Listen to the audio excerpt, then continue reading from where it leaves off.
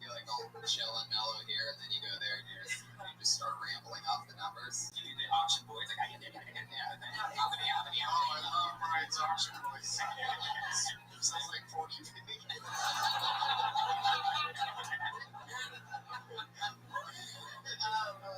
My job's actually really creepy. I look up all the living relatives of anyone that I find in the dress and everything and ask stuff to sell. So I just. Well, what I do is quite easy. I just wait until people die and then take their stuff and sell it to them. Wow, you look like a nice girl that's super evil. Oh, what do I do for a living?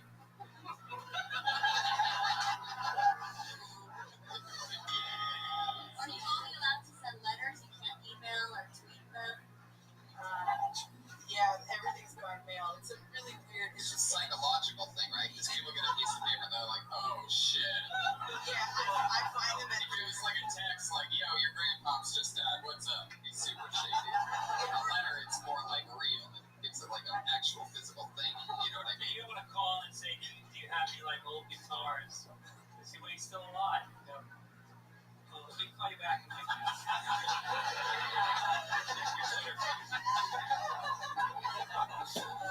We're at living people too. It's just I mostly get the dead ones. That's my job. So. yeah, that one. Give it the look. Who are some other dead people? Other than Prince, who are some other dead people that... Immediately after David Bowie died, my boss was like, look up everyone. Oh my god. It's a soulless job, but it's $18 an hour. So. Do you know your economy is bad when $18 an hour gets them party horn?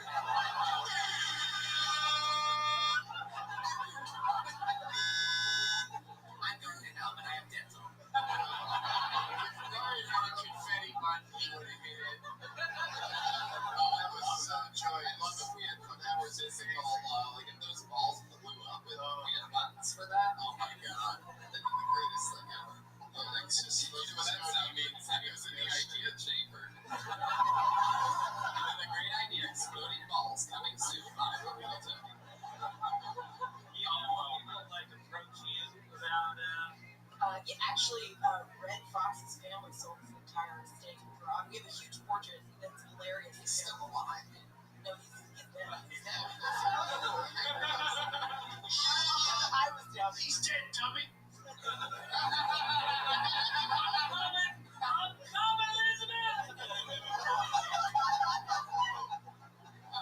That's incredible.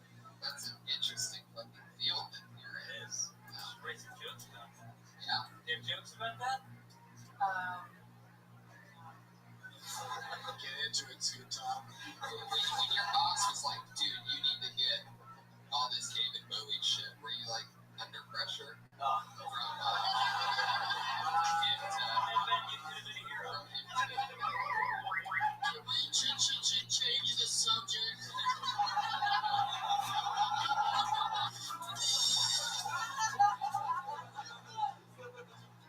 Can't think of any more points. Why am I not shining? There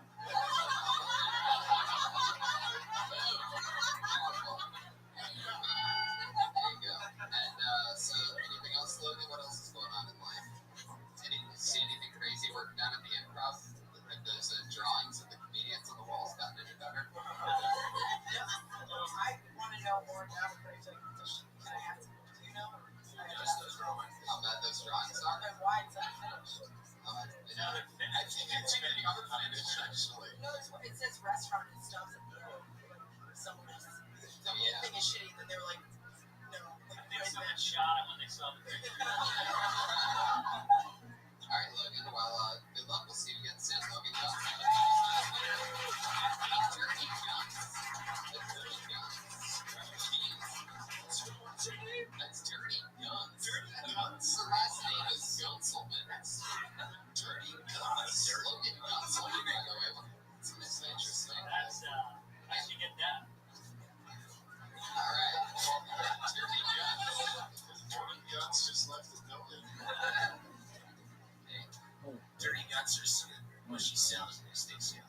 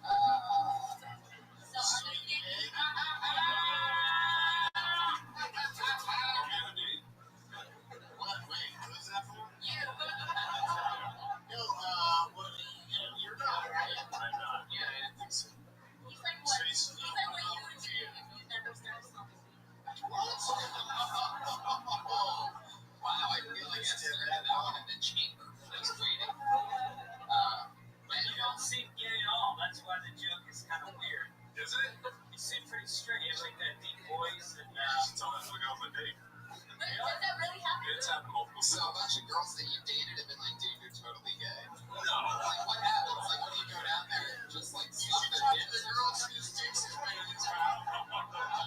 Exactly what I was getting at. It's like, I'm just running down the block with my punch. Do you like a little finger, a little Kanye West in your ass? No. You don't like a little finger in your ass. What do you do with my volume, Brian? I do. I feel like I'm fucking yelling. It's louder, I agree. There we go. Thank you. I have a little girl voice. He's got a manly voice. And he's when it feels gay, I feel really gay. Benny, what do you notice that the girls say that you're gay? Like, what do they say when they tell you you're gay? Well, one of them said, we were in West Hollywood. I said something about gay people. And she was like, oh, you're gay. Can you see West Hollywood again for me? Yeah. West Hollywood. But also, it's just funny. It's just funny that you're like. So I was in West Hollywood and I was mistaken for gay. It was my idea to meet them. I said, let's go to Hamburger Mary's. She was like, are you gay?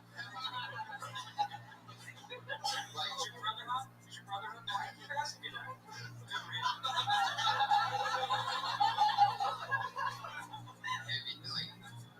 So give another example, because that one just didn't make any sense. All right. But all of a sudden you're like, hey, there's a lot of gay guys around, and she's like, oh, you're gay, goodbye. That's a real story. Yeah, there was another time I was at a party. I was talking to a girl for a while. Are you sure this girl wasn't a penis? I had a few drinks. Alright. Not too sure. So what happened? Yeah, we were like flirting all night, and we were like drinking. Our faces were getting like closer and closer. I was about to go on with the kiss, and she like just looks at me, and she's like, I can't figure you out, man. I was like, what do you mean you can't figure me out? Like, I'm Benny, I told you, whatever. She's like, no, are you gay? Right. Why don't you just kiss her on the mouth and say, why don't you tell me I'm gay? Yeah, what did you do then? They say, are you gay? And you just shut down. Yeah, I said no, and she believed it. It was a happy ending. Wait a second. What do you mean happy ending? She jerked him off right there on the thing. You gotta wait for that music. Are you gay? No. Alright. One way or the other, like that music doesn't match what I picture the rest of that party being. I pictured it being like, I'm not gay, and she goes, yep, and they just sit there for the rest of the night, staring forward. What do you mean it would be good? What happened after that? You go, I'm not gay. She grabbed my face, and She grabbed your face. wait, and now I'm here. You go over your whole entire face with insecure crazy hands. Next thing you know, she pulls me into her beer, and Sure made my beer for the rest of the time. Benny, that is so interesting. You have tough parents. Right? Did you hear the tone?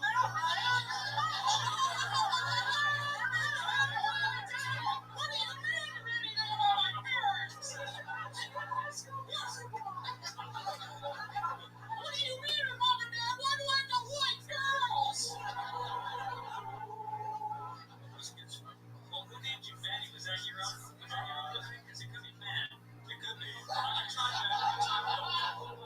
I don't feel like a Ben. Hi, I'm Benny. Of course they think you're gay. Call me Benny.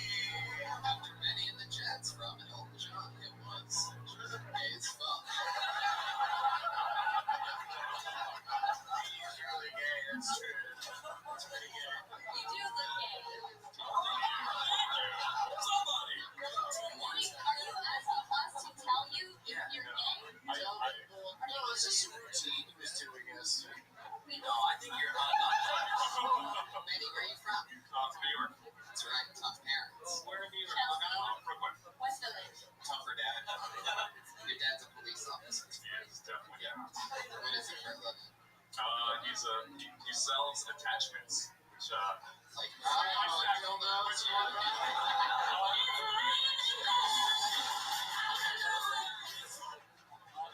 price tags take from clothing that you break off.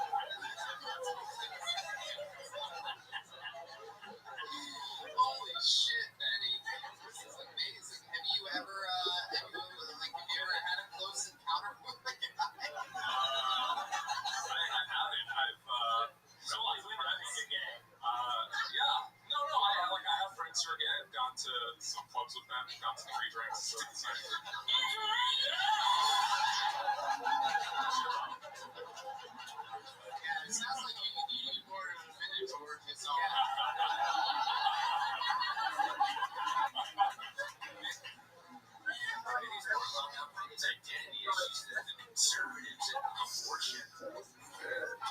Rabbi. How you living, big dog? When he talks, I think I'm so Oh, in the good. movie. There's a voiceover.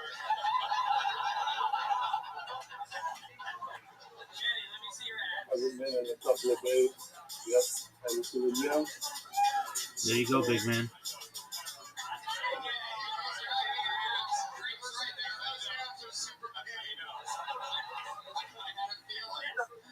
I did think you were gay when I saw those ass. I can almost see your rock hard dick resting on his ass. I'm glad I turned everybody around and convinced you. Well, that's what you're good at doing, mostly with guys, is turning them around. I'll convince you I'm not gay. It's so not gay up in you.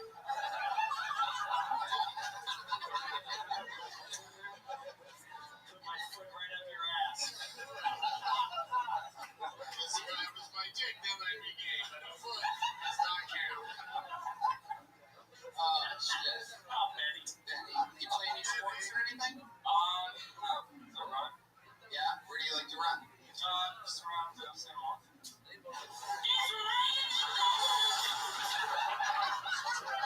city, not the boulevard, bro.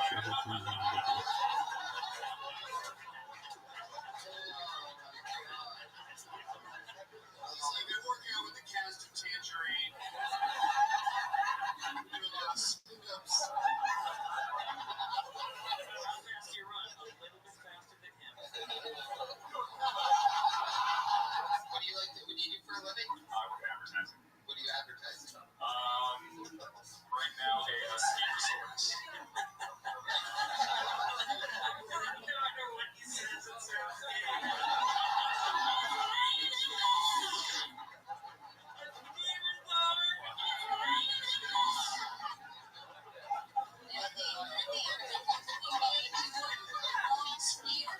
He's doing advertising for a not a gay ski resort.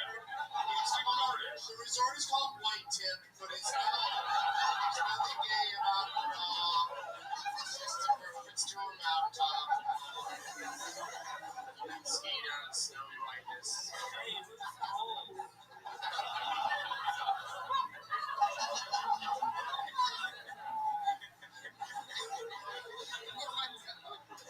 Fucking died here. Unbelievable. Everything that I find out about you is gay. That's incredible. Oh my god. Holy shit. Well, then you got an hour on you. God, Tiff, I've got a lot to work out. welcome on to Benny. So nice to meet you. I feel like we could have talked to you forever.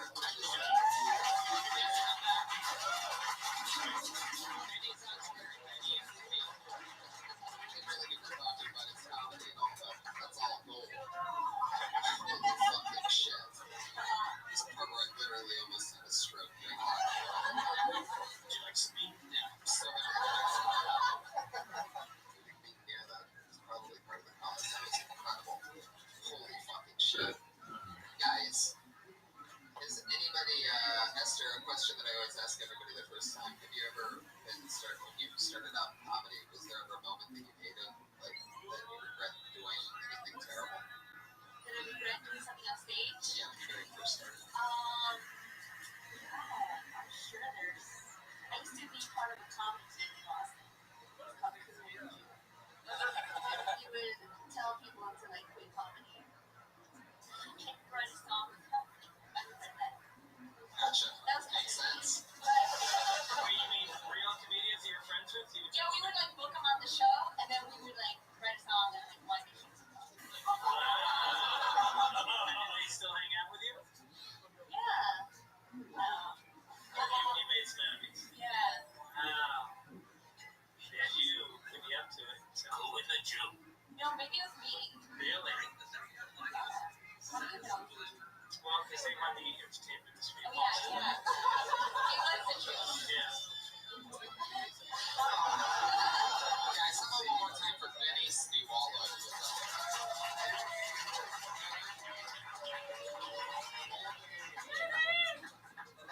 Hey, I pulled her name out of the bucket, and this is really cool. I've never pulled his name out of the bucket, but this guy. I know him very well. Everybody around here does. Long time LA comedian. We're getting together for Brian Swinehart, ladies and gentlemen.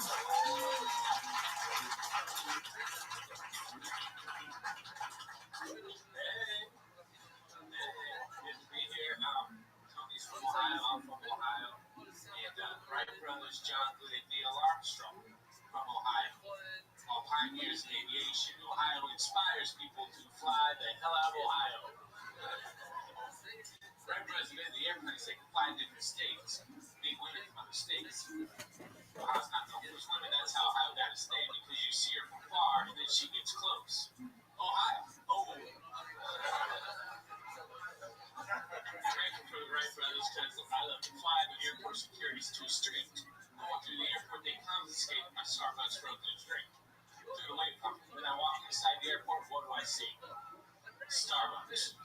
What Starbucks doing? They're selling the same frozen drink they just took away from me for twice the price. Starbucks is behind terrorism. Osama bin Laden. It's a Gandhi conspiracy.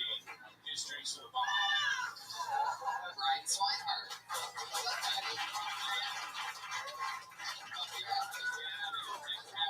Of course, so fun. Yeah, man. Been working with you for a long time. Long time. I love this look that you're rocking tonight. Very, Going for an audition. I want to keep it on. love that. Just get in. Are you gonna be? Yeah, that's what it is. Go for it, yeah. Love it. How's life going? It's good. Good. Went back home. Christmas traveling a little bit. The tone of your voice says it's about your sins, man.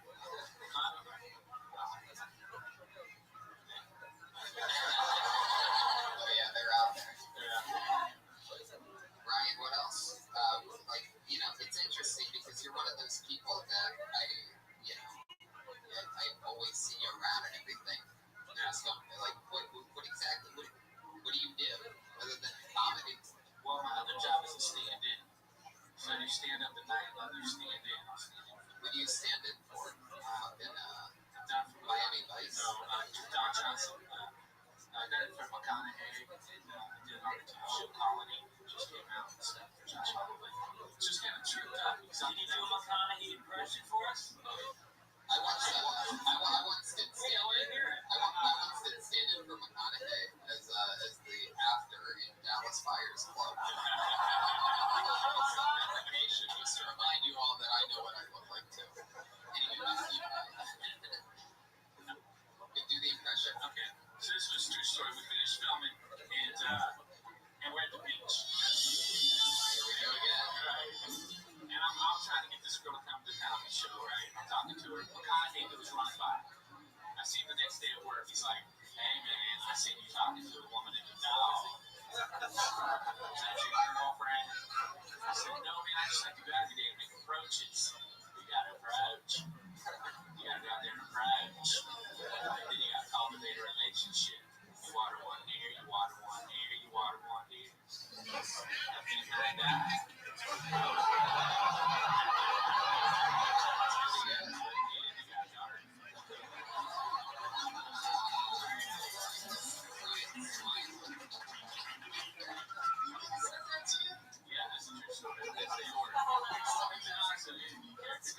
Like, why do they feel bad for one of those costumes?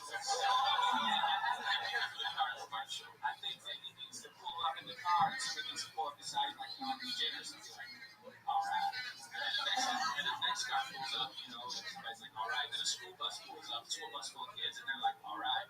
And then the tagline would be, flattery is the greatest form of invitation, but there's only one original, Lincoln.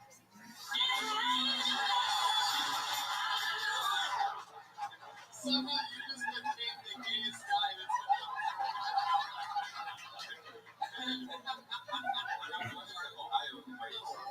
I thought you were going to do a joke, but you just created a sincere hat. Like John Draper just suddenly showed up.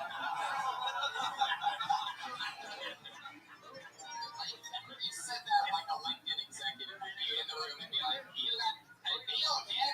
What else have you got? What other ideas? Well, that's pretty much it. What did you think of Benny? Were you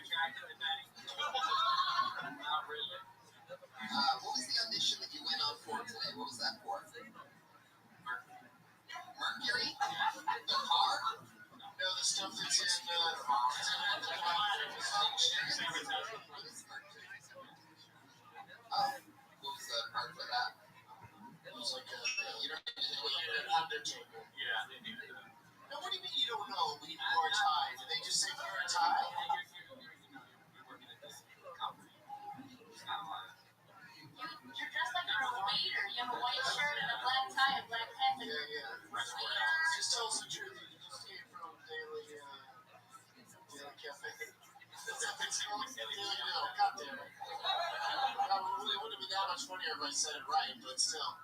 You look like you just were waiting tables. Was that what the I've never worked for those guys who wait tables. I think that'd be a smart way to go through life in show business. Just always tell everybody you just came from an audition all the time.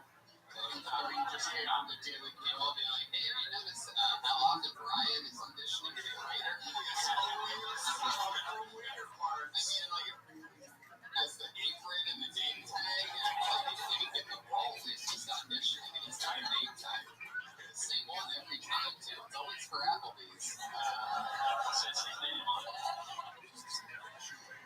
were the topics you covered in your senior minute? A lot of Ohio stuff. Ohio, yeah. We did some old school Ohio State transition. Yeah, it's not going to Armstrong. But, you know, I'm from the office. but what I did love as a regular Ohioan, I mean, that joke, you can never repeat that again. Sean Daniel Armstrong's like Arby's. So that's like old school Ohio. But what I did love is that Ohio, like the way that you did with that, like, kind of is that a street you I mean, sort of, but the way you did it, I sort of liked it. You did it with swagger. What was after the Ohio?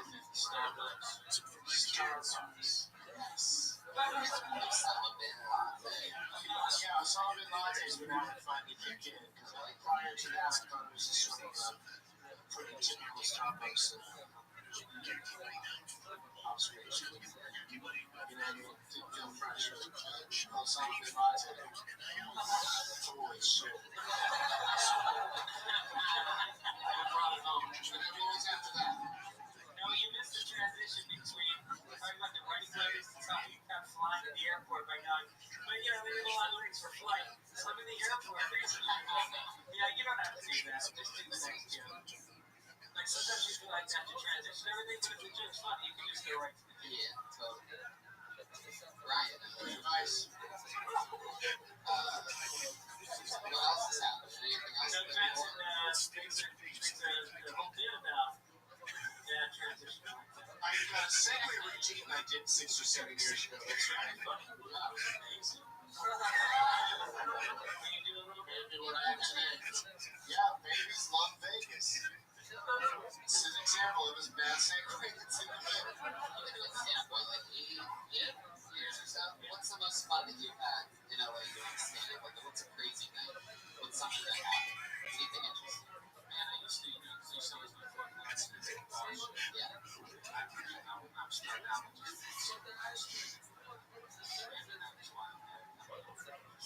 good story. Yeah, so Hollywood story. Storytelling's not my thing. I just want to speak into a microphone, just random words. You don't need to come together anyhow.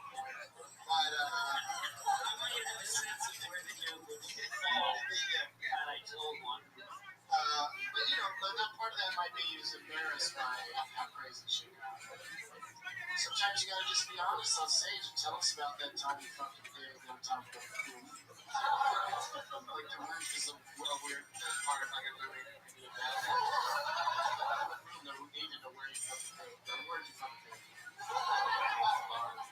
Oh, shit comes out. All right. No, but the thing is, if you fuck a pig in a barn, you get caught, and we're like, you're a pig fucker. But if you fuck a pig on a roof and you get seen, people will be like, you fucked a pig on a roof. And then you just scare it away. The pig deserted it. Is that what you're saying? Well, the pig's on a roof, why are they walking around being all big like a roof? Why are they sitting in front of it? Why is that a pig on the roof? There is sort of something like to that. I mean, if you were gonna fuck a pig, it would probably be one of the best places to do it is like on a roof, because if people see fucking a pig on a roof, they're like, oh my god, he's not crazy. Whereas if they were to catch you, if they were to walk into a bar, and you were like face the other way, like fucking a pig, and they walk up all slow, then it's like you're the creepiest pig fucker down. Also, if you fuck a pig on a roof, the thing is, it's hard to fuck an animal. I mean, just everyone's fun, you know, but if you're on a roof and the pig is face out over 10 feet, like, he's gonna Are you guys on a pig fucking filibuster?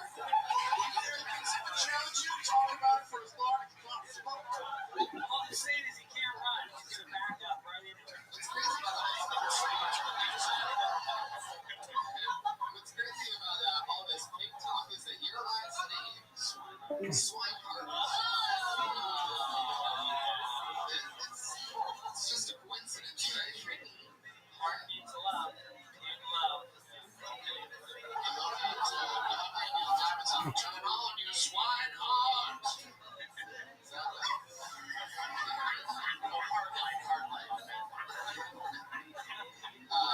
Okay, man. Brian, one of my favorite people. I love you.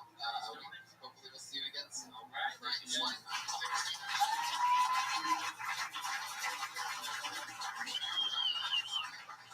He's on Twitter. He's Swine. He's the one and the only. I know that. He's Swine.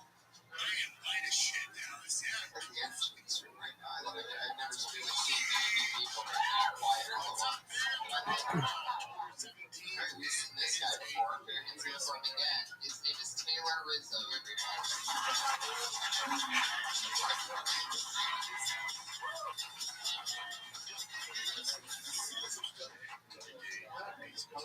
This girl recently going well. She was on top of me, kissing on my chest, and I had my hands in her hair. I was just so in the moment, and for some reason, I just kissed her right on top of the head, and she stopped me. And, I didn't know why. But before I could say anything, she was like, did you just kiss me on top of the head? Sure, yeah, is that okay? It's kind of weird. I was like, oh, really? Sorry. I guess I just thought it would be sweet. She's like, yeah, it is sweet.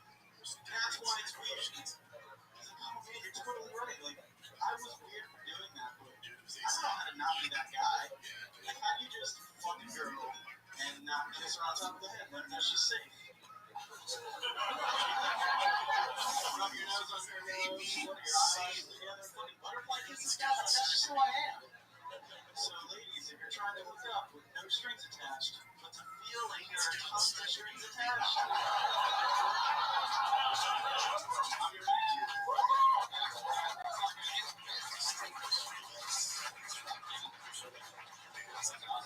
Yeah, you've been on the show a few times. Yeah, I did 30 seconds last week. Yeah, that's right. Right, yeah. That's what happens. People come back strong. I ended it. I like this. Isn't that where you're going? I know all sides of cuts. It's basically the second half of the joke. It's like the story portion of the setup. It's a 2-minute joke, and I just told the second part of the show. Sure, maybe you should just tell that good part of the joke. Oh, There's like, I'm so excited about hearing that first minute. yeah. Pretty cool. Well, it's super young because I told it on the show that we did about a year ago, but there's no way you. Oh, I was backstage going, why did I put this guy on stage? I'm joking, he's great. Settle down, everybody. But, so, when you go to the clothing store, you go, I want to look like I'm performing in a prison yard. With the beard, say we put Carlo Day prison yard. Go deep with my prison yard. I like that shirt, but it also just says prison. It's like if Coles came out with Oh Brother, Where Art Thou? Special release. What do you keep in that one pocket? They have a better shirt. It looks like the Boston Marathon bomber, like all the links to the rainbow when he escaped. It does look like you bought like the entire outfit that went with the beer. Like it looks like you bought that outfit at the barber shop where you got just pointed at your parents and what goes with this? Because he looks like the costume at the Halloween store where it shows the person like showing the whole outfit. Everything's out of barber Man shop. again? That's just a man.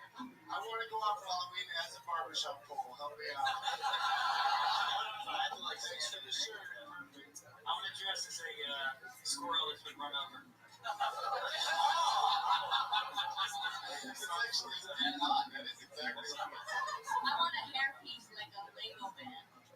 Whoa. All right. That's your. Oh, perfect. Whoa. Jeez. No, it looks so like hairspray. It looks like Kanye West with a finger. That's what it is. Whoa. Bottom line. I forgot Kanye was Sorry, Brian. Just bottom line here is he said nothing in his routine that we can make fun of, so we're just attacking. Yeah, I just started getting my shirt. Yeah, it's honest. I quite like it. It's a nice shirt, yeah. Yeah, I really like it. Even the shit that you're talking shit about. You know why it's creepy when you kiss girls on the head? Yeah, it's You kiss up here. That's what the bit's about. Is how she got picked up by it. Yeah, I didn't know that. And earlier in the bit, I talked about how I just, whenever I hook up with a girl, I just act like their boyfriend for the night. And that's just what I don't know. You have to ease into it. You can't just cuddle right away. What? Yeah. Oh, shit. Yeah, I don't know. I've always been like a girlfriend guy, so just sex and holding hands and stuff just goes together. Cuddling, So I can kiss your head if we make out. Wow, I like the swagger that you have. I've never seen somebody with so much swagger while they're wearing a chocolate fruit stripes gum shirt.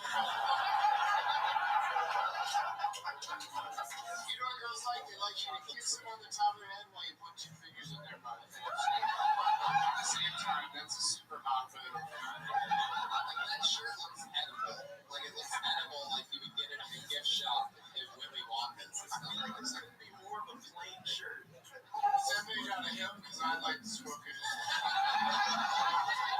It wouldn't even get you high, dude. You know what's really nice is when you cushy a girl while you're fisting. So it's really nice. You never realize it. What are you gonna react to? Girls like when you give them a wet willy, but instead of a finger, you use your dick. Wet dick. So Taylor, are you single right now? I can't get it. Yeah, I'm single right now. Yeah, So this was an old girlfriend you were kissing on the head. no, it was a girl that I like hooked up with. That after a breakup, I was trying to get out there and hook up with girls. Sure. It got weird because I just acted like their boyfriend. I'm gonna kiss you on top of the head. Now, when you have a real girlfriend, why does it usually end? Are you like smother them? Yeah, smother them. I get like I build up stuff that's not really going on. And yeah, what's up? You guys on a date? Next time you feel like kissing the top of her head, put your hand on her first and then kiss your own hand. And she won't, you did it, but she won't know what was Where are you finding these girls who don't realize how creepy you are when they meet you? And they actually bring you back to their apartment? How you get so far? Yeah. How you get the head top kissing? How you get the center head face? Tinder, how else do people meet creepy people for sexual encounters? Tinder. Interviews.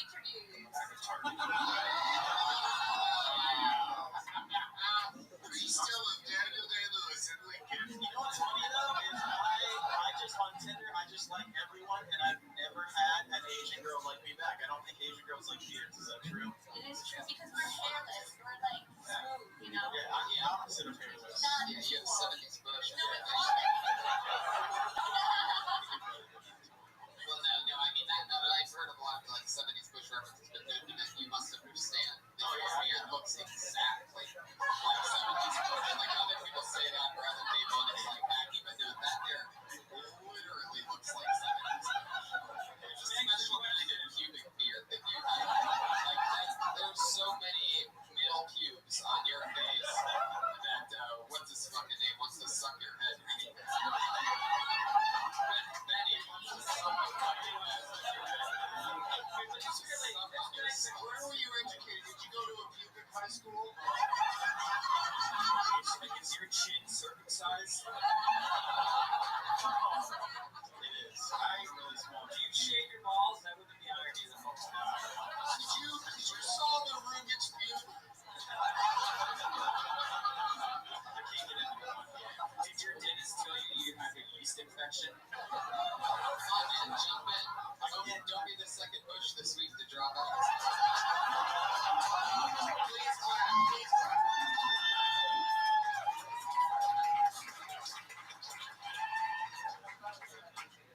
Taylor.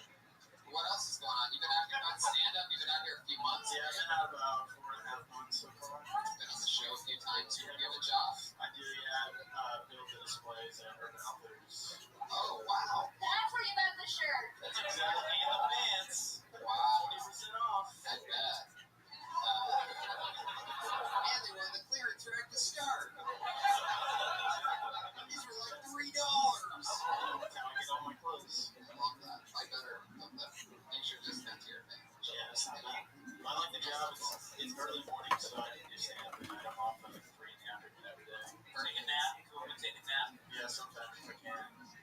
like jerk off first, kiss your hand. I would have to kiss my hand before the actual stuff started. Hey, get me in the mood. Yeah, I gotta know that they can handle a little sensuality. I don't know words to You it. ever shoot yourself at the theater? That's fake porno. I feel like my beard is like an alien to you right now. Alright. You just keep staring at it. You can touch it if you want. You can take time down, please. Yeah. Taylor Rizzo. There you go. Taylor Rizzo. Taylor Rizzo. He's got a good cream catcher.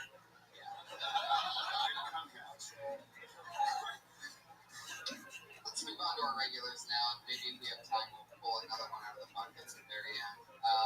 We have two regulars who perform a Brandy Minute every single week on the show, and they've both been on the show for a few months now, and it's fun to watch them grow, and it's a fun fucking thing, always, week to week, ups and downs and craziness of watching a comedian grow in the deep pits of the belly room. They do a Brandy Minute every single week. They don't get pulled out of the bucket. Going up first tonight, Bill Tony Regular, one of our favorite people. Hearing it from Melissa Esslinger.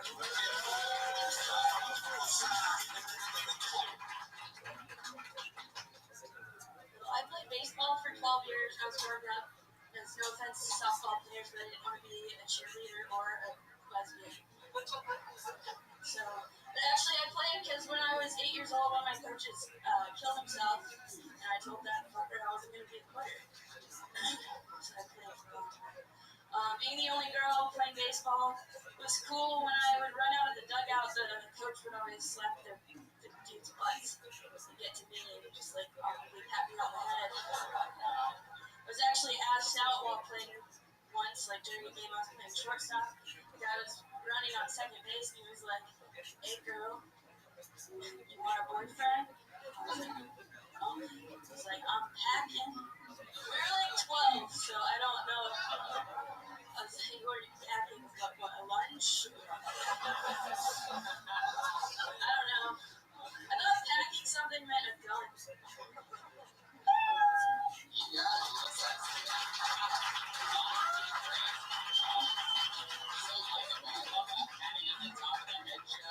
That's so awesome. There's, hard jokes to write is when you're trying to really talk about, the past and you, and you're not just floating out stuff that is routine. It's a good topic. And those were solid jokes.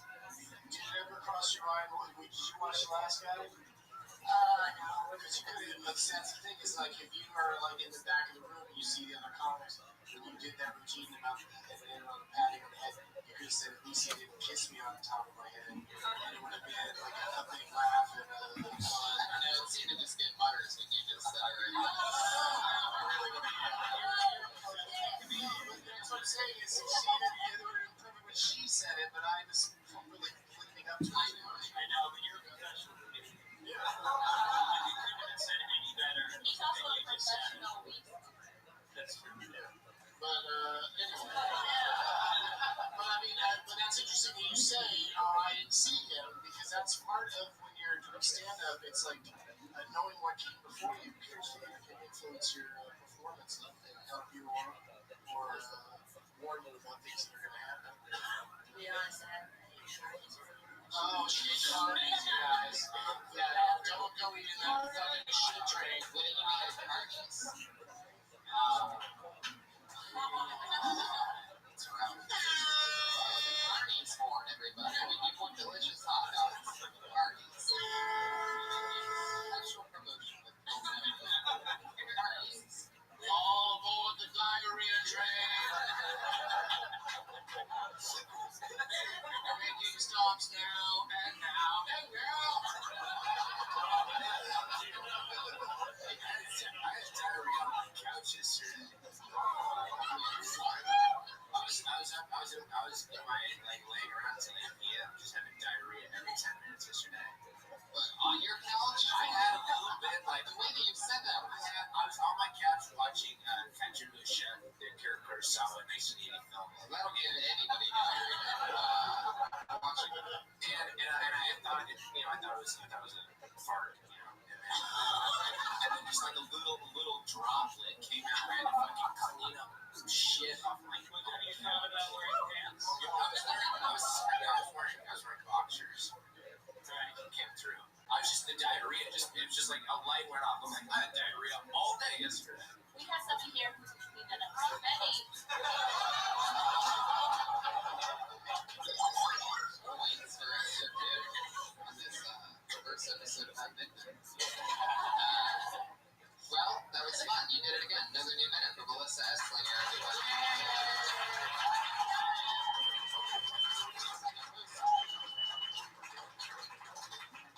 Our other regular, also been on the show for a couple months now.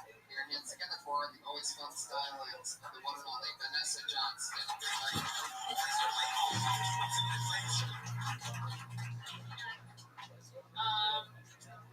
They say you can fix most things with a hammer. Well, I have pretty girl problems, which luckily can also be fixed with a hammer.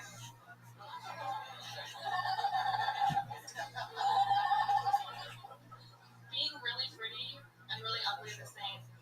Nobody cares about your personality.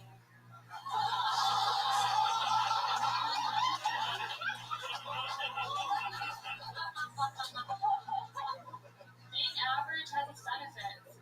Like, if you accomplish anything, people would think it's a miracle.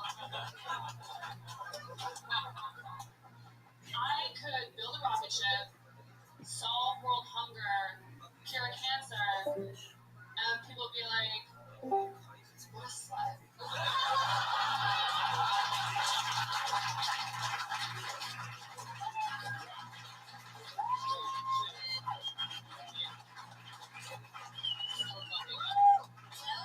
Hilarious. Thank you. You're pretty. And funny. Yeah, that was So awesome. pretty. I guess, like, all the while, like, that's sort of the tone and everything that I've been talking about. Like, I always said, like, I can't wait to see what kind of jokes you're doing. You start talking, like, owning, being pretty, and that's amazing. That's, like, so funny. And it's so, original, too. Because there's nobody that really, it's not really. Is that, do you do a lot of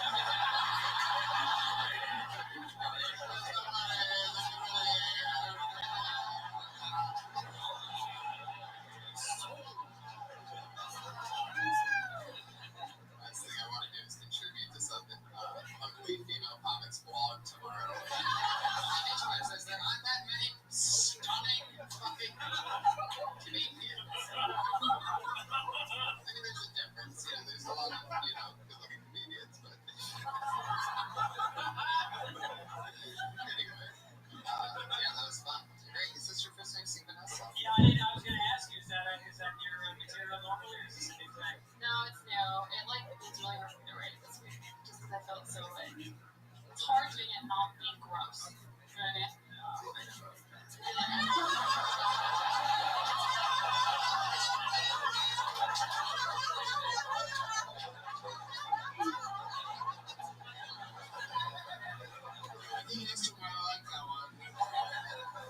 I totally agree. What's cool about both you and Melissa's sense tonight is like those jokes that I saw you do, and when I saw Melissa do the joke about that, and just the way she said it, she's so innocent with the pat on the butt, and she got patted on the head. Like, it's like I can almost see those being, definite off and down, like showcase set type of jokes for years to come in your career. So fun, cool little thing. You know what I mean? Both jokes that establish like both of their styles and who they are from the get Yeah, material. Yeah. It better be A material, because that's a tough fucking premise. If you're a black guy and you go on stage and you make jokes about being a black guy, you're a fucking black guy. But if you say you're really pretty and people aren't just, they don't buy into it, then you think you're just a fucking snotty girl. Yeah, and the joke's only going to last like 2 or 3 years.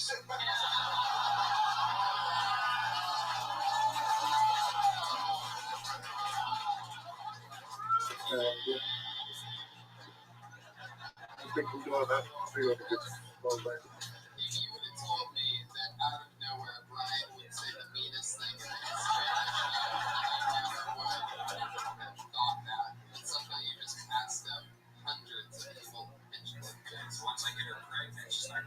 Oh my god.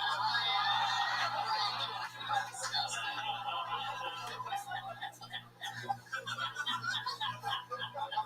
Tracy Morgan impression. Vanessa, anything else? How's life? Everything good? Great. Killing it. Fun times. Vanessa Johnson, everybody.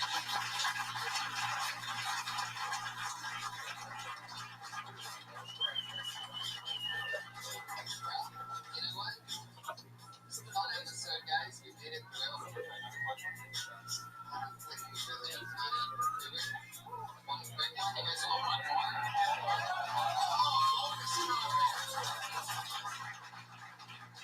Get together for Pat House.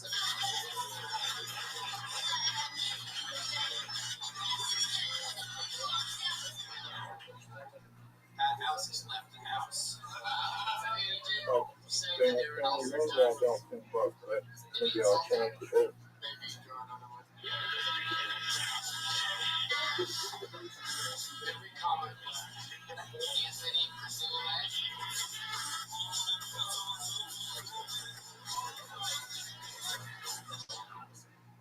Richie Gaines.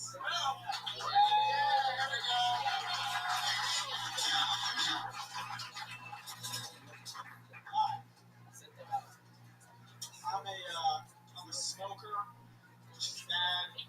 It's not the worst thing in the world. I can be like a blogger that tells people I'm a real writer, or can make up buzzwords like grief shaming.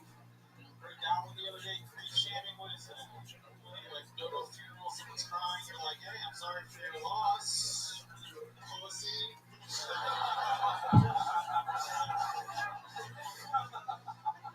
Strip clubs, how do you feel about it? Great. My recommendation on strip clubs, don't go often, but if you do go, I recommend go with a virgin. That's a good time. I would do a strip club with a virgin. Going to a strip club with a virgin is a lot like doing a make-a-wish, but then you have the cure. 48 seconds. I'm gonna stop there. Rich James, everybody. Fuck you. Thank you. How's life going? Going pretty good. Just started a job today. Oh yeah, what's the new job? Cop shop. Cop shop. Cop shop. Which one? It's in Atwater Village. It's in You French. don't even know the name of it? It's in It's French. definitely not intelligentsia then. You know the name of the coffee place? Richie, we are ending the show. We squeezed you up at the very, very end. We have run out of time completely.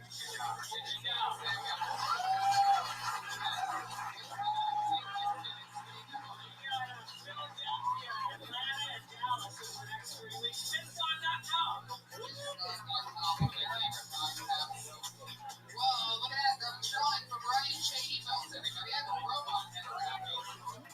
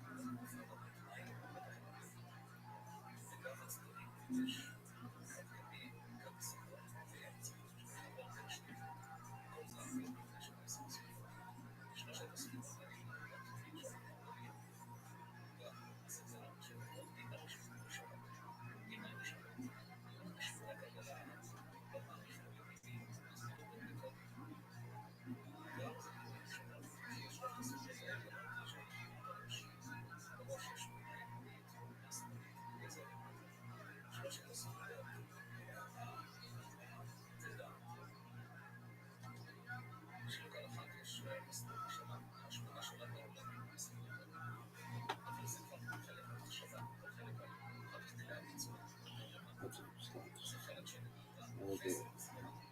Not only in most for sure, other bit of the different Elohim, the decisions or the which need to be on 276.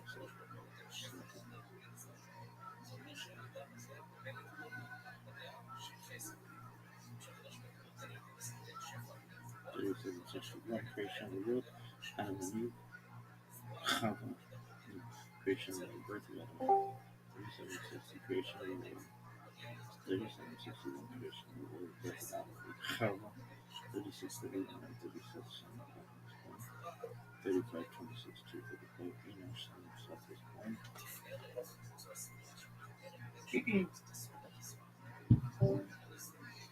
34 36 325 Kingdom, son of Enosh was born, 33 66 395 Muhammad, son of King was born.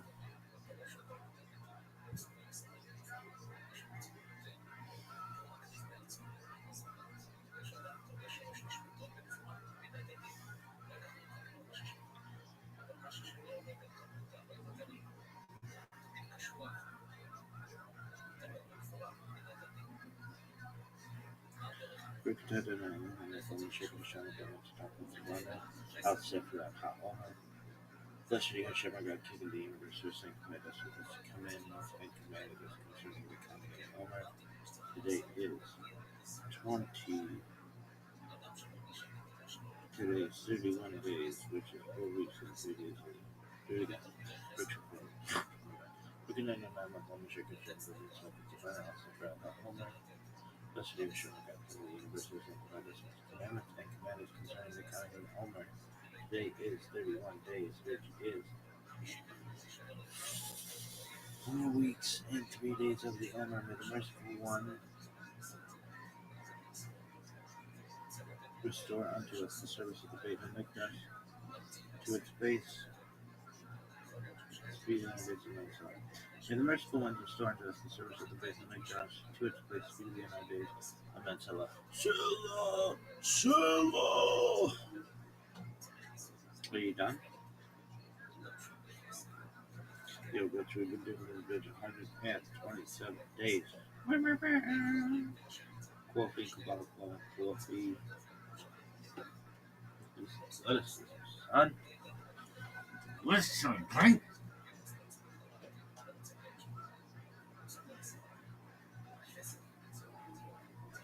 This is motherfucker Jim Jabbing it. I'm out.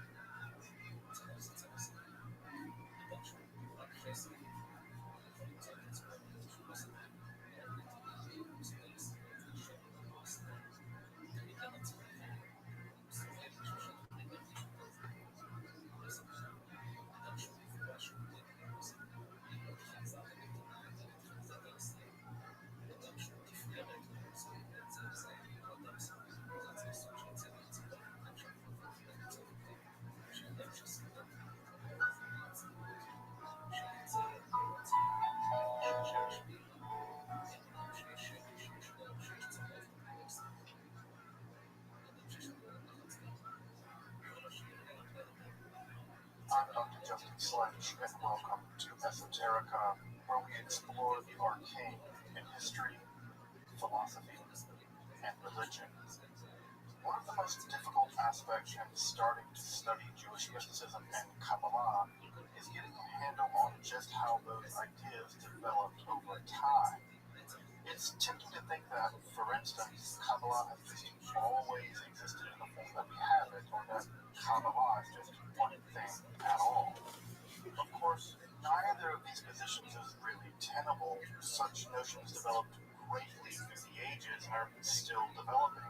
And there are now, and there have always been, numerous mutually exclusive schools of Jewish mysticism and Kabbalah.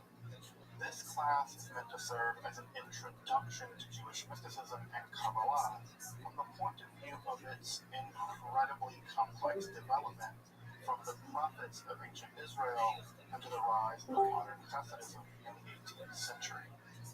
Of course, this series isn't meant to be exhaustive by any means, but only should serve as a springboard for deeper study and reflection, and hopefully it will also enable you to situate developments in Jewish mysticism and Kabbalah in their historical and cultural context, and hopefully embolden you to dive into the primary texts, which are admittedly as sublime as they are obscure. Let me express my gratitude to Congregation Tchia for allowing me to use these lectures to reach a larger audience here on Esoterica. If you want, you can find the entire series under the playlist Entering the Garden, Introduction to Jewish Mysticism and Kabbalah. I'll be uploading them over the next few weeks, or if you find these episodes after autumn of 2021 and you want to watch the entire series, you can find them in that playlist.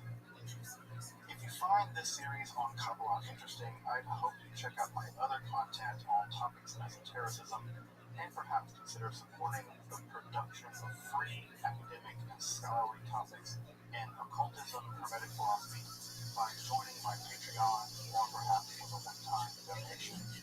You can find those links below, and I really appreciate your consideration. Now, let's enter the garden of Jewish mysticism and Kabbalah. Folks, so let's do some recap and let's get into the Zohar. So, as we talked about last time, Kabbalah, the technical Kabbalah, the Kabbalah properly begins to exist in southern France and Spain in the early 13th century. Now, it's really important to note that it's kind of whole cloth, right? It's the whole point of this class, that we've been tracing how Jewish mysticism was developed in the world of Palestine, in the world of Babylonia, in the world of Jewish magic in Egypt. And we've been tracing how that's being slowly moving into the European context. And it's in that situation, beginning in the early 13th century, maybe the late 12th century, that Kabbalah begins to exist as such. And as we talked about last time, some of the driving issues, and I don't want to say the only driving issues, but some of the more important driving issues are, one, a response against the philosophy of Maimonides, right? We like to claim Maimonides, especially as progressive Jews, as sort of a beacon of enlightenment. But Maimonides, as I pointed out last time, was incredibly polarizing. Maimonides was not universally accepted by many Jews. There were many Jews that hated him and literally turned his books over to the Dominicans to have them burned. Of course, that was a pretty bad idea because when the Dominicans were like, "Hey, you have these heretical books, you want to burn them? Can we burn some more books?" And of course, they ended up famously burning the Talmud. So be careful who you get to burn your books. In general, my advice to you is don't let anyone burn your books. Hold your enemies close and don't let them burn your books. At any rate, so we have this idea in Maimonides of this sort of rational, hyper, metaphorical understanding of everything from angels to the body of God. And of course, the mystics were very interested in the body of God, the actual body of God that you can measure in the Persian Parasang unit. And they were very interested in the idea that you could travel to go into the realm of God, sit on God's throne, and maybe you could be transformed into an angel. And Maimonides saw that this was just a complete nightmare of idolatry and paganism. And so he really tried to get rid of this. And so in some ways, the Kabbalah is a response against Maimonides. I think the second thing that's really driving the rise of Kabbalah is what sometimes I call the gap problem. And this gap problem really comes from the inheritance of Neoplatonic philosophy. Now, I know, again, I want to drive this point home, but I know that many of us have been raised with the idea that mysticism and philosophy, rationalism and mysticism, logic and mysticism cannot stay together. They cannot live in the same roof and they can't be in the same bed. Well, the Middle Ages does not give a damn about what you think about those things. The Middle Ages is a mixed up, interesting, different place than what you ever imagined. And the truth of the matter is, philosophy and mysticism, logic and religion have remained very close bedfellows for a long time. And the fact that we, post-Enlightenment, post-Haskalah Jews, want to drive a hard wedge between them says more about what we need in our desires, our perversions maybe, than it does about what philosophically is rigorous and what historical people actually did. And so part of what's going to happen is that it's not that the Kabbalists are going to reject philosophy, it's that they're going to marshal a different kind of philosophy to solve philosophical problems. Now, their philosophy is going to look a lot different than the way we do philosophy now, but that doesn't mean it's not philosophy. And as I pointed out last time, the big problem they're trying to figure out is how to bridge the gap between the infinite transcendence of God and the immanent reality of God. And what's going to emerge in their solution, and we're going to see this in a big way tonight, beginning in our analysis of the Sacred Zohar, is they're going to try to have the cake and eat it too. That's what every philosopher does, right? Read the first line of the Logic of Hegel, right? Nothingness plus being equals becoming. There we go, right?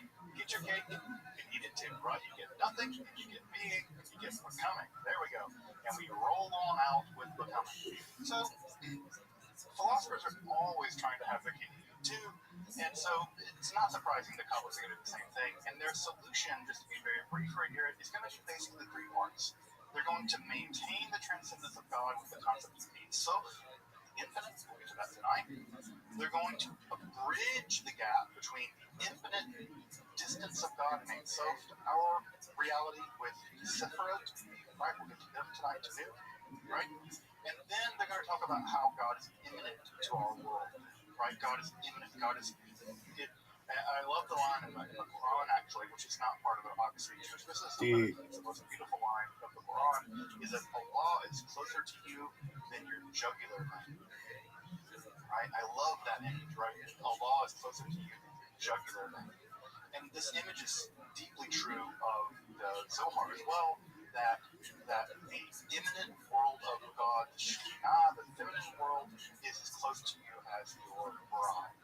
Right? Now, again, this is a bunch of dudes writing stuff in 2 times. And so, who are they going to talk about who's really close to them?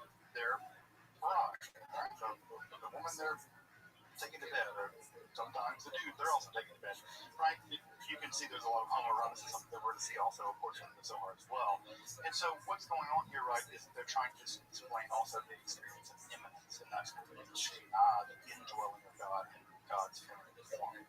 Now, some of the other really driving concerns here are going to be sort of the primordial world prior to the creation of this world, the origin of evil. The Zohar is going to be absolutely interested in evil and demons all the time in the Zohar. They're going to be interested in trying to reread scripture to kind of discover these ideas that they're mining, right? So what you get is these Kabbalists are coming with these ideas. And so what do? They go to scripture and then mine them out, right? It's not like they go to read scripture and then find this stuff. Now, talk to a Kabbalist and I'll tell you that's what they do. I think us other scholars say they come with the ideas and they go to scripture and then mine them out. So we have very innovative hermeneutical ideas they're going to develop in all of this form of Kabbalah, but also a radical reinterpretation of Jewish law. This is the idea of Ta'ameh HaMitzvot, and Ta'ameh HaMitzvot is explaining the mitzvot, right? Why do we do the things that we do? Why do we do tefillin? Why do we keep Shabbat? Why do we not eat this? Why do we not do shad? Why do we don't allow linen and wool to be knitting together? Why do we not do that? Well, what Kabbalah is going to show is not only are there practical reasons for this, right? There are metaphysical, mystical, occult reasons for this, and that's going to be a big part of the Kabbalah, as it will. Well, folks, we arrived. We are at the gates of the Sefer Zohar, and I will say that Sefer Zohar is an incredibly difficult, incredibly intimidating text. I'll speak for myself, it's intimidating. It's a text that I have a very tortured relationship with, just because it's so difficult to get into. I've never experienced a text that is this intimidating.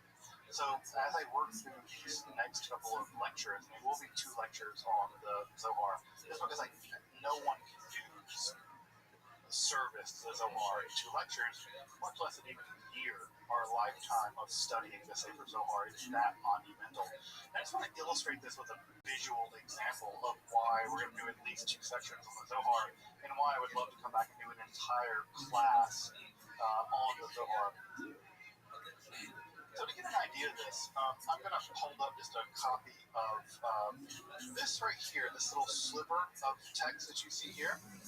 This is the longest Kabbalistic text prior to the composition of the Zohar. This is a Sefer Bahir, right? So this is a Sefer Bahir in Hebrew, right? So this is the Sefer Bahir in Hebrew. And what you're seeing here, right, is this is the longest Kabbalistic text prior to the Zohar, right? Now, let's zoom out a little bit. My mic. This is a Zohar. Right? This is the volumes of the Zohar. The standard Zohar, just the standard Zohar with no additions whatsoever, right, which is still not considered the entire Zohar, is still all of this. So this is a standard academic Zohar with no commentary. No commentary. That's 3 substantial volumes in the standard edition of the Zohar.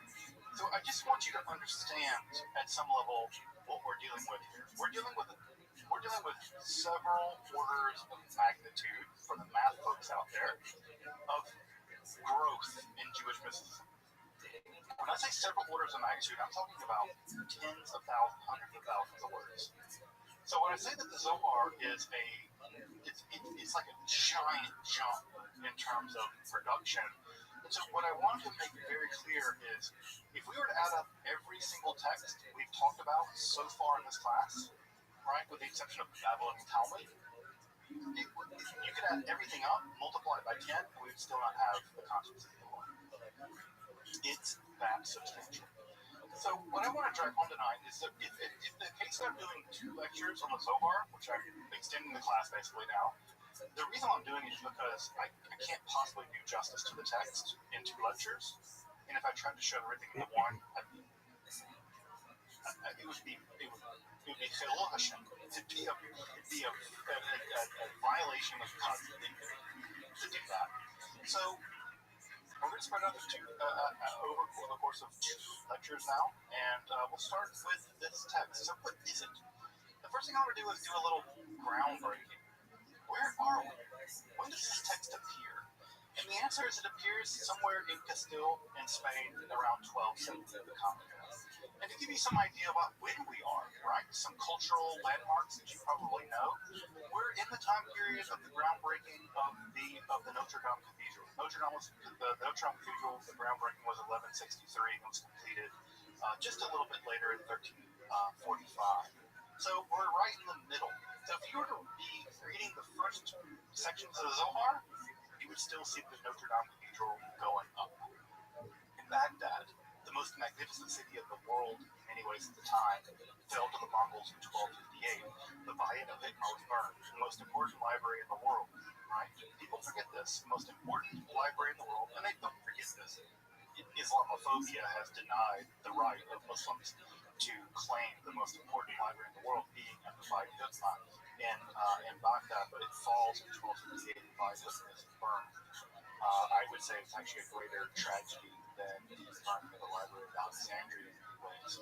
Also, if you want to think about it more specifically, the Sefer Zohar is composed almost at the same time that Thomas Aquinas is composing his Summa Theologica.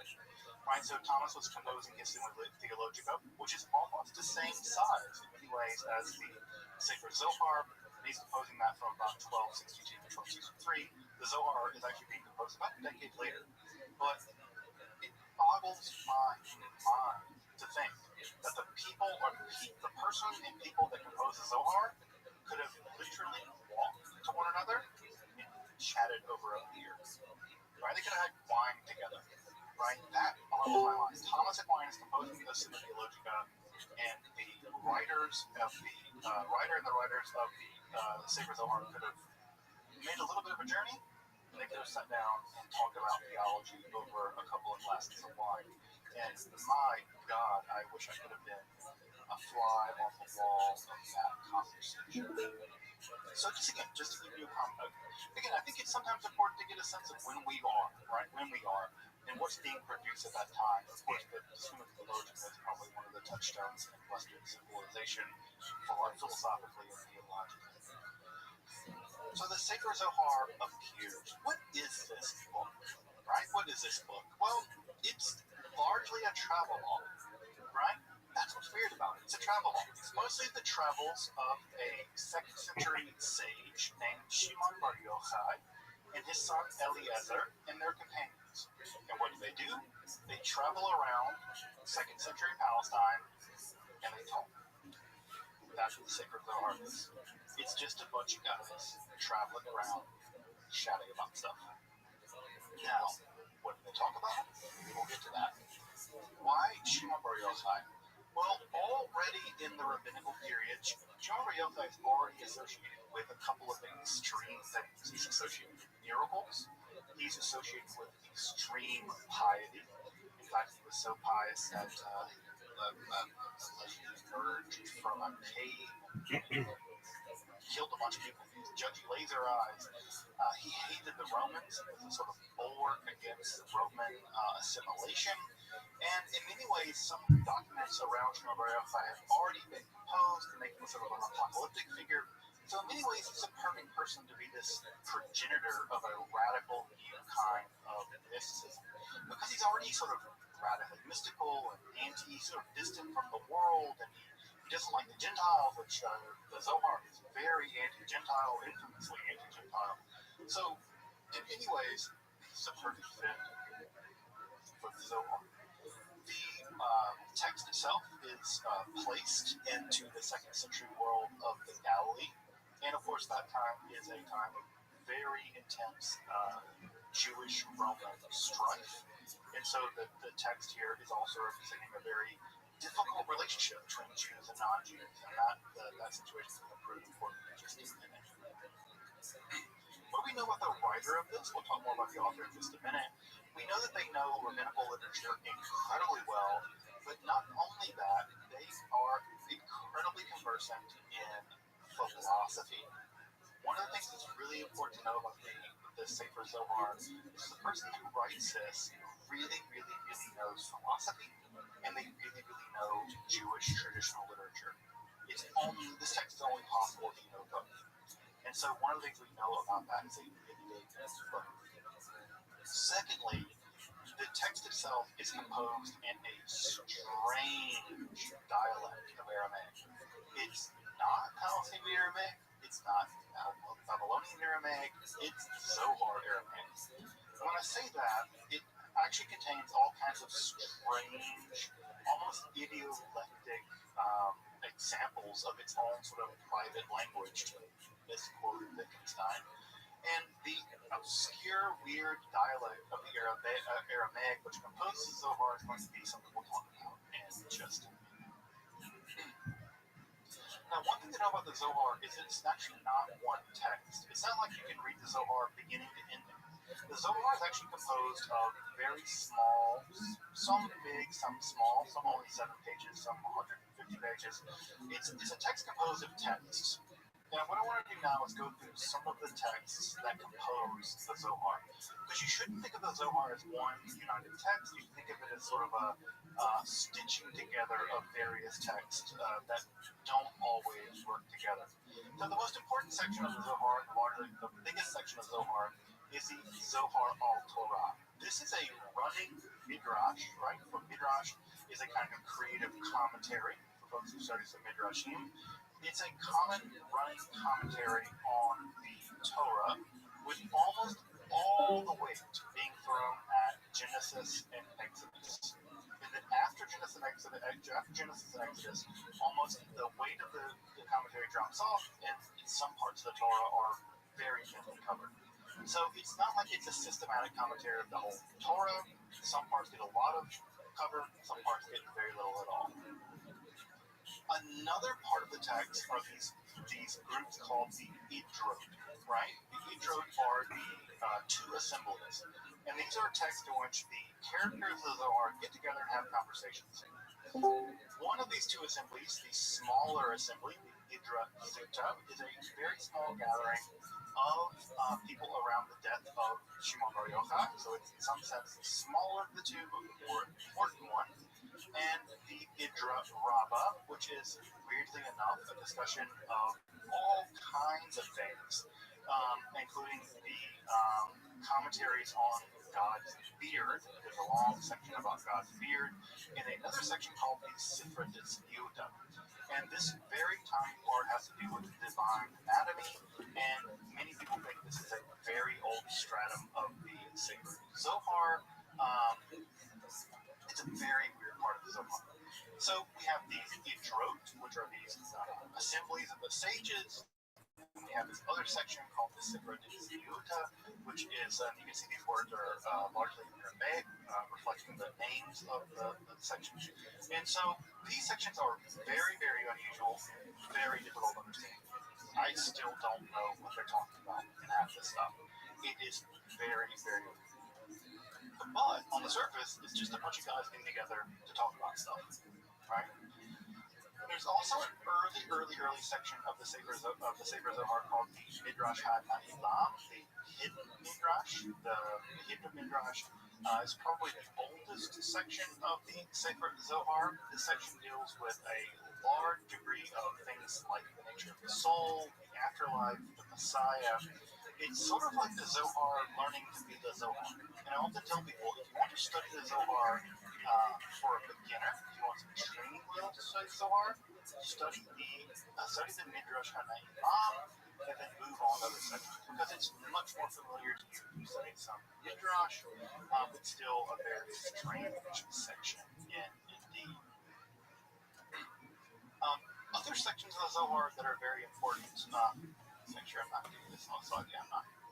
Another section of the Zohar that's very important are the literary subsections, right? So there are a couple of important literary subsections that are very important. And these literary subsections actually include what is called the Saba, the old man, and the Nuka, the young child. It turns out the young child, the old man, are in fact related to their son and child. These sections are where a young child, a wunderkind, and a old man who's just a donkey driver actually schools the companions. The men associated in the Zohar are called the companions, and these companions are going along the road, and there's a donkey driver, and the donkey driver shows them that the donkey driver knows more about the hidden world of God than they do, and the Yanuka, though, this wonder kid, also shows that he knows far more about the nature of Torah and the hidden reality of God than they do. And so they sit at the feet of this donkey driver and this child, and they learn all this stuff about the nature of God and the hidden world of the Ein Sof, the Sifrot, and things like this. So what's important to know about these sections is that the Zohar is not one contiguous book. It's several structural literary texts or fragments edited together into one narrative. The edits are not clear, the edits are not perfect, but they are being edited together into one volume. What's neat about that is it allows you to kind of graduate your study as you get into the Zohar, and I have a kind of graduated study if you're interested in that, where one can get into the more easy section of the Zohar and then kind of work your Zohar muscles up until you get to the really difficult parts, like the Sifra Disputa, which is incredibly obscure, or the Idrot, which are not quite so obscure, but still very, very challenging in many ways. So that's the basic structure of the Zohar as we have it. It's a collection of very strange documents. In addition to that, there were sections of Zohar that were not collected together in the original version, which are included in the standard version of Zohar. Those are our Tikkunei Zohar, the rectifications of Zohar, and another text called the Rabbi, the Faithful Shepherd. These are considered in the Orthodox world to be part of the Zohar. So if you were to go into the Orthodox world and read the Zohar, those sections would be considered part of the Zohar. We now think that they're a bit later than the actual composition of the Zohar, but in the Orthodox world, they're considered Zohar par excellence. There's no one that thinks an eye about them. And those later sections actually do a lot of work of helping to make the earlier sections of the Zohar make sense. Now, I know this is all really complicated. So let me just say it again, just to break it down a little bit clearer. What we have in the Zohar is a commentary on the Bible. That's weird. Then we have weirder books where a bunch of second century dudes hang out and talk about even more strange things. And then we have digressions that are literary units that are contained upon themselves, where they have a conversation with a little boy and a donkey driver, and they learn all kinds of secrets of Torah from them. And then we have a lot of miscellaneous stuff. So the thing I want to drive home with the Zohar is that it is not one contiguous text. It's a quilt, right? Ever seen a quilt? Right? Quilts are cool pieces of fabric because they're not one thing. Quilts are lots of things stitched together. And if you zoom in on one part of the quilt, it sounds like you're looking at one thing. If you zoom out too far, it looks like chaos, right? But if you kind of carefully follow how the quilter made it, you can see how the quilt got designed. But again, if you zoom out on the quilt, it just looks like a bunch of crazy things together. If you zoom in too close, it looks like it's just things. But zooming out, you can see the structure. The structure of the Zohar is very well understood, and I think the best example of understanding it is something like a mystical quote. Let's talk about who wrote this thing, right? Who wrote this thing? The earliest appearances of the Zohar occur in the 1290s, but we think that largely it was composed between 1280 and 1286, although probably I think it actually was composed maybe in the 1270s. It seems to emanate largely from the person of Moshe ben Shem Tov of Lyon, who lived in Castile. You see his names there on the screen. We say that because everything seems to point back to him. Everybody who quotes it, he quotes it. The world in which it seems to be emanating from seems to be him. And we do think that Moshe ben Shem Tov of Lyon is probably the author of a big chunk of this text. And we'll talk more about, we can complicate that more in a minute. Now, one of the things I'll point out here is that even in the early days of the Zohar, there was a lot of doubt about who wrote this. Many people thought it was a forgery, right? Many people thought it was a forgery. We'll talk about Thor in a minute.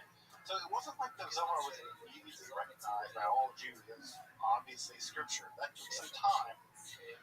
Also, one of the things we should note about it is that let's make a distinction between forgery and pious forgery. Forgery is when you intentionally engage in fraud for your own personal gain. That's forgery, right? When I write a check from, I don't know if I would write a check from Tahia to myself for $10 million, not that check would pass, but if I would do that, that's really forgery. I'm forging my name on a check to get a bunch of money. But if I were to write a letter forged in someone else's name who was dead to praise someone, am I really trying to benefit myself? Not really. I'm really trying to benefit someone who's maybe even dead, right? Pious forgery is not forgery in the benefit of yourself. It's trying to benefit people in the advancement of wisdom, or religious fervor, or religious piety, or spiritual growth. So I want to make a distinction here between forgery, which is meant to only benefit the person doing the forging, and pious forgery. Pious forgery, which is there to actually do the benefit of benefiting other people. It's still deception, but it's pious deception. Now, there's lots of examples of this in the past, and I think the Zohar is typically taken to be an example of pious forgery, though there's some evidence to also say that Moshe of Lyon was also engaging in mystical practices that may have also put him into an altered state of consciousness, and it may be the case that he was also writing the Zohar in an altered state of consciousness. That is to say, he was in a mystical trance or an ecstatic state, and he was composing sections of the Zohar in those ecstatic states. We have some evidence to say that's true too. So, again, people are complicated, folks. People are complicated. Did Moshe Leon probably write some of this stuff? Yeah. Does that make it a forgery? No. Because forgery and pious forgery and mystical altered states of consciousness really make this complicated. Now, what I want to point out here is some arguments made by Gershom Scholem. And I'm going to go through these really quickly because I don't want to really belabor this point because I don't want to. I think it's important to point this out, but I don't want to make it. I just don't want to beat this to death. Scholem, who is of course one of the Gaons of Jewish mysticism, he's one of the great pioneers of Jewish mysticism. People forget he was a philologist. His training was in philology. He was not a PhD of Jewish mysticism because nothing existed like that at the time. He was a linguist. And so when he went to study the Zohar and trying to figure out who wrote the Zohar, he approached it from a linguistic angle and a literary angle. And what he found was it wasn't from the 2nd century. It couldn't have been. It couldn't have been. Why? Why do scholars think this now? So a couple of things. I'm really going to go through these. The first is there are grammatical mistakes that no speaker of Aramaic would ever make. They're grammatically weird things. Also, they're grammatically blending of dialects that no person speaking Aramaic would ever make these kind of blendings. It's like you were from Boston and San Francisco at the same time.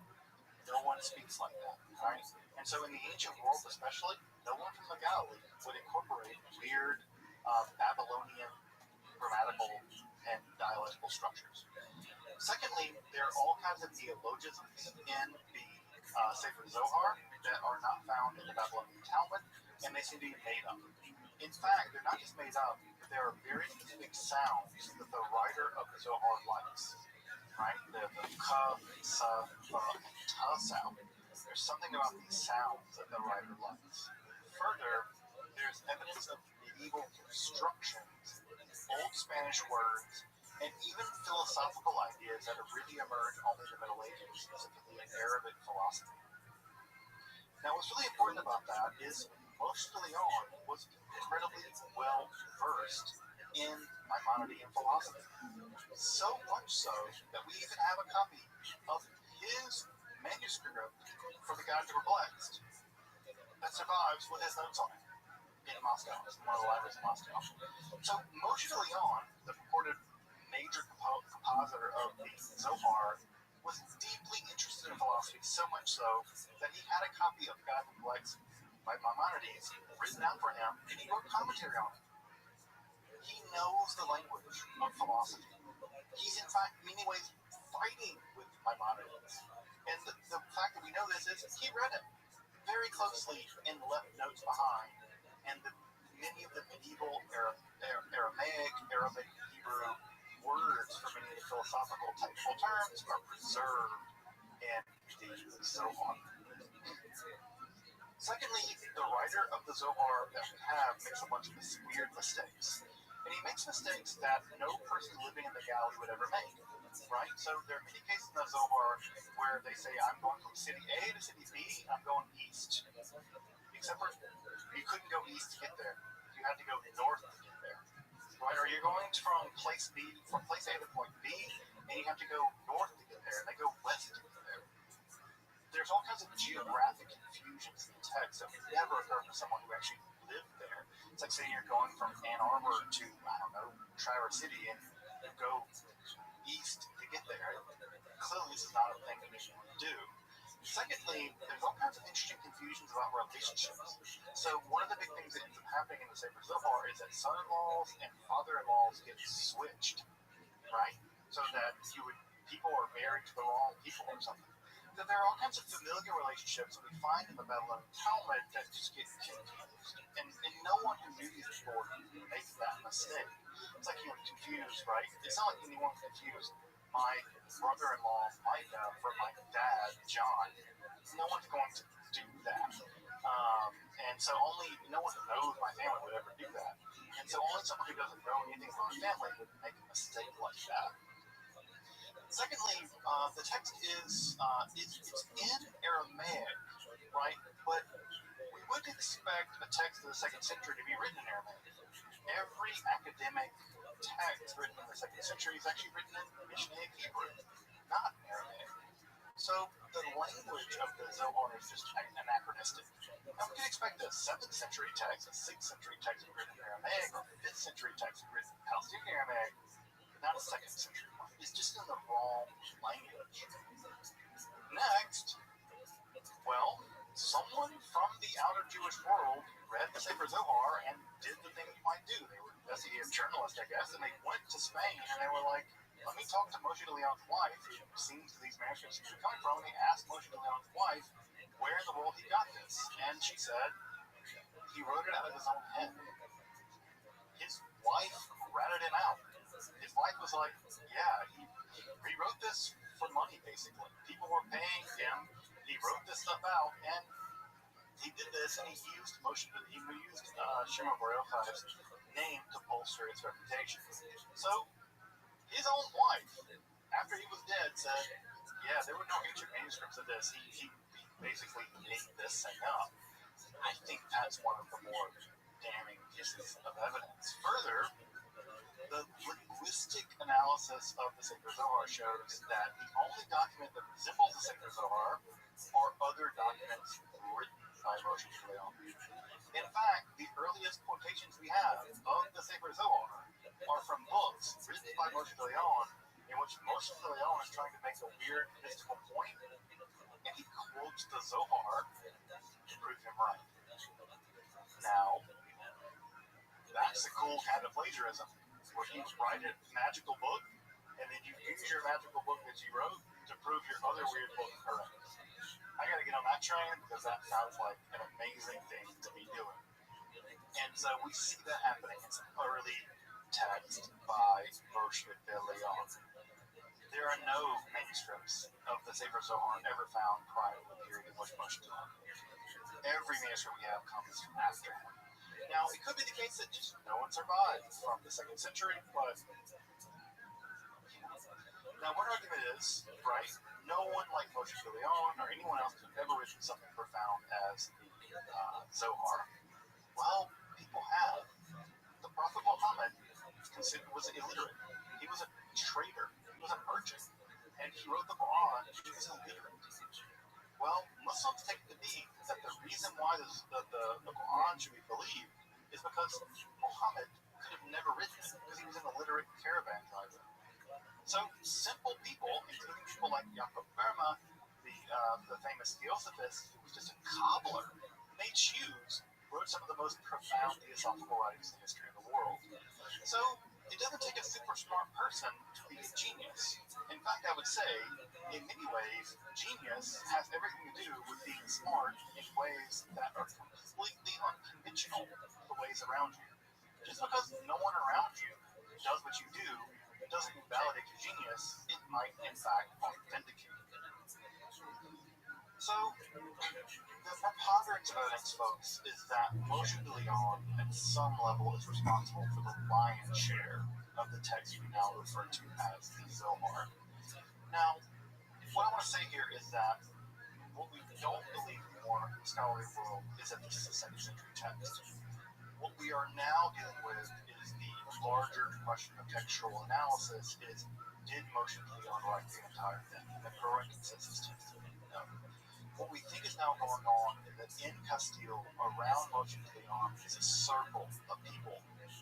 And that circle of people, like the Harlem Renaissance, or symbolist poets, or other kinds of people in history, they're composing a text jointly in which they're all contributing in all kinds of elaborate ways, and they're stitching this thing together as they go. And that's very clear, because as we see the Zohar as it's sort of revealed in history, it's not revealed as one book, it's revealed as a bunch of various tractates that ultimately get edited together as the Zohar, because they're all unified in terms of deep philosophical, mystical ideas.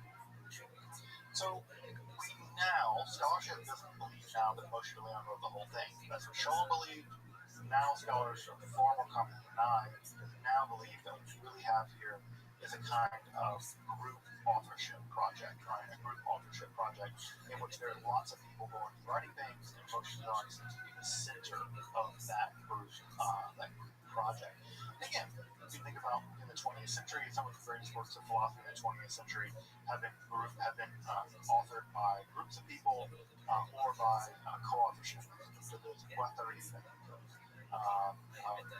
Sartre and Blah didn't technically group authorship as that everything that they ever wrote was already imprinted with each other. That Blah only the Sartre only the people like to admit. You can think of other kinds of group authorship as well. I will say though that the orthodox position about this text remains that it was composed in the 2nd century and it was made public beginning of the 3rd. That's the orthodox position. The orthodox position is that this text is from the 2nd century and that it was made public beginning of the 13th century. Modern scholarship, academic scholarship does not accept that position, but that is the official orthodox position. Although, when it was first printed, it was actually first printed because people thought the Messiah was imminent and they thought this printed out because it will help the Messiah come. In fact, the earliest printed edition, the Ramona edition, that has a Christian, it's not a Jews. So it's interesting that the publication history of this text is very complicated. We'll get to the reception of this. So, how does this text develop? And again, I'm already 46 minutes into this lecture, and this may be our lecture. So the Sefer Zohar is composed of some core ideas. Let's start with the first. The first is Ein Sof. Ein Sof is the modern Hebrew word that means infinite. It literally means without end. And so to understand this, we need to get into the philosophy a little bit to understand that what's going on philosophically at this time is what is generally referred to as negative theology. Negative theology is that you cannot say anything positive about God. God is beyond anything you can say about God. So you can't say that God is wise, because any concept you have of wise is always inadequate when compared to God. You can't say that God is loving, because any concept you have of love is always inadequate when compared to an infinite being. And so the idea is you can never say anything positive about God. You can only say negative things about God. You can only say that God is beyond religion. God is beyond love. You can't say that God is wise, but you can't say that God is foolish. God is not foolish, and God is beyond wisdom. And this negative theology allows one to maintain that God is transcendent, but you can still talk about God. Right? By saying that God is beyond wisdom, you can still say that God is wise. God is just beyond wisdom as we understand it. And that's an idea that's being incorporated into the Zohar, coming from people like Maimonides and people like Ibn Gabirol, but really it has its origins in the Platonic philosophy of folks like Plotinus and Pseudo-Dionysius, the Christian philosopher. So what's important to note about this, right, is that the starting point of the Zohar is that God is beyond everything you can understand. God is transcendent, utterly transcendent. And so, what do we have, right? We have a God in the Zohar that is utterly transcendent. When I mean transcendent, I mean that God is beyond anything you can say about God. You can't imagine God, you can't touch God, you can't even make sentences about God that are true unless those sentences are in the negative. God is beyond being. God is not in this room. God is not wise, because any wisdom attributed to God is beyond all of our wisdom. So this notion of Ein Sof is the positing of a being beyond being. So that's the first thing you should know about the Zohar. For the Zohar, the originary position of God, as much as God has a position, is that God is beyond anything that you can articulate, anything you can say, anything you can think, anything you can worship, anything you can obey, anything you can love, anything that you can refer to at all. This being is the luminous darkness, right? And again, notice that beautiful contradiction. It's a darkness, right? It's the most darkness you can imagine. God is beyond all things, absolutely, infinitely dark. And yet God is luminous. God is a being that shines. And so that's the contradiction, right? God is the lamp, the infinite dark lamp that shines. this contradiction is going to drive the Zohar, because God is both beyond all being, and yet all beings is relying as a result of God. And we have all these beautiful contradictions that we have in the sacred Zohar to capture this contradictory reality, where God is both beyond all predication, and yet everything that can be predicated of anything relies on God. In some sense, this is a God prior to God. So everything you know about God, everything, the Torah, everything, none of that applies to Ein Sof. Ein Sof is beyond all that. Nothing you know about God applies to Ein Sof. Ein Sof is beyond all things that you could possibly think are predicated or imagined. Now, clearly that didn't happen forever, right? Because we're here, I'm here, you're here, stuff is here, somebody claim is here, right? So, what happened? Well, we don't know. In the infinite abyss of the darkness of God, something stirred, something moved, something agitated. There was an allergy where God sneezed out, or crapped out, or ejaculated out. And I'm not kidding, ejaculated. The Zohar loved the image of God moving with God's self, light spewing out of Yesod, God's phallus. There's this idea of our birth, God birthing the world. The Zohar is perfectly comfortable with both of these images. Sort of a masturbatory or self-impregnation, and out of that emerging being. The Zohar moves rapidly between these images. Now, one of the great mysteries of the Zohar is why? Why did God flow out of God? And the answer seems to be found, at least at some level, in Neoplatonic literature. And it seems like in the Neoplatonic literature that the infinite darkness, the infinite removal of the Godhead is somehow positively charged. And that positively charged infinite darkness, for whatever reason, flows out of itself, right? Flows out of itself. And that flowing out of itself is something that you can't help but do, right? Either it needs to be seen, or it's so big that its nothingness must become a something. It's like a saucer of milk being put on a pot and boils over. It just has to go somewhere. And so what's happening is, in this infinite darkness there of Ein Sof, something flows out. And this outward flow in the Neoplatonic philosophy, it sort of flows out into one thing, flows out into another, and these discrete things have a relationship back to the thing it flowed out of, and that flowing out eventually reaches a terminus, and then it flows back like a tide, right? So there's procession in the Neoplatonic worldview, and then recession back into the world of the infinite darkness of the divine. And we see this in scholars like Plotinus, we see it in Rothschild, we see it in Orphic philosophers. But the idea here is there's an infinite negation, and from that negation itself is negated, and it outflows positivity, right? But the negation is negated, outflows positivity. So we see that, right, in some things like the early Neoplatonic philosophers, like the Neo-Pythagoreans, right?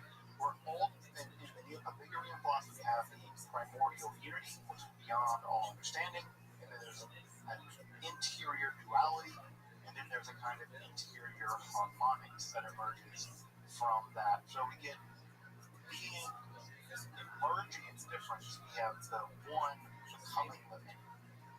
We see this in the Platonic world, and of course here are some schemata you can see that are very famous from the world of Rothschild, the classical German philosopher, and also here from Orpheus, where you can see from the one, right, from the ineffable on this side, there is a flowing out of being. Ever seen images of the Sephiroth? This looks really should look really familiar to you, right? And these images come from Greek philosophy, but we're going to see something very similar in Arabic and Jewish philosophy as well. So, now, as I mentioned last time, the earliest mentions of these kinds of things that flow out of God are the Sphirot. And the Sphirot, right, are these earliest emanations of God. Now, when I say emanations of God, what I want you to hear is like, imagine that out of a being flows one more discrete being, right? So imagine that out of my inner consciousness emerges the consciousness of myself. The consciousness of myself is distinct from myself. And so we can talk about my consciousness and the fact that I'm conscious of myself as being two distinct things. Right? Have you ever like been in pain, right? Where you're like, my knee is hurting, and then yet your awareness of your knee is hurting is a different thing. Right? Sometimes we talk about pain and suffering. Pain is the feeling in your knee. Suffering is you reflecting on the fact that your knee hurts. Folks ever had like a meta headache where like your head's hurting and you're like, now I'm aware my head is hurting and I'm thinking about my head hurting, right? Notice how those are distinct things, right? They're just things in your mind, but they're distinct things in the mind. That distinction between the pain and the thinking about the pain, the suffering, that's something like a hypostasis, to use a Greek term. That's an incarnation where the pain and the thinking about the pain are two distinct things. Well, God kind of works like that in Judaism, where we get all kinds of aspects of God, the Sphirot, and these Sphirot are aspects of God contemplating God's totality interior to that totality. Now that sounds weird, but think about yourself. Think about your mind. Your mind is consciousness, emotions, intellect, right? Judgment. You judge things to be true or false, right? Memory, right? You think about memory, its experience of the world.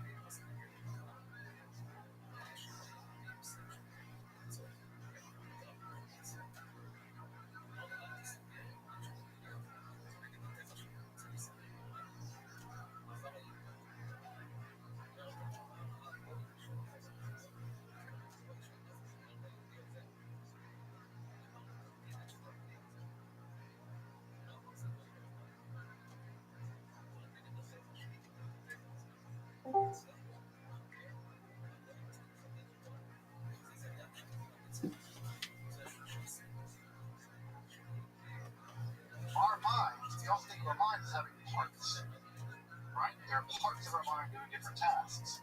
We'll imagine the Sphirot as something like aspects of God, faculties of God, doing different parts that compose what God is.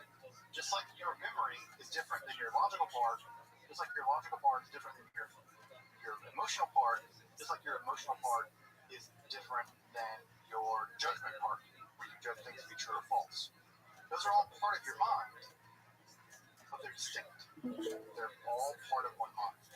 So the Sphirot are in many ways like that. Now, of course, as we can remember back from a couple times ago, these ideas first appear in the Sefer Yetzirah, and in the Sefer Yetzirah divides them into 10 of these. But notice back then, they are not parts of God yet. They're not emanations of God, but they will become emanations of God, remember, in the Sefer HaVayir. Now, what we get here, right, is that what ends up happening is that these 10 numerical ideas that come from Sefer Yetzirah are going to pass into a new stage, right? So the first stage of the Sephirot are the numerical ideas of the Sephirot, right? In the first stage, the Sephirot are combined with the 22 letters of the Hebrew alphabet. God creates the world that way.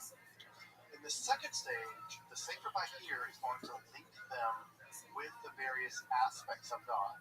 They are the parts of God that flow out of the inner recess of Ein Sof, the unknowable part of God, and those 10 Sephirot are going to become the parts of God that we know, right? That we can have some intellectual or mystical communion with. So that's the second part, right? And the Sephirot, you can imagine, the second part is kind of like a bridge. They build the bridge between the infinite transcendence of God to us. Right? So one metaphor, maybe a metaphor that might help you to understand what the Sephirot are, is they're like a ladder, right? With every single rung of the ladder, the 10 rungs of the ladder, reaching back up to Ein Sof.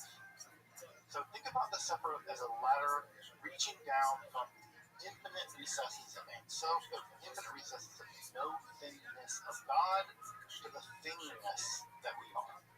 Because we have to have a bridge between finite thingness I am. I'm just a finite thing, just some dude, right? And God is infinite transcendence. We have to have something to bridge the gap. What bridges the gap? The Sephirot. The Sephirot are the rungs of the ladder, reaching down metaphysically, ontologically, to us. Now, what ends up happening, right, is that you have to define what those rungs are, right? We get the idea that there are 10 of them in the Sefer Yetzirah. We get some sense of what they are in the Sefer Bahir, and it's in the Sefer Zohar that they become clearly systematized. And we now know a bit about them.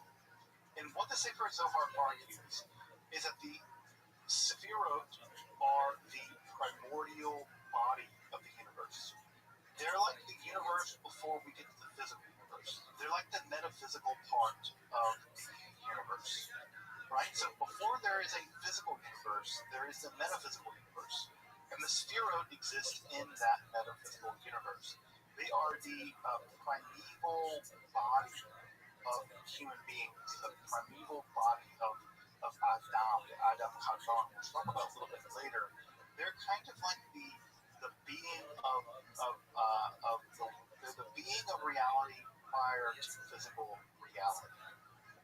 Now, where the rung of the ladder idea begins to break down is that in the Sacred Zohar, the Sephirot are not they're not concrete. You can think about in many ways, the Sacred Zohar is talking about the various parts of God, right? And we'll talk about some of these parts of God next time, right? God's judgment, God's mercy, God's intelligence, God's wisdom, and God's beauty, and God's endurance. We'll talk about some of these starting next time. These Sephirot are aspects of God, but these aspects of God, just like the aspects of your mind, right? The logical part of your mind, the memory part of your mind, the emotional part of your mind, the judgment part of your mind. It's not like those parts are always clearly distinguished, right? they interact with each other. They kind of move around, right? Memory gets called up, and then memory gets informed by logic, and logic sort of tries to rule over emotion, but sometimes emotion rules over logic. And sometimes your logic is very powerful and is able to overcome your temper problem, and sometimes your temper problem is able to overcome your logic. Well, you're made in the image of God. Unsurprisingly, because those things are true of you, they're true of God too. The inner world of the divine, inner world of the Sphirot, these aspects of God, are also in a kind of dynamism. They're always interacting with each other. They're always moving around. And this is the reason why. And I know that you're probably wondering, why don't you have this image of the Sphirot on the screen, right? The classic image where there's one sphere at the top, Keter, and the Hoka Bina, right? Why don't you have that? Because I want to disrupt that image of the Sphirot, of the attributes of God, of the qualities of God, the 10 qualities of God, as locked into those sequences. Because in the Zohar, they're not. The sequence you've seen, right? The sequence of the Tree of Life, we'll talk about that more next time. The Tree of Life sequence you've seen is the perfectly balanced version, which never occurs. The Sphirot in the Zohar are always moving, shaking, dancing, crying, screaming, judging, contemplating, intellectuating, being beautiful and fabulous, engaging in prophecy, gloating over the future of the coming of the Messiah. None of them are ever in one place. They're moving and gestating and dancing and being always in a relationship that's moving. So the thing I want to notice here about the Sphirot, the 10 Sphirot, the thing I want to drive home tonight is that image that you probably have of the Sphirot. Keter, Chochmah, Bina, Malchut. You need to get rid of that image if you want to understand this in Zohar. Because that image is like, it's like looking at a map, right? And trying to figure out where you want to go, right? Where you want to go is like this. And then where you want to go another day is like this. And where you want to go another day is like this, right? The Sphirot and the Zohar are not fixed things. Where the divine is always. So attached to all the different Sphirot are an incredibly rich, complicated system of names, of colors, of numbers, of names of gods, of locations, of body parts, of emotions, of partner Sphirots, of various patriarchs and matriarchs found in the Hebrew Bible. And every time you see them, they're changing. Right? So when you read the Zohar, you might see that one patriarch is named and that's associated with one specific Sphira, right? Or a specific region of the body, or a specific color. And what ends up happening is these things are dynamic. There's a dynamism. And so part of how to read the Zohar is how to decode this stuff, which can take a long, long, long time to figure out. Now, what is the relationship between Ein Sof and the Sphirot? Well, it's complicated, right? You have to resort to metaphors, right? We're dealing in the world of poetry and art. The metaphors are things like light, white light breaking into a spectrum, or one candle lighting out of the night. So the infinite dark candle that you can never see of Ein Sof reaches out into being, right? From non-being, from trans being, from ultra being, lights the light of Keter. And Keter is a light that burns so bright you can't even see it. So it's a light, but it's a light so bright you can't see it. But it lights another light, Chochmah. And that light is so bright that you can't look at it, but you know it's a light. And that light lights Binah. That's again so bright, right, that you can kind of look, kind of through your fingers and see it. So what we have here is, again, a metaphor of lights lighting light. Other kinds of things are fountains, right? So you have the very tip fountain, right, the very top of the fountain that sprays just a tiny bit of water that you can hardly see, right? But eventually it fills the first bowl, and the first bowl fills the second, right? All time. But that first spigot of water, you can't even see it. But eventually it fills the first bowl, right? And so what we have here is the idea of God's divine being spraying out, right? Lactating out, right? ejaculating out, right? The language is always mixed in the Zohar. We'll talk about gender in the Zohar next time, right? But it's a tiny jet that you can't detect, and yet it fills all of being. So God is always beyond all being, and yet fills all being. It's a very important concept on the Zohar, right? Crowns nested upon each other like Russian dolls are the divine body itself. And again, the way the separate relate, you can think of them as flowing from one another, right? You can also think of them as nesting upon each other like Russian dolls. So again, it always depends. The Zohar is always moving around about how it wants to depict itself.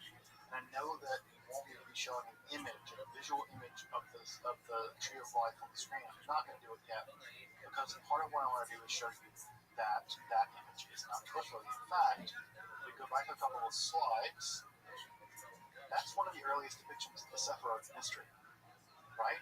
It's not the tree of life. It's an Esadal version, right, with Keter, right, flowing all the way down to Malchut at the bottom, or in the center, right, at the bottom, the center. Because again, no up, no down, no left, no right, no beginning, no end. This is God, right? So I know the image you've seen, right, is probably that image, right? That's the image that most people have seen. Something like this image, right? Keter Chochmah Bina, and it flows like this. This is an earlier image, just as representative of the Sephiroth as this one. This is the more famous one. I think that was just about right with Keter, right, being here. Notice Keter is at the top, right? Malchut is at the bottom. Here, Keter is at the outside, but Malchut is in the middle.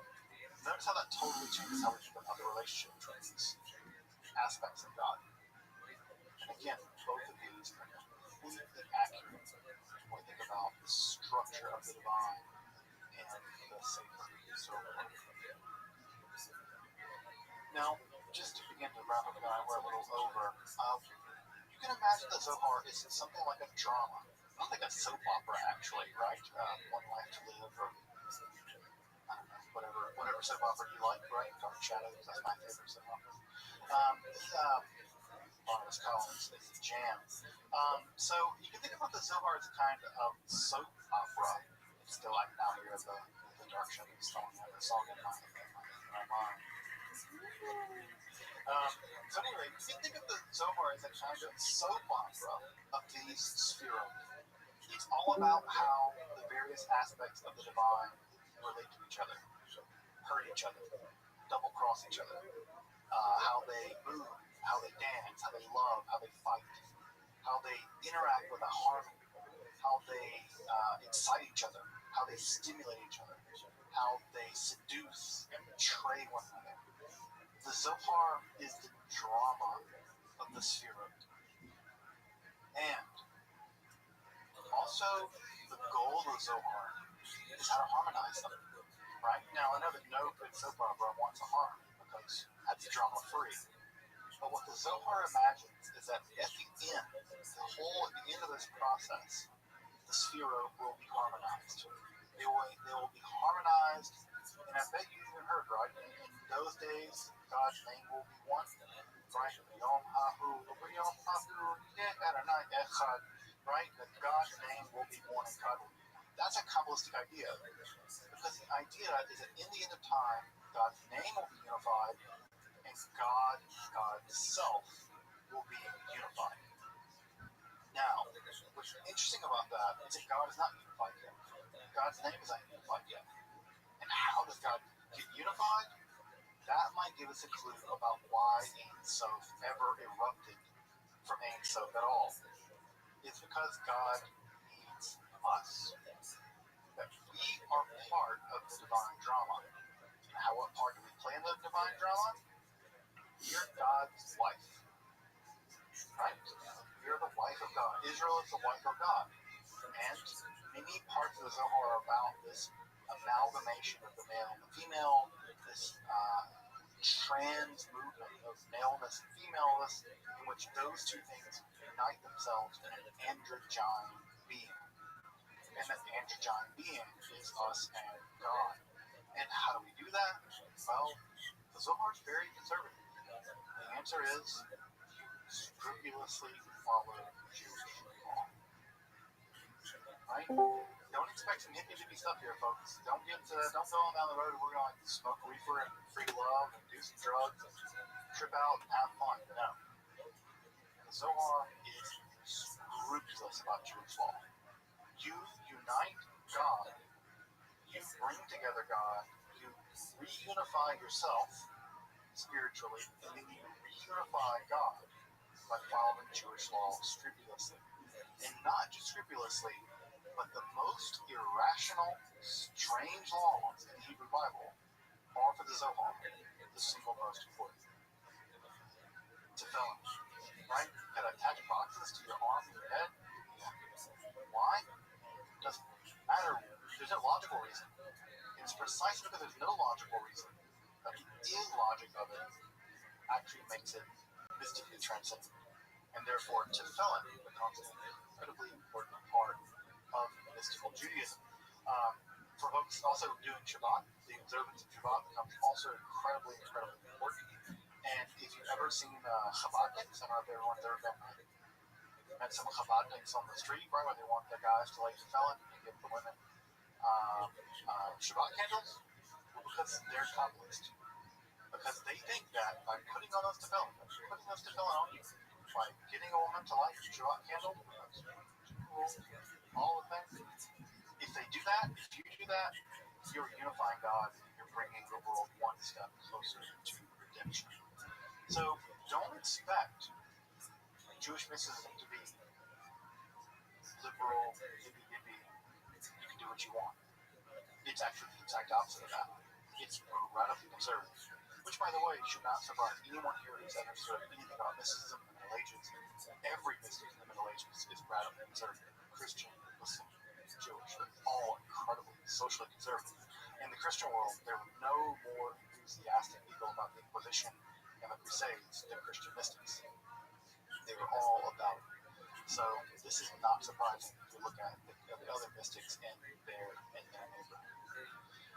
Now, what I want to pick up with next week is I want to pick up with a very short explanation of the Sefirot, right? Because tonight I just want to break down the idea that there's a configuration that you need to memorize in Keter, and Chochmah, and Bina, and blah, blah, blah, blah, Chesed, Nod, Yesod, Shema.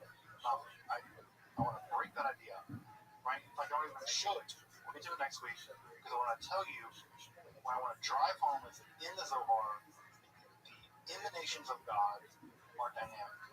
They are a soap opera. And soap operas only work because they're dynamic. Because characters are falling in love, double-crossing, getting angry, getting jealous, getting freaked out, making out, or whatever. So think about God as the God's interiority in soap opera, and the Jewish law is organized around balancing that out. That's the best way of thinking about it at this point. We'll talk about those distinctions next time, but imagine God's life as God is a soap opera, and you doing Jewish law is harmonizing it. That's the best way to think about the way the Zohar actually frames it. Let's not make the Zohar say something it doesn't, because it does not imagine a steady structure of these divine things. I put a cheat sheet on, right? A cheat sheet about the Sefirot. We're going to go through that next time. All right, we're going to go through all the Sefirot next time. I'll talk a little bit about each one of them. But again, drive home. And we're going to go through them next time. But at this point, what I really want you to use the metaphor of is this is a soap opera, not a structure. Because if you imagine it as a structure, you get the Zohar wrong. It's a soap opera. Furthermore, we are not done yet, folks. If you think this is the entire Zohar, you are way off kilter. We still have to deal with Shekhinah, right? So we deal with God's feminine aspect, the feminine reality of God, and the queering of God that goes on in the sacred Zohar. The fact that God is not he or she or even they, God is all of those and beyond those. We have to deal with the question of the mitzvot, which we already touched on a little bit tonight. How does the Jewish law relate to the sacred Zohar? Obviously, another thing that's very important about the sacred Zohar is its teaching evil. Evil is very important to the Zohar. And in fact, they imagine that the Sefirot, right, the positive attributions of God, have an inverse version of bizarro version, a backwards version, inverted version, has a negative image. And that negative image is called the Sitra Achra, the other side. And that negative image of God is the realm of Shema. And so we're going to talk about Jewish demonology and a way in which the negative image of God is that world of the demonic. And of course, we're going to talk about how this text got received. This is one of the strangest texts in all of Jewish history. How did this text get received? And I think more importantly, how did it become canon? How did it become Jewish scripture? It is. But also how in the progressive world did it cease to be scripture? Why is it that you've never learned Zohar? Why is it that in your camp or in your shul or in your temple you would learn prophets, you would learn Torah, you might learn some Talmud, but you would never learn Zohar? How did it get decanonized? We always wonder about how texts don't get canonized. The Zohar made it through the ringer. It got canonized. How did it lose that status among the rest of Jews? And why should it be cleaned up? So we're going to deal with those issues next time. Because I think it's very important about how this text got canonized and lost it among progressive Jews who I think benefit from it the most. Welcome back, and thank you for joining me as I explain.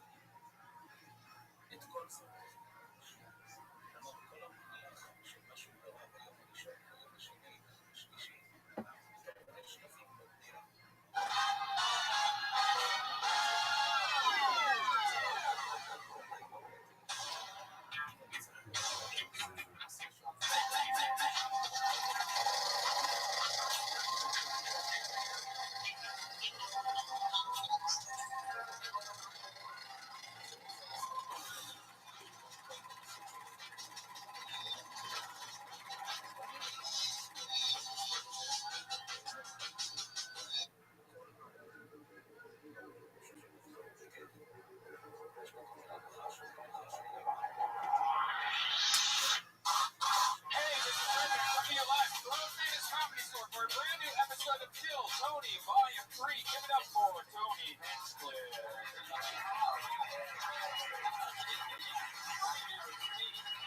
Yes, it's true.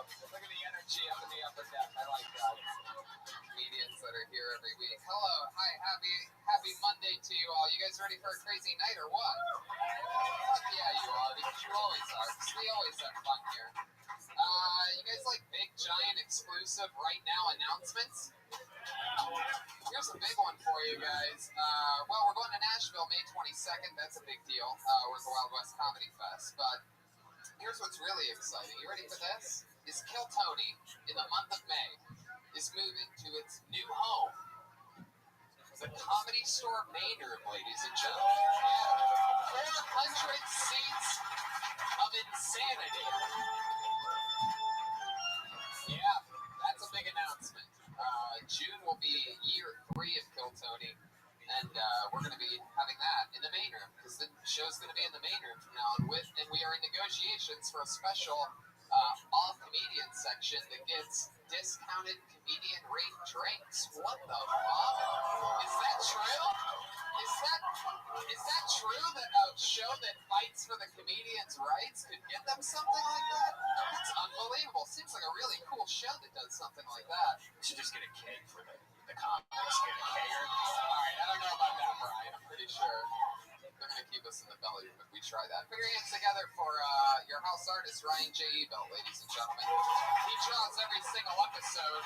He drew the brand new Kill Tony poster, limited edition, that's for sale after the show and online. RyanJAbel.com. Jamie Vernon on the HD camera, and keep it going for Pat Reagan, ladies and gentlemen.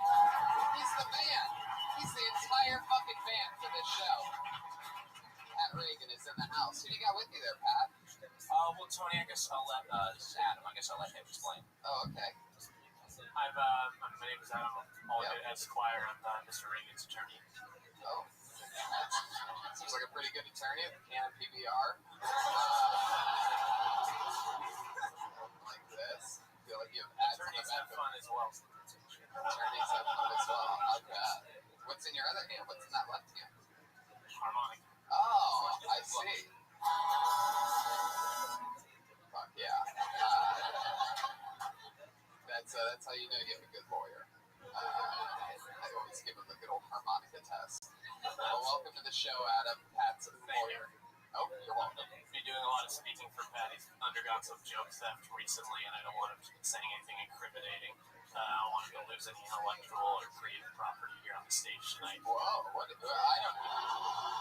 Whoa, I don't know anything about this. Pat, are you allowed to speak on this, or does Adam have to?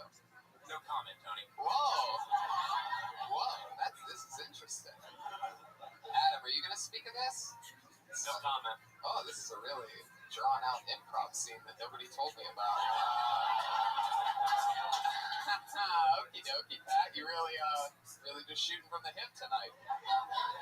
Guys, every single week we have a bunch of comedians sign up to do 60 seconds on the stage, and we always have some of the best comedians and some of our funniest friends on the show to talk to those comedians. And they're on a podcast all with us right now live.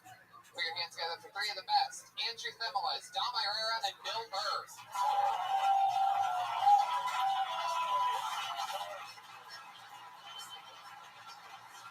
Fuck yeah. Here we go.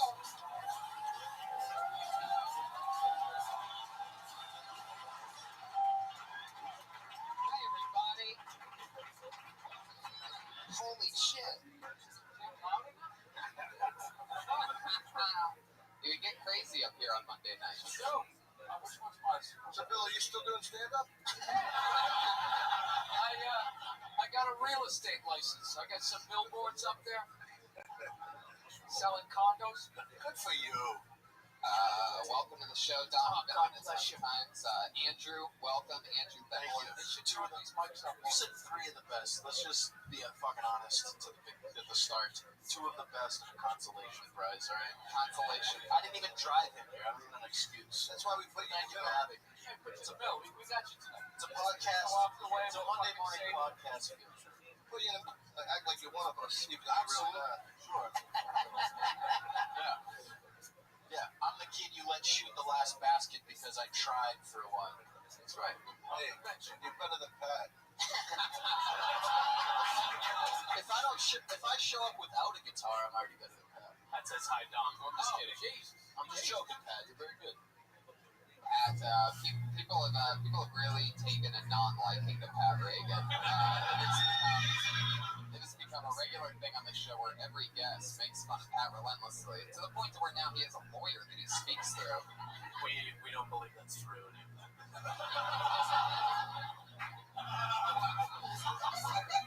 I love it. So welcome to the show, guys. This is going to be a blast. Every week, comedians sign up and we talk to them about anything at all. Maybe we add something that they could talk about. Maybe we find out more about their lives. Anything can happen. They do 60 seconds. Comedians, you know your 60 seconds is up when you hear the sound of a kitty. There it is. That means wrap it up then, or else you're going to bring out the angry West Hollywood bear. There we go. That's what happens when you run your tongue. Bear comes out. So don't do that, everybody. You're acting weird today. Am I missing something? No, I think he's acting weird. Oh, okay, Brian. He's acting eccentric. Okay.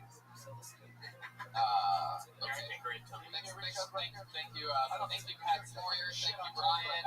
You guys are doing a great job, everybody. Let's start the show. Are you guys ready or what? Acting weird. Ready to rock? Can you hear me at all? About what? I was just shitting all over you. You can't even hear me. Now you can hear me, right? Yeah, Okay, now now I you can can hear hear me. Okay. What did I do? I just said you weren't acting weird. You're acting very eccentric. Yeah. You just seem like those trust fund kids that just get like an easel and just paint landscapes their whole fucking life. Speaking of easels and painting, Now you have to communicate with people. It's a little weird. Yeah, it's the whole thing. Tony, can I say Keeping this thing on its helm is quite the... you do a great job, man. Can I just say one thing before the show starts? These two women are so beautiful, sitting in the front. I gotta say, I know one of you is obviously hotter than the other, but would she mind taking a bow?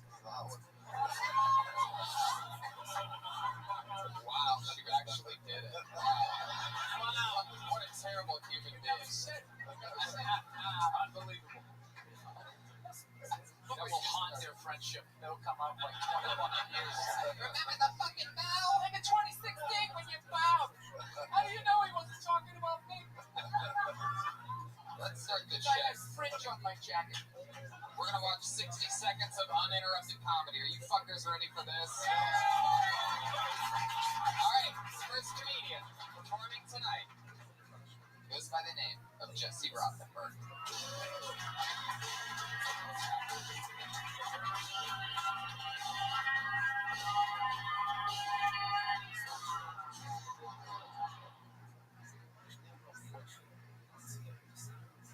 Doing a great job, Pat.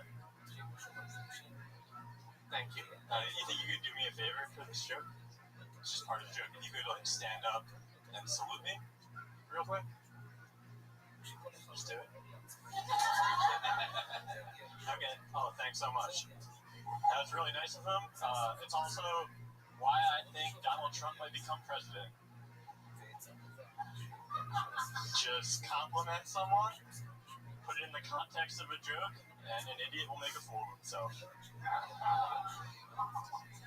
Sorry. How much time do I have left?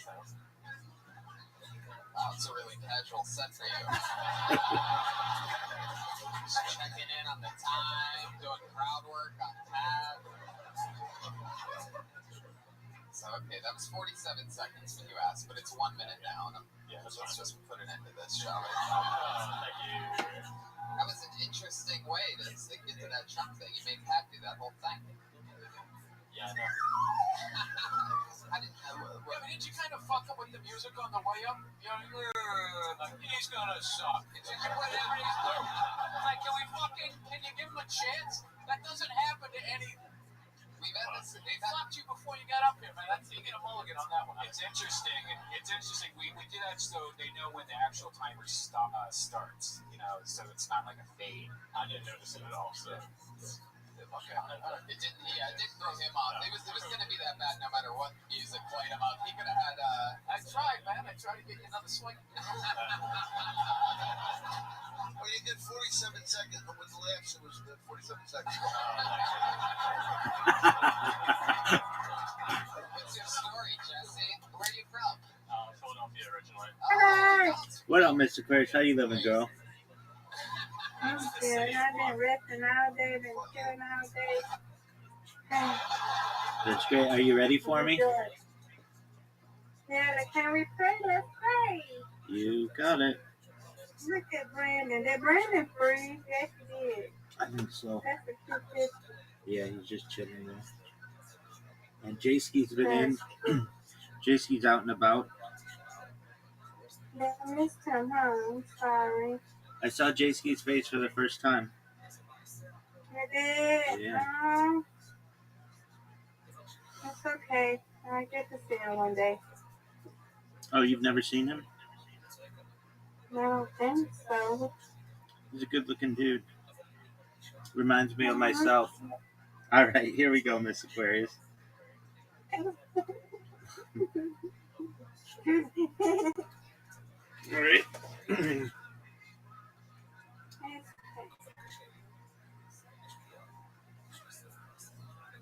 And he's waiting on me, Rabbi. No. And he's like, where's the first hope? He's okay. I'm just been resting. Yeah, I Trying to figured that. recover. That's all. Recovering from last weekend. Exactly. Miss Aquarius, you had such a wild weekend. Oh, no. With Oh, no.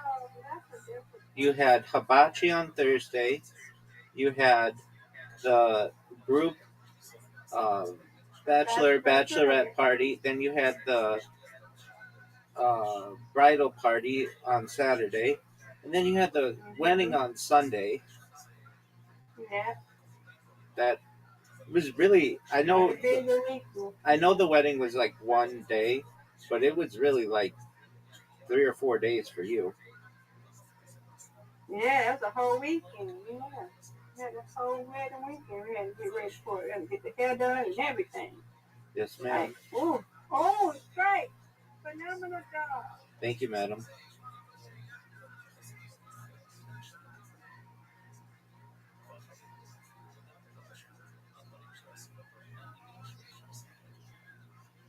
So how was your day? Riser had me up really late, and so I slept very late, and I don't like doing that because my hours get all messed up, But we had a really good time. We played Scrabble like all night. Get it? Oh man. Um, and that's fun. And then I got an email that somebody wants me to be on their podcast, which is cool. And then I've got exactly a new one. Then I got another podcast tomorrow at 10 a.m. that I have to do, which will be cool. It's the second of third of three, and then I have a um, another podcast on Monday that I'm doing, and that's the fifth and final one that I'm doing with somebody. And I like doing them with him. He's a really nice guy, and we talk about cool stuff. But they're only 20 minutes long, so it's like a big build up, and then 20 minutes, and then it's done. So that is good and bad. And then this one, we're going to talk about like basically the search for extraterrestrial life, which is kind of a cool subject. And then um, I'll schedule hopefully the podcast throughout the week. Nice spare. So get it, girl. I thought this was funny. I was looking at what people were saying about me on it. Let's go, Rabbi. I was looking at what people were saying about me on the internet, and oh no, this is a tough one. And I noticed. Oh, I need just get one. Oh, and I got the spare. What a spare! What a spare! Wow, that gets the win. You win, I win. I win, you win. Yeah, you win, I win. That was unexpected. What a spare! Oh, One of the best spares of my life. So, I saw a picture of like my Instagram or my TikTok account, one of them that I have, and somebody had posted on Reddit under Internet Mysteries. Does anyone know anything about this TikTok account? They literally post every 5 minutes, and they have thousands of posts. And all these people were like doing research on me, and then somebody was like, "Oh yeah, I know that. That's Rabbi Rothschild. They stream their life or whatever." Nice spare. And I thought it was funny that the person was like, "They're always on my front page," but I look into their account and I don't. It's literally every 5 minutes, and that's because I created a bot that does that. But I thought that was funny that somebody had done that, and then I built another bot. I'm really into mega projects, Miss Aquarius, like building a tunnel between nice spare between Alaska and Russia. I think. Look, I'm about feeding the homeless and clothing the naked and getting thirsty people water. All that's really important. Like I'm about that first. But I'm also about like uniting the world. And ways that you can do that is through mega projects many times because it builds diplomacy and it builds uh, gives people economic opportunities. And so I created a robot that it can write on anything that I want, and it publishes. And so this one it was doing stuff on supercomputers, and now it's doing stuff on mega projects. So like, um, I really want to help Africa.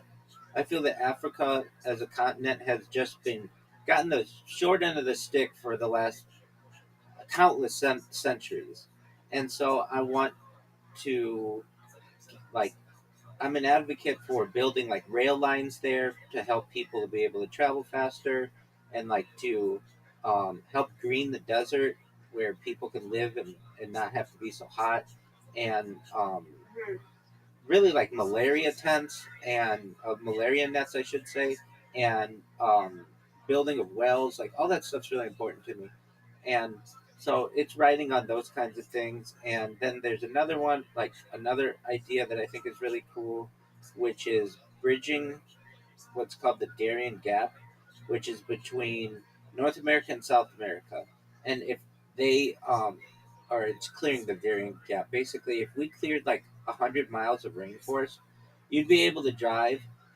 from the very tip of Argentina basically to the very tip of Alaska, but you can't because it's like really treacherous there. And so I'm an advocate for in an environmentally friendly way to connect that. So that bot's doing that, and then I've got another bot that is just creating blogs for me. Yay! You win, I win, I win, you win. Undefeated in bowling, undefeated in friendship. Exactly. So that's what I've got going, and aside from that, I'm just chilling. How about you? You said you were resting. Just relaxing. And I'm gonna get up and change my sheets in the morning and stuff like that. Just been really just recovering, relaxing, for this weekend. It was supposed to rain, it didn't really do nothing. In my head, they had a little cold front because it was cold this morning. So yeah, I've just been trying to just get my, body back and stuff like that. It's been just resting. That's all. So I gotta go get this stuff out my hair. Monday, go to the hairdresser. So I gotta get this stuff out my head. So I'm ready to get it out. How long has it been in there? It hasn't been in for a week, but it's up today. Oh, okay. Yeah, just a piece of track in my hair. That's all. Like she just put the. Well, you didn't even see my hair, huh? No. So I got a ponytail. Look, right. So I got a ponytail. Let me show you a picture. I see. I just got a picture. I got a ponytail or whatever. We had a piece of, and then this is like daylight curve, but I got a piece up here. And she got to put a track in my head. I'm ready to get that out. Okay. So this is, let's see. This is me with my dress on. So you can tell. I can't even tell it. I don't see it. Did I? I don't think I got it. Yes, I did. Okay, you can see a little bit of it. So, hold on, I can do it better. Oh my God. You would do that, iPad. You would when I'm trying to do something. Okay, so, this is me. Oh, you look so beautiful, and I love your earrings. Thank you. Yep, that's how it was. Wow. So now, it's like this now, so rest. Still hold up though, still held up a little bit, but it's just, I put piece on when I was at work, and as it had me roll it up, I couldn't see it curved, but I didn't know. So, hey, I got it held this one. That's good. That's a long time. Yep. Well, the dermatologist said I can have it, just can't have it on too long. So I guess a week is not that bad. It's been a week today. Okay, yeah. So we're going to get it out Monday. So other than I had it for a week. So. Are you going to your cousin's? Yeah, my cousin's going to do it. She did it, so she's going to take it out. Excellent. Yeah, it's been a week, so it shouldn't be too much. We're Right. going to have it for 2 weeks. That'd be the problem. So I let my dermatologist know. Because I got to put this stuff in my hair and then put it in my hair. So I let her know I'm going to have it. She said I'm going to have it on too long. It's loose. So I asked her, it's a week okay, but I had it on for a week. I had it for a week. It's not too tight. Content not too tight. It's loose. But she told me to have it loose. So it's getting better. It's not too bad. It's a week. All right. That ain't too long, is it, Rabbi? No, ma'am. Not 2 weeks, right? No, ma'am. And you did what your dermatologist said. Don't have it in too long, so you're good. Right. So not too long. It's turned a week today. That's right. Remember, we got a hair done last Saturday. Yep. Just a touch up. Today is a week, so it's not too long. That's not too bad, right? I don't think so. Jay Ski, I heard. There he is. He's been doing that. He's out and about, so I don't know if he's got bad connectivity or something, but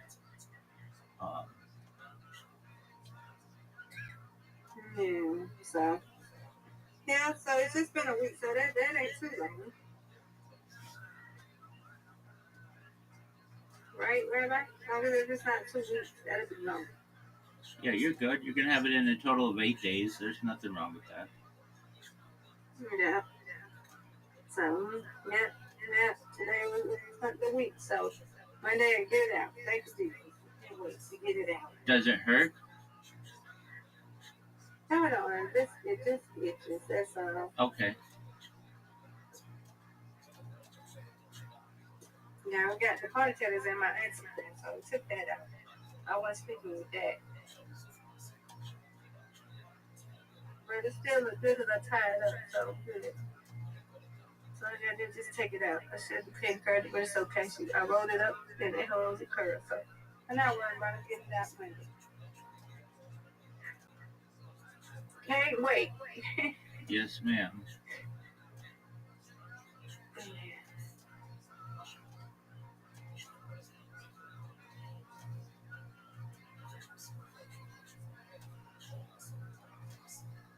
Yeah.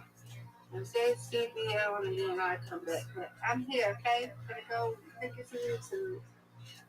Yes, ma'am. Hey.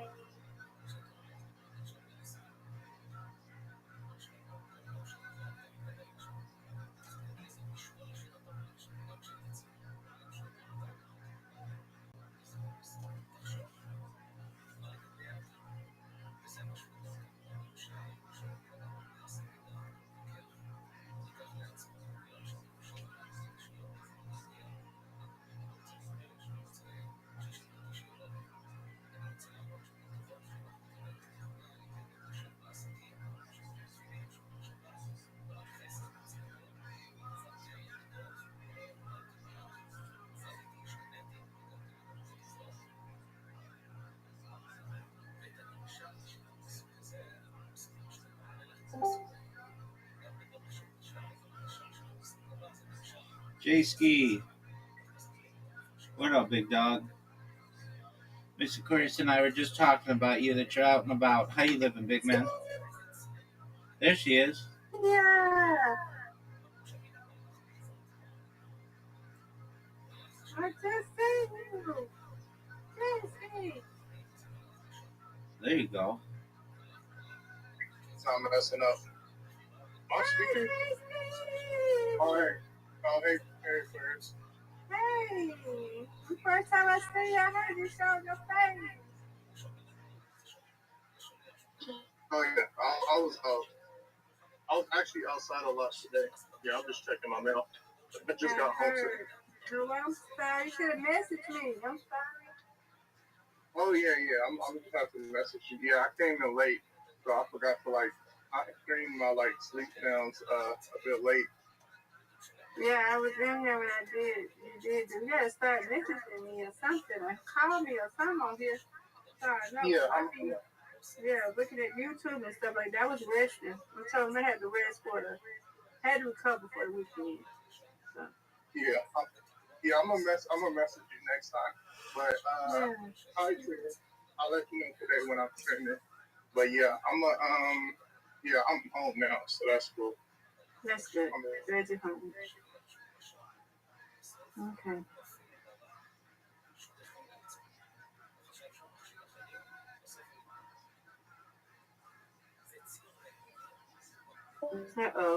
He's coming back on his computer. Right. It's a pain. But we still got to see him real quick. Yes, ma'am. You gotta let me know. Let me know when you do stuff like that so you can see it. Come on, man. Call me or something. Rabbi, you can call me, okay?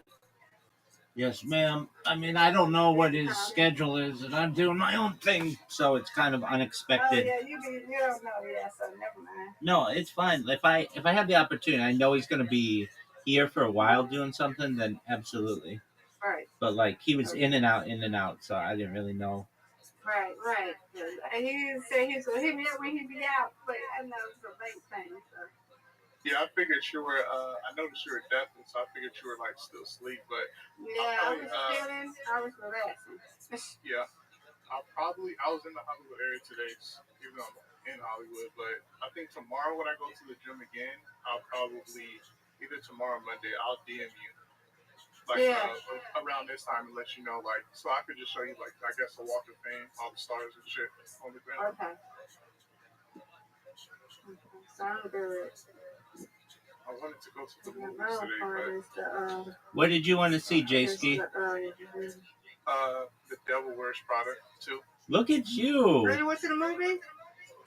mean, another reason why I wanted to see it because I wanted to see it also from my mom because I still have the DVD in storage because she had got it, and then I later checked, I later watched it, and I was like, this is alright, this is a pretty decent movie. So that I want to see, and then next week I want to see I'm gonna go see Mortal Kombat.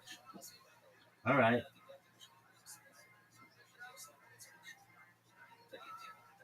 What about Michael? Michael, you know what? I'm not. I wouldn't say I'm a huge Michael fan, but I will see that because I haven't been in the movie theaters in a while. I might go next week and see it. Yeah, people have been telling me to check it out. They said it's like it's very controversial when in regards to like his dad, I guess, because I heard his dad used to like pressure him and his brothers like really crazy. Absolutely. Brother, I have a friend. She was telling me she went to California. I told her I had to be at the wedding, so I didn't get to see it or whatever. And I wasn't on my Instagram and nothing like that. So she said she was in LA because her son was premiered in the Michael Jackson. Her son was Marlon. No way. That's a big role. Marlon. Yeah. So your friend's son. He was Marlon in the movie. Your friend's son was Marlon Jackson in the Michael Jackson movie. Huh? Your friend's son was Marlon in the Michael Jackson movie, Michael. Michael Jackson movie, yep. Wow. Mm-hmm. Oh, damn. Yeah, that's what she told me. She went to California and he was Marlon. And I said, what? Okay. She said, I don't know if you was on Instagram. I had put some stories. I said, no, I was on Instagram. I wasn't on nothing, baby. I was busy, totally focused on this my best friend's wedding. No. So, I can't wait to see it. Yeah.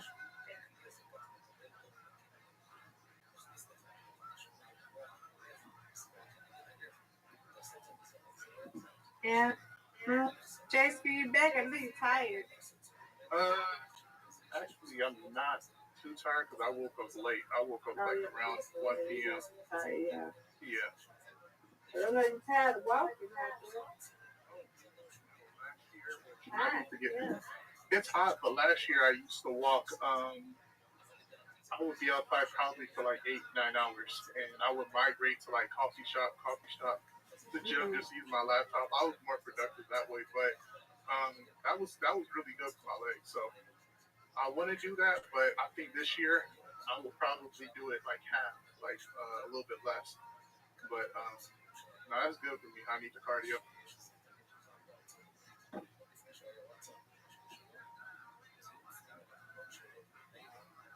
Okay, that's good.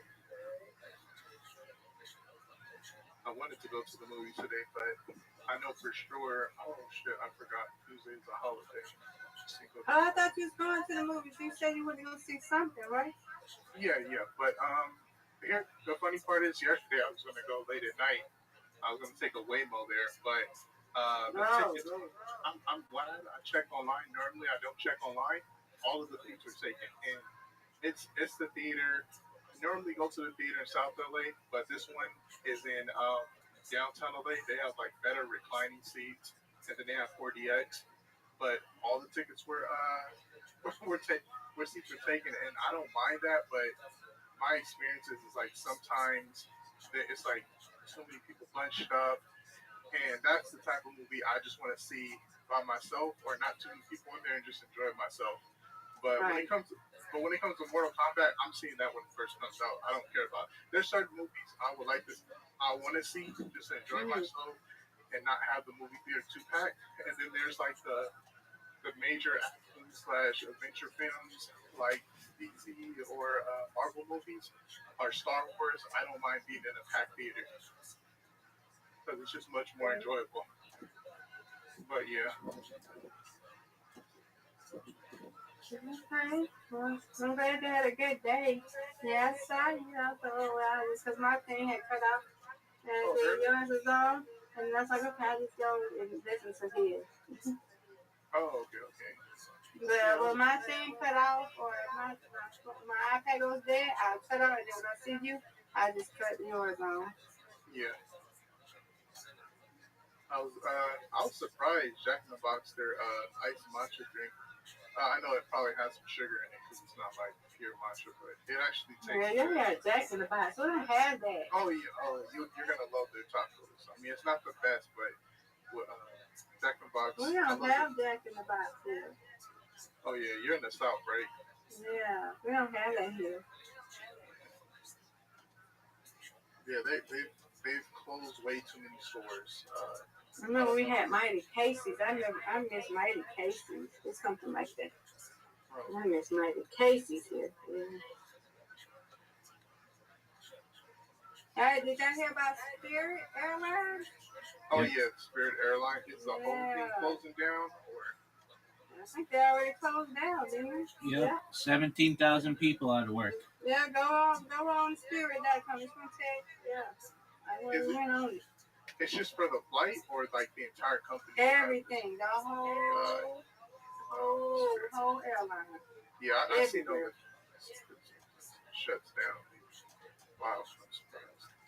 Yeah, it's on Spirit. Go to Spirit Airlines. Yeah, I see it on the news now. Google Yep, News. so Wow. Spirit is winding down operations. Yep. They said to the guests that Spirit guests should not go to the airport for more information regarding the refund status and next steps. Please visit our guest page. Yep.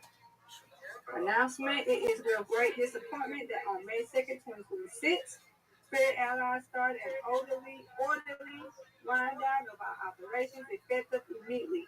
To our guests, all flights have been canceled and customer service is no longer available.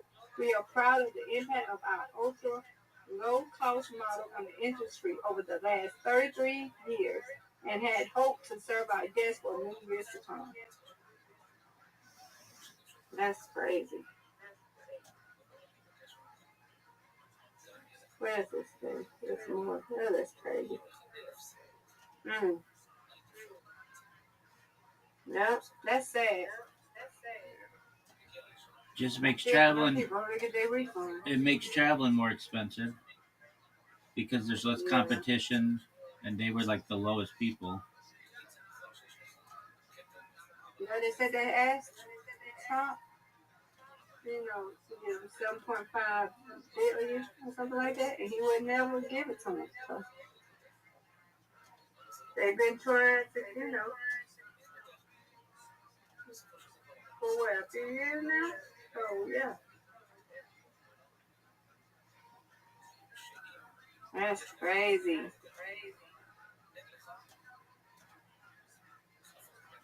Yep. JC, what you about to do? Ride down?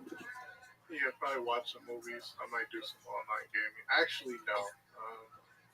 I'm gonna just watch a show and then I gotta finish what I was working on my laptop. So I was working on my dating app. Your dating app? What? Yeah, I'm making a AI companion dating app because there's a few. There's a few AI dating apps, and yeah, some of like the functionality of the site. I'm kind of close to finishing, so I'll Oh, probably you're making a dating app. yeah, yeah, and Dating a robot? yeah, an AI companion. Yeah, you have people some sites already where people actually pay. They did a documentary where people are actually literally paying subscription fee, and I have to. For AI, not for real people. They're doing it with an AI. Yeah, and I have to connect my Stripe API key so I can accept payments. But yeah, there's people doing this, and it's gonna get crazy. In the next 10 years, I wouldn't be surprised if actual humans are dating an AI synthetic AI robot that can walk. They already have some that are walking, holding clothes for people and other stuff. It's just expensive, but yeah, I've asked a couple of friends I have added on like on Discord, like some people I watch movies with on other servers, and they said some of these ladies said, and they're in their 20s, like they're like I've asked some people in their 20s and 30s, and they said they wouldn't mind dating a synthetic AI robot. So yeah, the future is changing. I don't know if you've seen this TV series, Rabbi. What is it called? Humans. It's it takes place in the UK. It's like about synthetic robots becoming self-aware or whatever. But that series was literally 10 years ago because I torrented it. I torrented all the seasons, so I've been binge watching it. And I remember when I first seen it. That was 2015. We're in 2026, and this is somewhat coming to reality. So it's crazy. That's really crazy. But yeah, most people are on the phone nowadays having relationships. So I mean, it doesn't sound too crazy. Like I'm not surprised some people are actually signing up for these apps.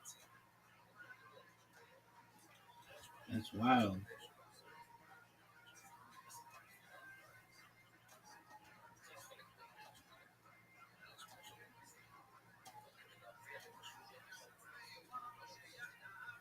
But it becomes big business.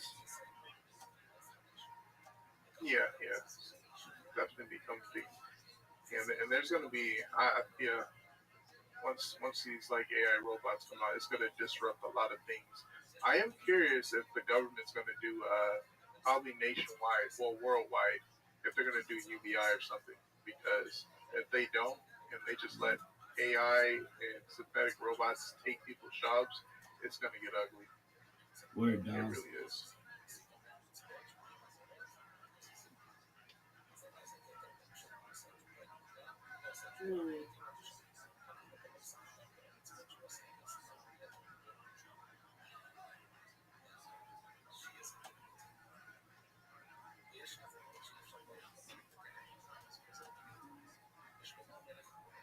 Hello. What do you have That's planned today? cool, Dusty. Yeah. What do you have planned today, Miss Aquarius? Resting, I told her I've been Oh, resting all day, trying to recover from last week. So I've oh, got one more day and I'll be good to go. yeah, Yeah, I had a busy weekend. I don't understand when yeah. you're in a wedding, you just yeah, it was a busy weekend. Oh man. Busy. Yeah. I noticed I haven't seen you in here too much. Yeah, last weekend I was in a wedding. I was in my best friend's wedding. She just got married last Sunday, so tomorrow will be a week for them. Yeah, Friday we went out. Friday night we went out. Last Friday night we went out, and I didn't get into the house like it was like 4 o'clock in the morning, and I was asleep. I mean, I should have seen me struggling, boy. I was. But hey, as long as they had a good time, getting it to about 4 o'clock. Had one of their friends to come and bring us home. So I know he wasn't ready to drive for fiance. Yeah, so got at 4 o'clock. I got up at 9 o'clock. We had to get the hair salon. My cousin did our hair. Had to be there by our phone was at 12. Got there a little bit after 12, but we was there. And then we didn't all the bridesmaids was there, so we didn't get done till like 5 o'clock. So came home. We had to stop and go check in at the hotel. Then came back and they had to drop me off so I can get my stuff packed for, Sunday. So we only stayed there for one night. And so then I was waiting on them. They didn't come and get me till like 9 o'clock. So then we went on to the hotel. Then we had to go eat for a minute. We were supposed to be putting our pajamas on and do all this. We didn't get a chance to do none of that. We didn't get to bed till like 11. Woke up about 6 o'clock in the morning. Had to be up by 6. Then went down, ate a little breakfast or whatever. Then her cousin who did our makeup was there, and my cousin who was refreshing our hair was there. Then got that done. Got all that done. We had to be at the chapel at 10:30 to do rehearsal. So we was there, got that done, and then there we go. So I was like beat. So that Monday, I rested, and then I had to go to work the next day. So I'm just resting this weekend. Like I'm just recovering. Yeah, I don't blame you. So just yeah, yeah. enjoying myself. So I had a good time. So I'm gonna be doing here. I'm gonna straighten up probably tomorrow in the morning. Change my sheets because I got to change my sheets and stuff. So I'll be doing that in the morning. Yep. So I had this hairdo since a week. So it's time to get it taken out. But sometimes I can't have it on too long. So as long as it ain't 2 weeks, it just turned a week today. So as long as I can get it out before next Saturday, I'm good. So I gotta get this out Monday. And my cousin's gonna get it out. Time to get it out.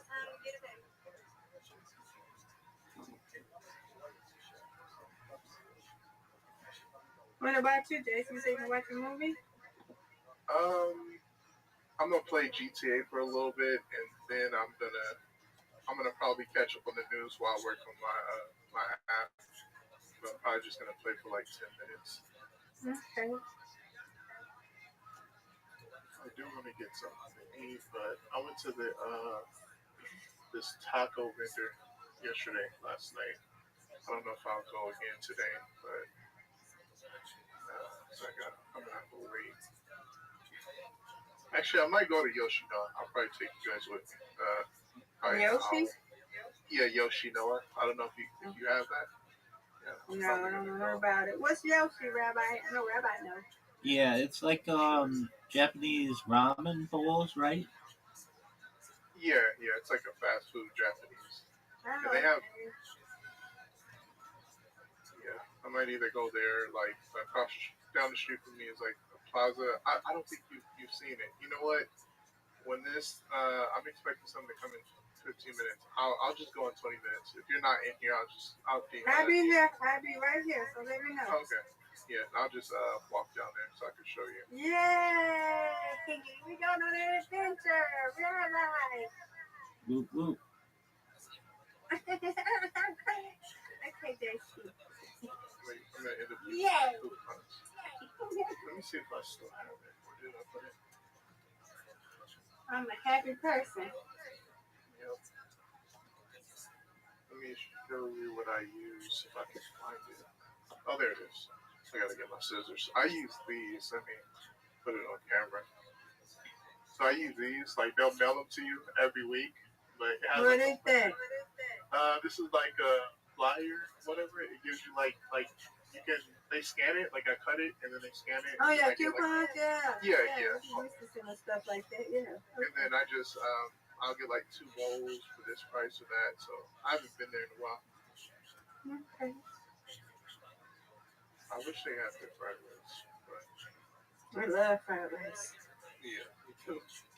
The fried rice and I need to check online see if they have the udon noodles because those are good too. What is the udon? I know someone told me about that. That's like that's like some type of different. Like I don't know too much about it, but it's like Japanese like noodles or something. It's like a different type of noodles or something. Let me see. We have something who said them. How you spell it? Udon, it's UDON. Okay, udon noodles. Got you. Okay. Udon noodles. That's it. Oh, okay. Oh, okay. Oh, okay. Yeah, we don't have no Yoshi. You said Yoshi.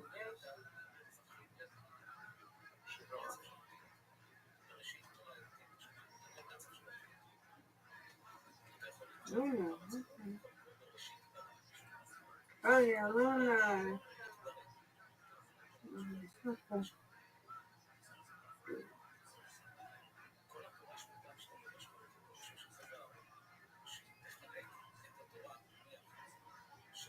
Now I'll tell you what is good. I didn't want to throw that spot. It's very covered. You got that spot? So let's say we went to the tomato spot. How about I told her about that? We went to the tomato spot. I used to go for my birthday. So we went in Tabernacle. We went for the hibachi spot. So the girl had ordered her some sushi. And I don't do sushi. But she's like, it's not raw. They cook it. She said, you gotta try it. I said, oh, okay. If you insist, I need to try it. So I tried it. It was pretty good. The cooked sushi was pretty good. Oh, you said cooked? Yeah, it was cooked. It wasn't raw. It was cooked. Oh, I love me the raw one. Now you're making me want to go. I'm sorry.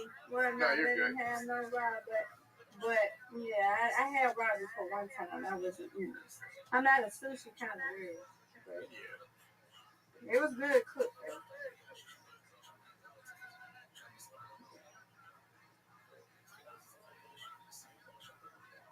You like it raw. Yeah. Which one do you like? I could go for a California roll or like what other ones they have? The spicy tuna or the avocado roll. I love the avocado roll, but I Mm-hmm. really do love the sashimi rolls and the dragon tempura rolls. Tempura rolls. I literally have to go to like a different sushi spot to get like. I think most the best Japanese food out here is probably West LA area. Maybe downtown Mm. LA if you're going to Little Tokyo, but like West LA has like a large like a much better premium like Japanese cuisine and all that. Okay.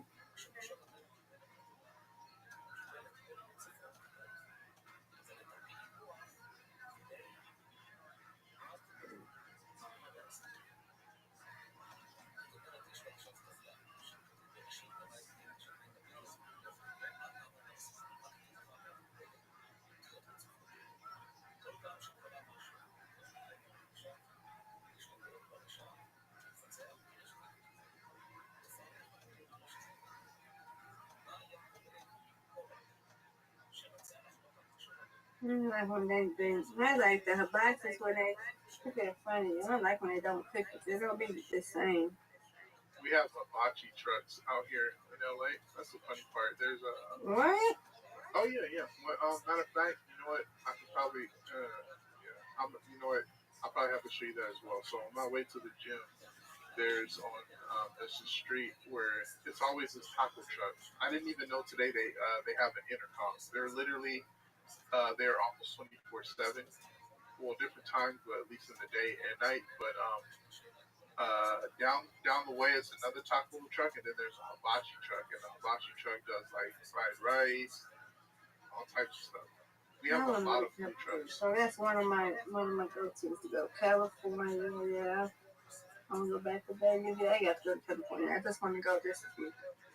Yeah, if you ever come out here to like LA, even though I don't know if I should recommend this, I would say come during maybe 2028 during the Olympics because I guess that's when something tells me that's when LA is probably going to be looking its cleanest and better due to the city trying to clean stuff up for all the tourists coming in the Olympics. Even Mm-hmm. though a lot of people say they don't feel LA's ready, which I don't feel it's ready either. But I'm in agreement Rabbi, with what you. you think? I'm in agreement with JC. Yeah, 2028 is the year. Okay. You think it's gonna be ready? Y'all think y'all city gonna be ready? California, y'all state gonna be ready? uh, Not the whole I state. don't They'll have the public yeah, I'm areas not of very well. LA nice, but it's going to take a lot to clean up Skid Row and things. Yeah, Okay. I don't even know if they're gonna like Skid Row seems like that's gonna take more time, but in general, it'll look a little bit better, but I just don't think it's gonna be fully ready, but it'll look a little better, I guess. They'll probably have more security, increased police presence, and all that for all the tourists.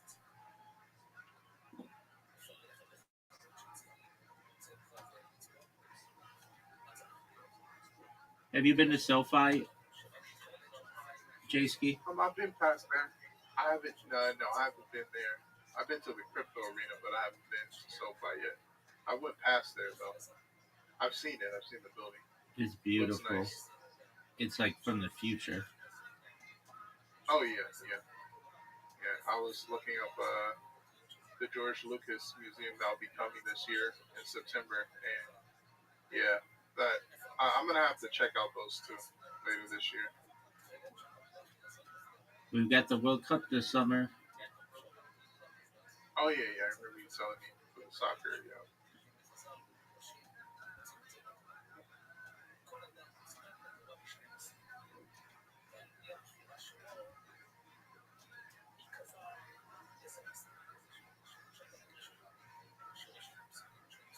Right. Okay.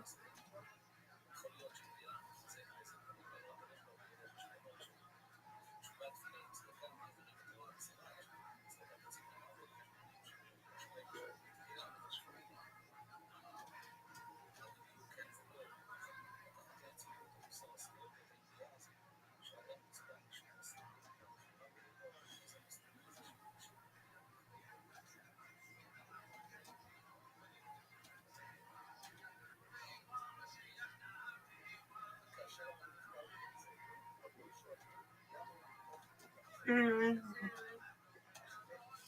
I'm tired. Whew.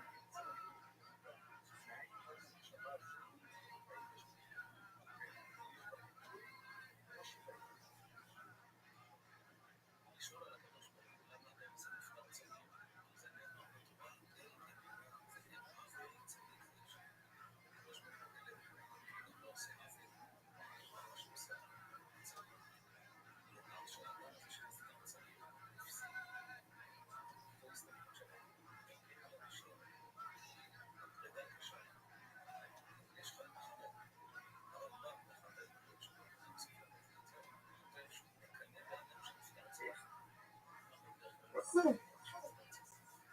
I did not know y'all had a bike truck. So, a bike truck you had there.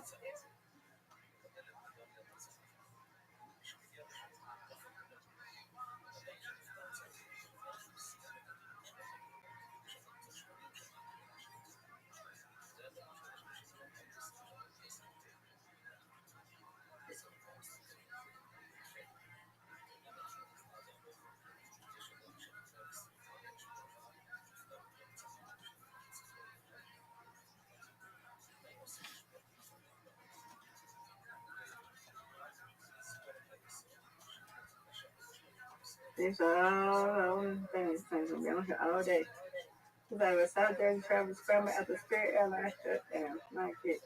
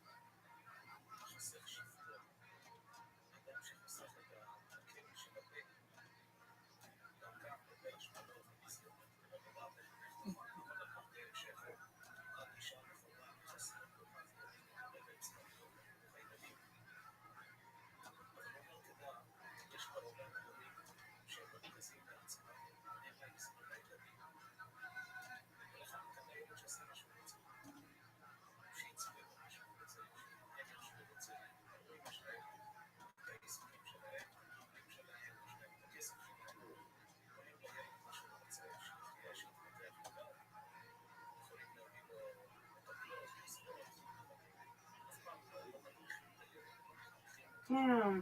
You're crazy. Oh, what the hell? He's in it. Ah. Great horse. Look at him.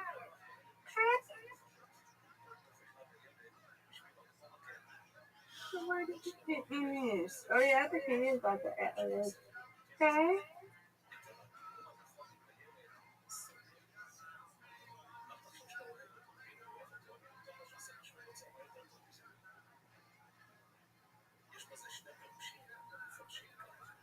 Look at him. Yep, she was not lying. Yep. Great fortune. Okay. What am I supposed to be looking at? No, I'm saying I had looked at through the Michael cast, and her son is in it. Oh, very My cool. friend. Yeah. Uh-huh. I found them. Yep. Oh my gosh.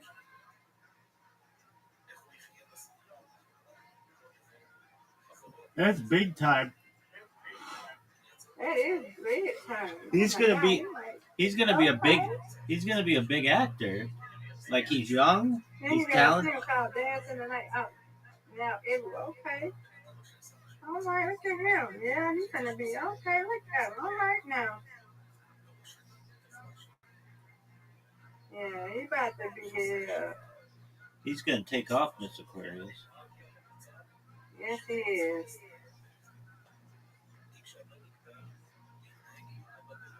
Kind of okay.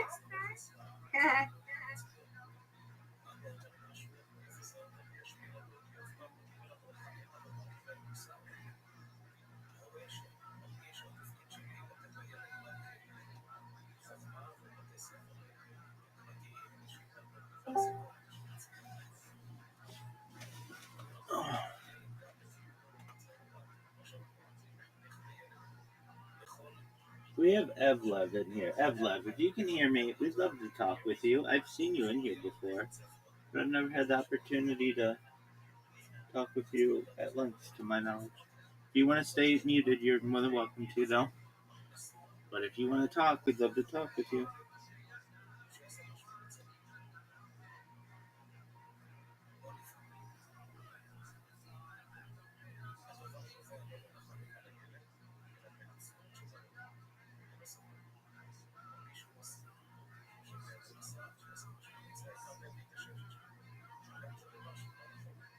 Look at that. That's cool. Wow.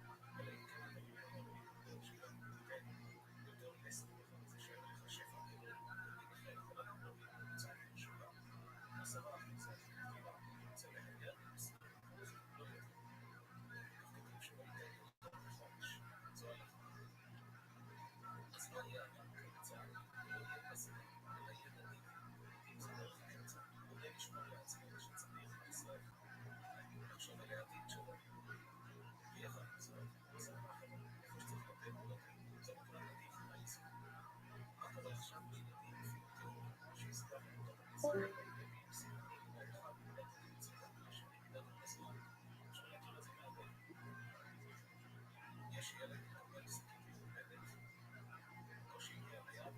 Okay. Okay.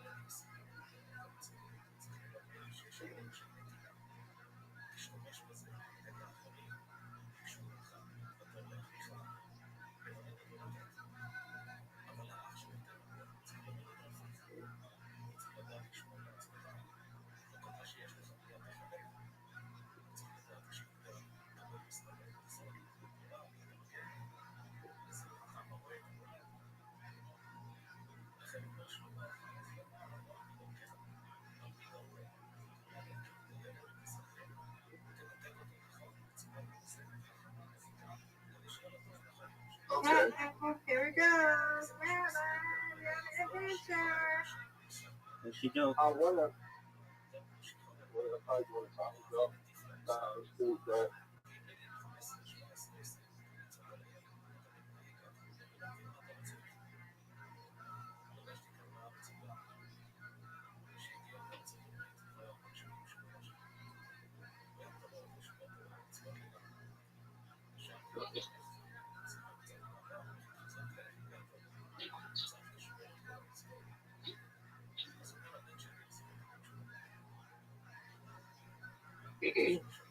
like outside of coffee set up something like espressos on WhatsApp for like the past couple of weeks.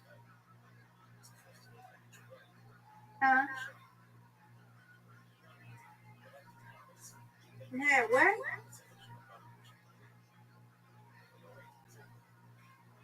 Jason, you said something about the past couple of weeks. Think he's on mute. Yeah, no, I said I don't know if you saw like I had job.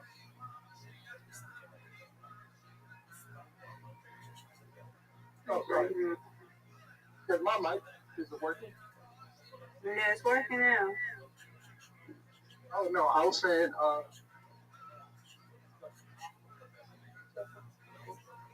Yeah, it's going in and out, ain't it, Rabbi? Yes, ma'am.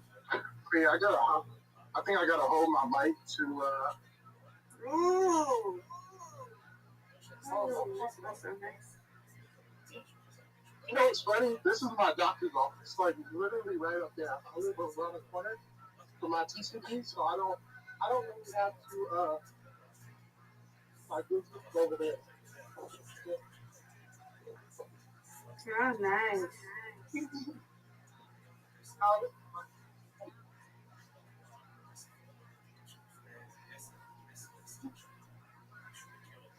And so like a lot of compared to like a lot of places out here in LA. Oh, yes. Ooh. You want to go. You look like all the tourists over there, huh? Yeah, it's busy. It looks like it's all the tourists is over there. Where you at? I don't think like this. But if I were to show you, it would be more crowded. That look like where the Rothschild was at. Marathon. Yeah, it looks similar. Yeah, the marathon. Yeah, it looks similar. It looks like Marathon over there, yeah. Yeah, these are called strip malls. So we have a lot of these out here already. A lot of strip malls. We have a couple that literally don't. It's like the Mexican and the coffee shop. Mm-hmm. Wow. Nice. We have a lot of businesses and all that. Marathon. It was right over there, but it's not. It just look like a lot of tourists over there. No, I think you were like just born like coming from work. Okay. I think go to the school before I play. I probably catch you do work. But what I think I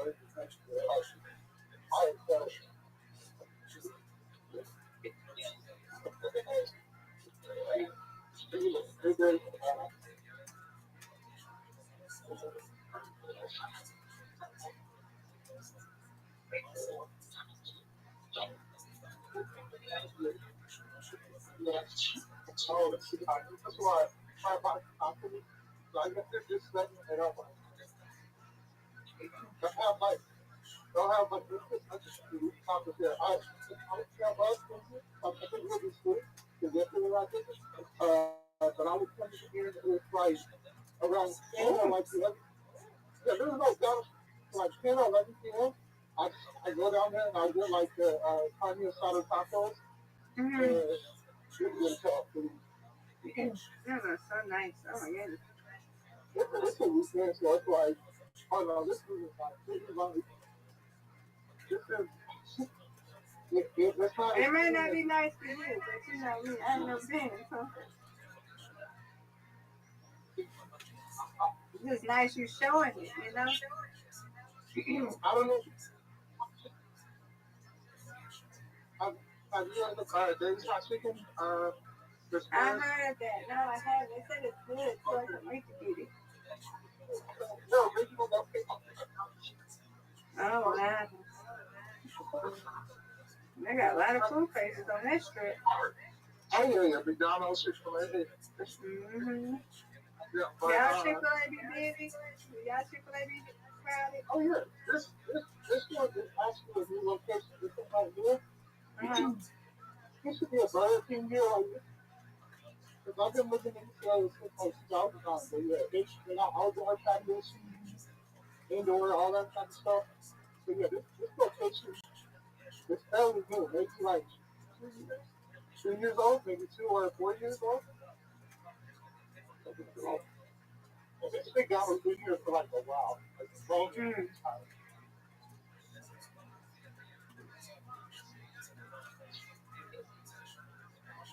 Something tells me I should just get a taco instead of going to Taco Bell, but I don't know what I want to do. It's up to you. Yeah, that, yeah, that's another thing I heard about getting food, like like outside or like ordering online. There's like so many choices, so I have to like decide. But yeah, hopefully if they have like horchata, then I might get that treat. You know what I'm Where saying? you going? I thought you were going to the Yoshi. I was, but man, I don't want like they don't have any good on Saturdays. Yeah, Oh, okay. overhead. There's all taco trucks too. There's literally Oh, like wow. Look. Okay. yeah, the whole and I'm being picky. Oh, there's Dave Hot Chicken right there. Dave Hot Chicken. That's Okay. there. Listen. Okay. Yeah. We got one. We got some food. Yeah. I think we got a day's hot chicken. Yeah. They used to have a lot of lines lined up over there, but they have other locations now. I don't know. Yeah. Mm. I don't know much about like the. I don't know too much about the LA, the LA like Dave's Hot Chicken, like the other locations. But they do have like other. I think other ones are like the part of the city. But Dave's Hot Chicken. Okay, we do have it. Yeah, I might do that. But they not close by in my area, but we do have them. Yeah, they open like some other states, cities. No, they're not close by in my area, but I ain't go. I think they were close by my uncle. Yeah, I'm kind of fried.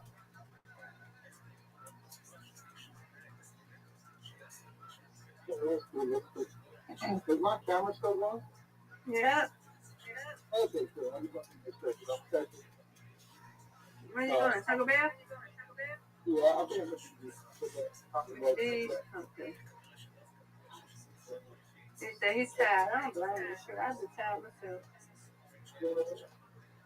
Okay. I remember we ain't never had no mobile thing. Yeah, I'm getting no McDonald's. Man, y'all go to the drive-thru.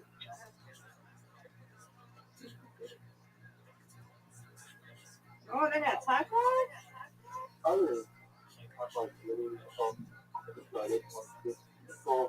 You at McDonald's or like this? Okay, that's what I thought. I said McDonald's. Okay. Oh,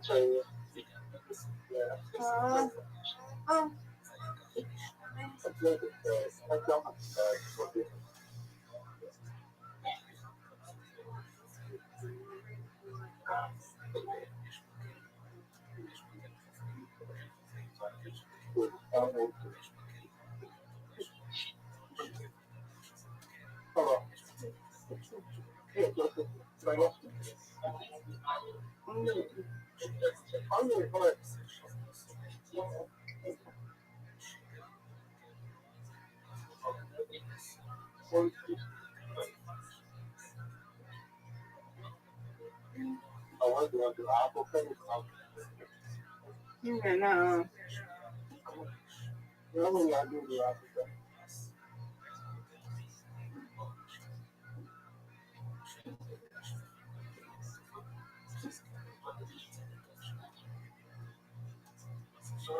That's what I'm down for right now. So, you know, open it back up, we go outside.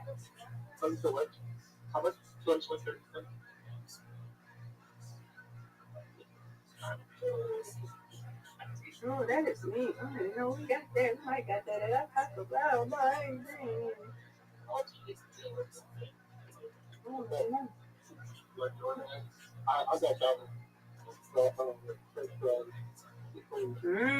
Very good.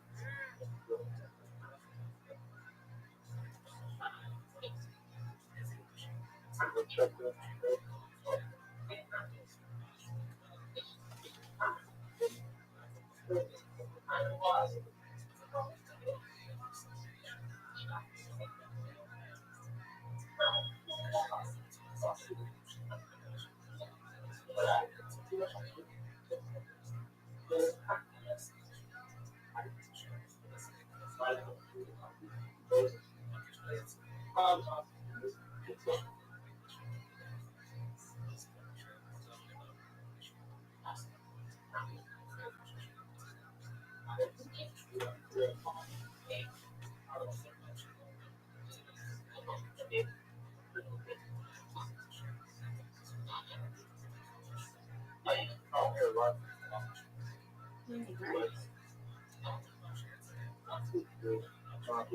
Yeah.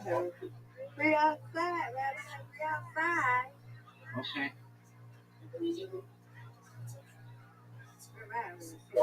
He's in California. I'm not. So it's exciting to me.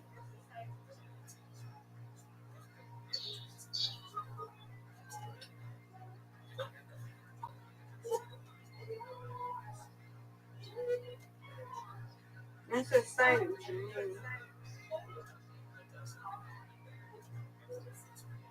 Oh, JC done changed up on his profile with you.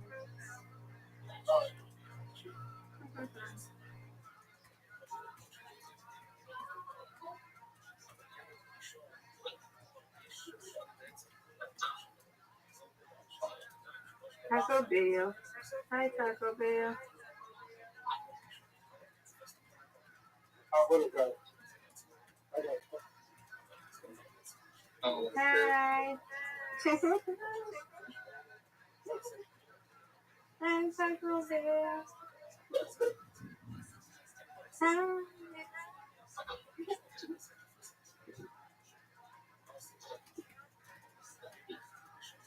Taco Bell.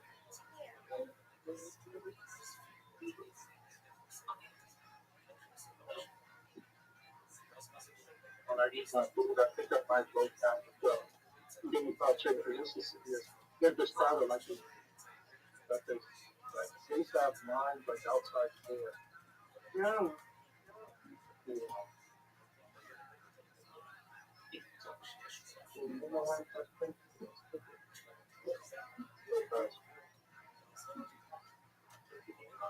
What is that you had? What is that? You maybe I tried it. Oh, I got you. See if I see it.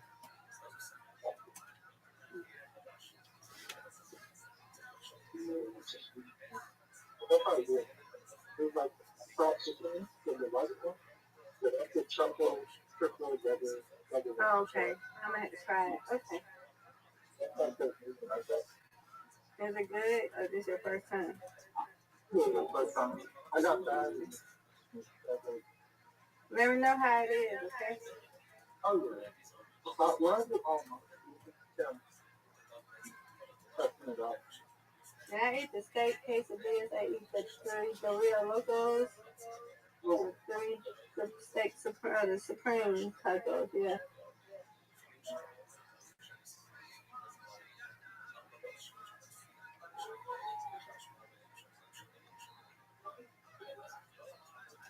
Just had tacos the other day. Oh, that's nice.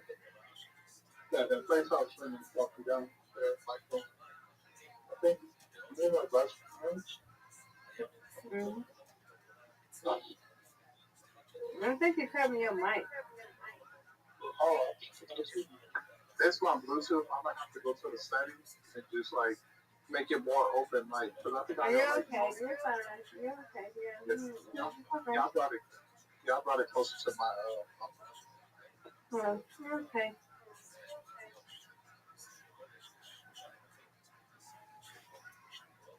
No, we ain't got to see it. We're looking at his receipt. Oh, there we go. That's fine. I just don't want you to put your banking information and not, how much we don't need to know out there. I always have all. Okay, just letting you know. Yeah, it's my mic fine now. Yeah.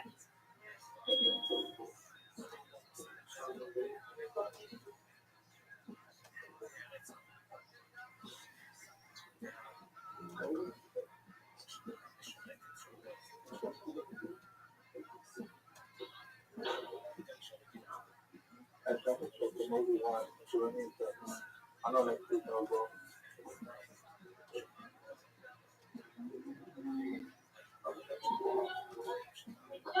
Yeah, bro, spicy, right? Thank you.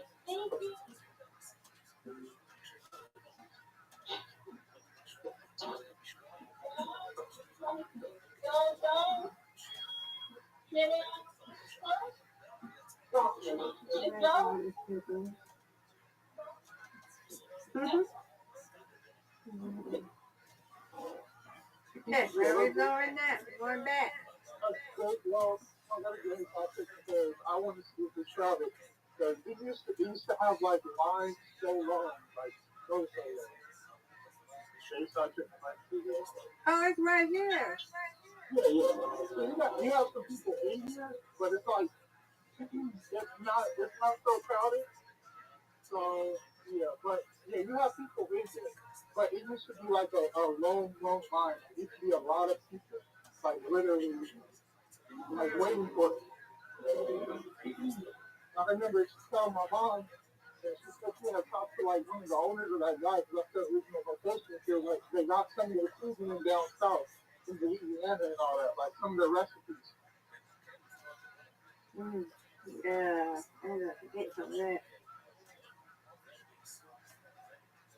Yeah, Stacey had ever had Dave's hot chicken.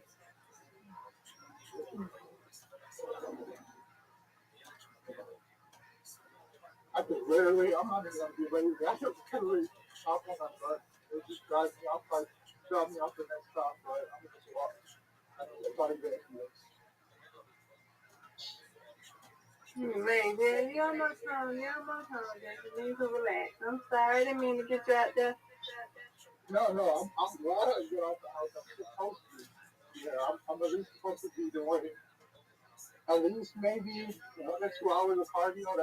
That's like that's a lot less than I used to do last year.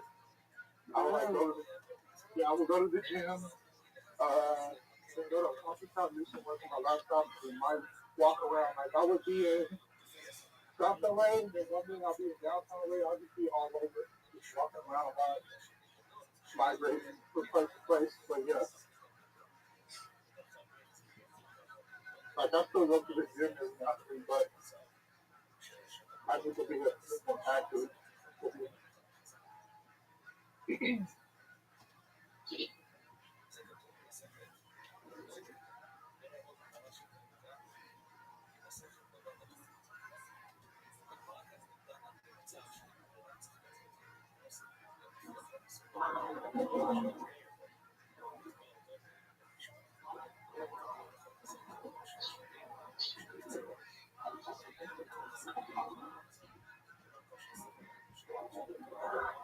Oh, yeah.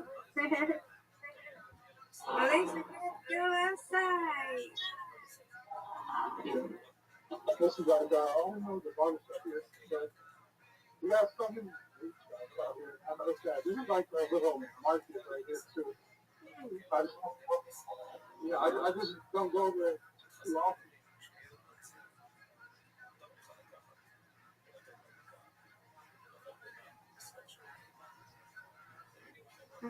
I know, there's a lot of people over here thinking it's tourists.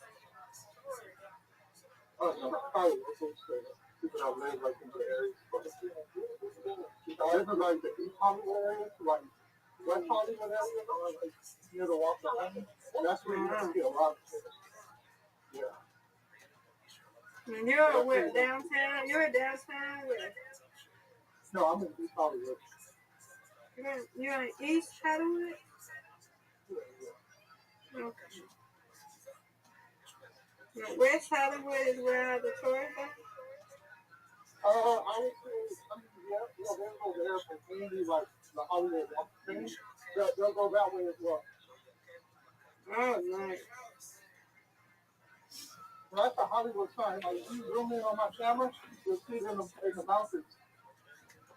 Mount Lee. Oh, nice. Have you ever climbed that, J-Ski? Oh, no. The closest I will ever go is the Griffith Park. To go to the Griffith Park. That's probably the closest I'm ever going to get to that. I don't know if I want to hike the Hollywood Giant Trail. A few years ago, I did it, and at the top, nobody spoke English. Everybody was from a different country. You know what's funny?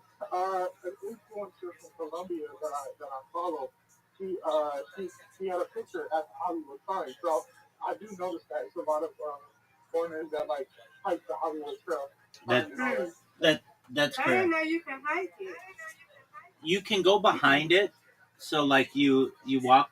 It's like a 3-mile walk all uphill or so, and then you go behind it, and so you actually see the letters from behind. Oh, nice.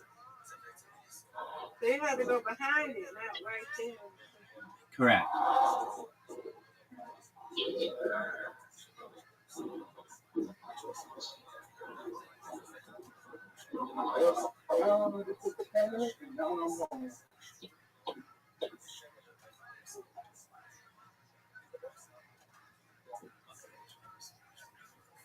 Yeah, there's like there's pretty much a lot of churches. I mean, this is like the church that I hear, but like they just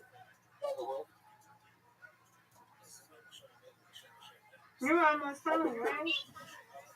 yeah. My apartment's right here. I think I'll probably move maybe next year or the year after. Like the that, I might maybe, but it's not so. Like, Okay. Right, we had a good Field thank trip. you, JC. oh yeah, I'll definitely be in when I go like other places. Yeah, please. Oh, you know what? I might be in the area. I think you say you want to see the marathon store. If I'm in the Yeah, area, the I'll marathon store. I think it's Marathon close. is closed though. Yeah. Yeah, because the mall I'm going to is right near there. So and I'm gonna go there for like go to the movies. Probably Monday. Okay.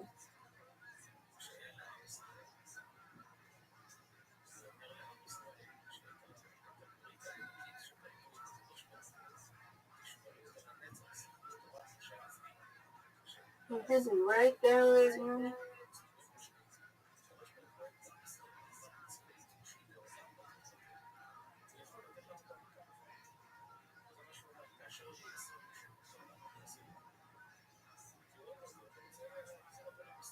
Let's see for some.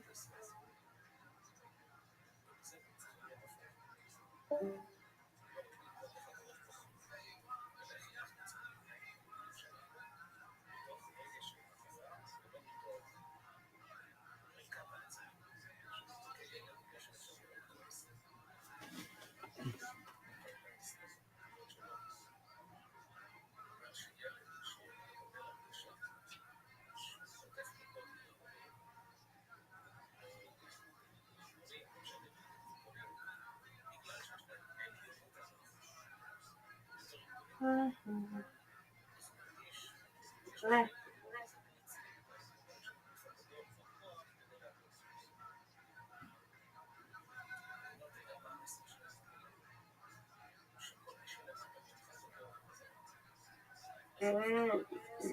Load this stuff. Load it there. Ah. Load it up.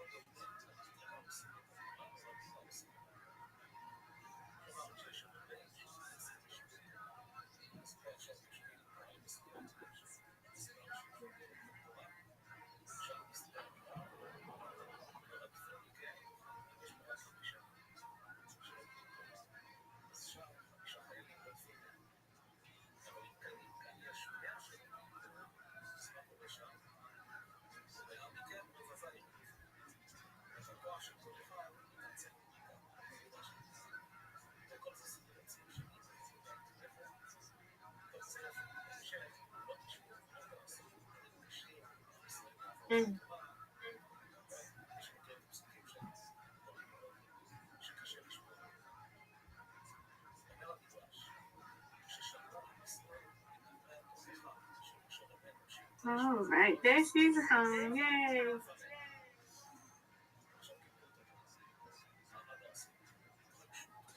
I was about to eat. Go and eat. Enjoy your food.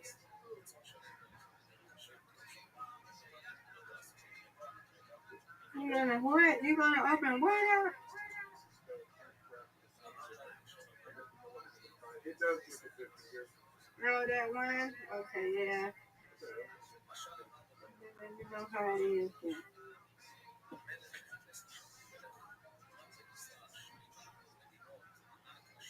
Okay. I mean, say good. It tastes like the same. It's just more meat in here and an extra like tostada or French or whatever. Okay. It's all right. Yeah, it's good. All right. Now I gotta find a movie to watch. Okay, go ahead and eat. And this one, thank you for taking us on Oh yeah. the journey. Cause, yeah, let me know next time you go out. Yeah. Yeah. I'll be right back. Okay. I'm about to go on myself and put myself in some good bed. All right. Right here. Okay, Rabbi. Sweet dreams to you, God willing. God willing, I'm so glad they. All right. Have a good night's sleep. I will. You too. I'll do my sleep stream, but it'll come. I'm coming on your sleep stream whenever you do it. Okay. Okay. All right.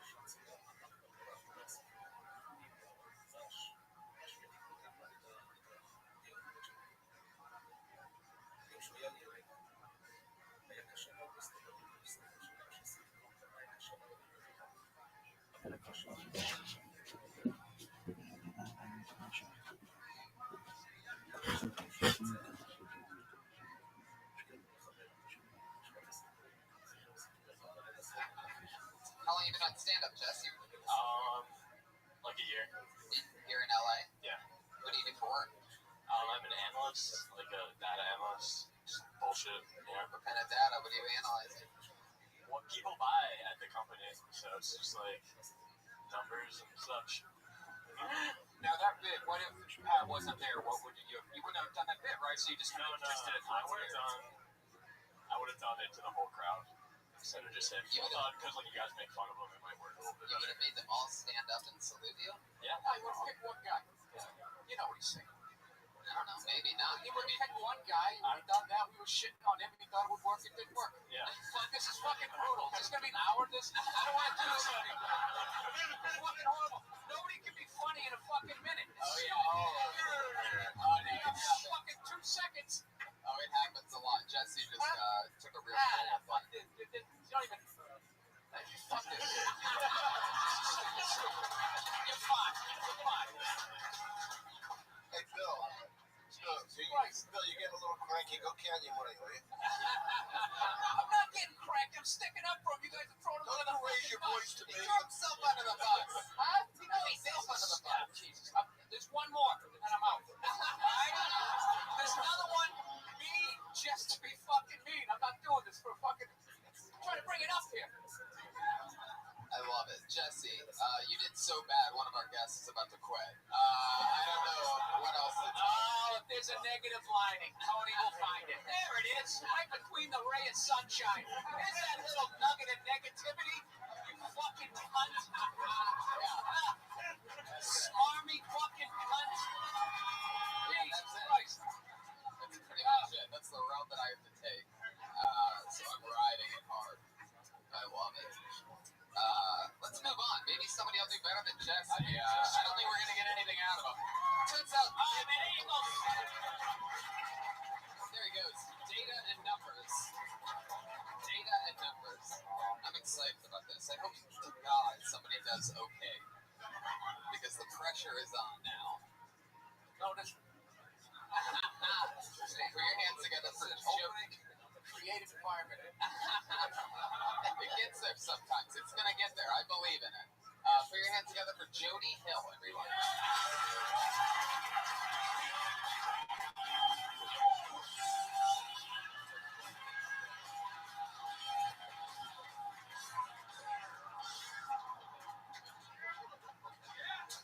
Guys, I really hate to brag, but I've got a friend with a big old dick. Like, I haven't seen it yet, but, like, he's never not talking about it. I asked him the other day if he was going to do his taxes. He's like, no, man, that's some little dick shit. It's like, no, you should do your taxes. It's pretty important.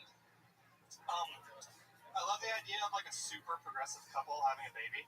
And they're, like, in the doctor's office, and the doctor's like, it's a boy. And they're like, actually, that's up to him. That's not your choice to make.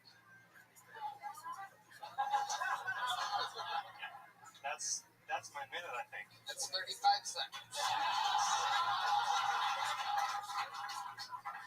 You want to just pretend like it's a minute? Okay. That's Jody Hill, everyone.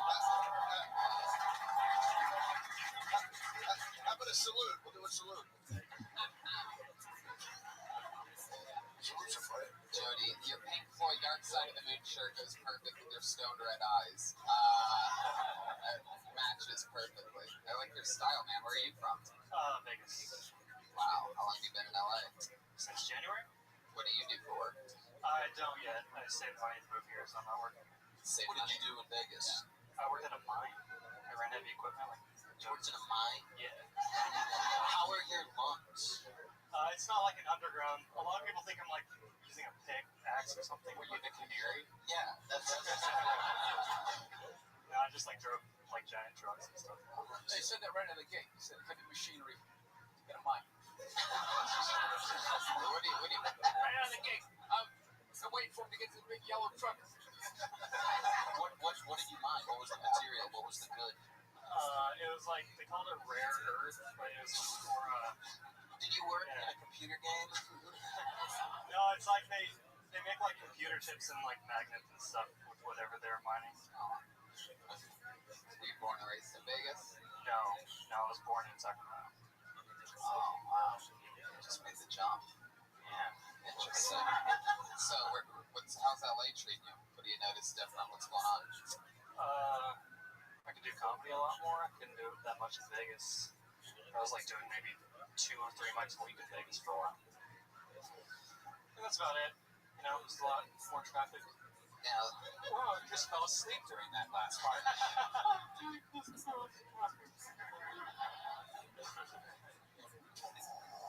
Now, do you normally go less than your time? Like, what are the types of things do you normally talk about?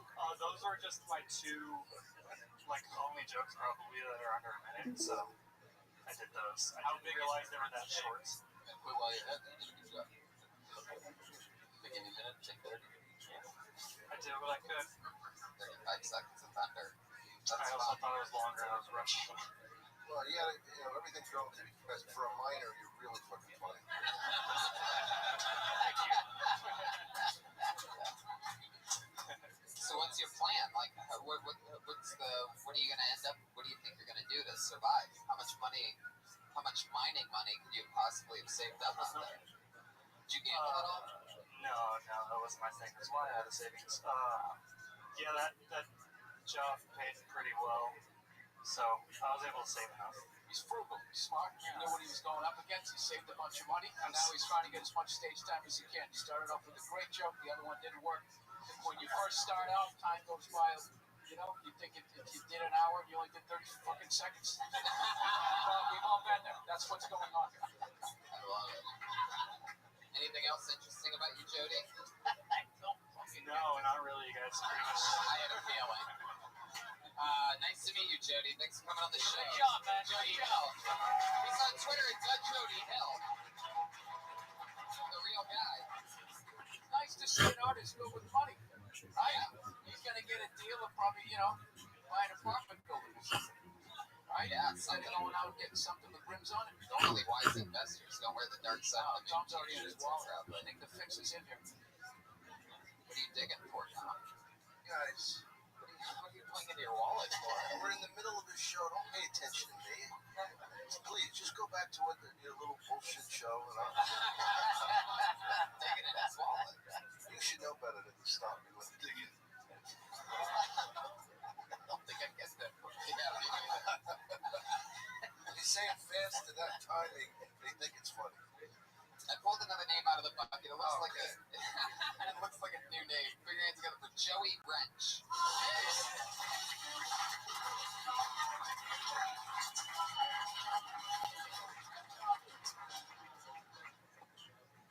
So, I'm at an interesting time in my life. I thought I'd be manlier at this point. Like, I eat a lot of meat in my diet.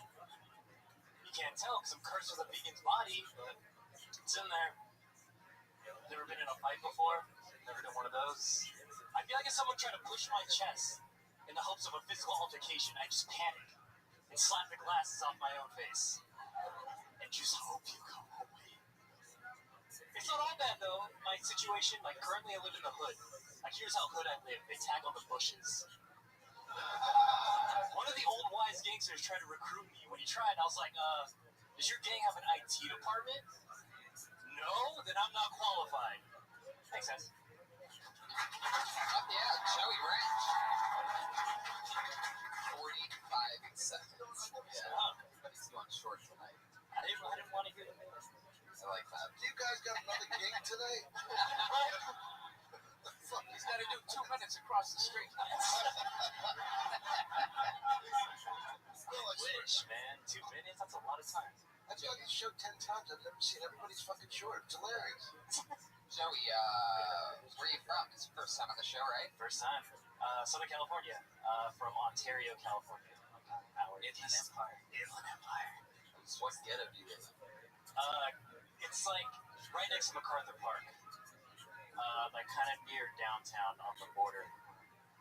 All the Skid Row-ish. Do you ever feel friendly? Can somebody hang No, I don't. No one messes with me. It's kind of nice. I was just gonna. If anybody has a noose, I'd like it. Fucking hang myself during this interview. You still live out there? Yeah. It's great. That's a rolling drive in traffic. It is. Yeah, it's right next to the 101 and the 10, and it's terrible. Yeah. Party. So what do you do out there? How are you surviving? I work for a staffing company. It's like that temp. How old are you? 26. What have you been doing? Before that, I worked in the medical field. Yeah. Again, We like this. You're all set. You can play high school for like the next 5 years. You can play high school. Yeah. Get an agent, dude, because you're smarter than the 16-year-olds going out for this shit that aren't paying attention. For you, it's real. You look young. You lace it. I have no contacts. I don't know where to get you from there. But that's the starting point. You said I look young, so that made my night. Yeah. You're also very cute. I'm also very cute. You're adorable. See adorable? I like the hesitation. You're not funny, but you're cute. So that's fun. Like, what kind of temping do you do? Anything? Basically, I'm just like a personal shopper. I hang out in a grocery store and I buy food. Yeah. It's like, and people complain about their day jobs. I can't because I hang out in like a Whole Foods. What do you do to stay sane living in Ontario? Because I was just there on Friday. I did shows there. I drive out there. I always just talk to them about how there's nothing there. There is nothing there. All you do is like hang out at the local mall and drink at a TGI Fridays. That's what you do. Period. You could do a TGI Fridays campaign. You could get the excited kid out of high school. What nationality are you? You seem sort of like a... Irish, German, and Filipino. Wow. Yeah. It's an interesting combo. Super. My clients think that's sexy. Oh, wow. Out of nowhere. Look at that. I didn't even see him whispering to the lawyer's ear on that one. I just feel like they have a real connection. Do you need an attorney? Sorry. When you're a personal shopper, you get to use your own cards, like your own rewards cards and shit like that. Nope, no cards. I know, that's what I said. Huh. Yeah. You get food from people, and then when they come down, you hand it to them? Or No, like a driver comes and I hand it off to them. And then it's not my problem So anymore. Whole Foods doesn't have their own employees. They hire a temp agency to bring you in to get the stuff off the shelves. It's the American dream. I get a check, man. That's all I'm worried about. my clients interested if this Gilbert advice was convenient. Yeah, I would just say slow down a little bit. Okay. Slow down a little bit.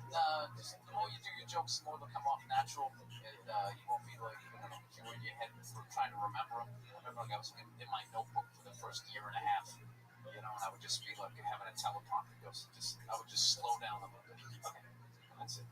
It's not a threat. It's just just made me feel bad. Thank you, Bill. No worries. Anything for Joey Gum? Well, if he slows down, then you'll have a whole minute.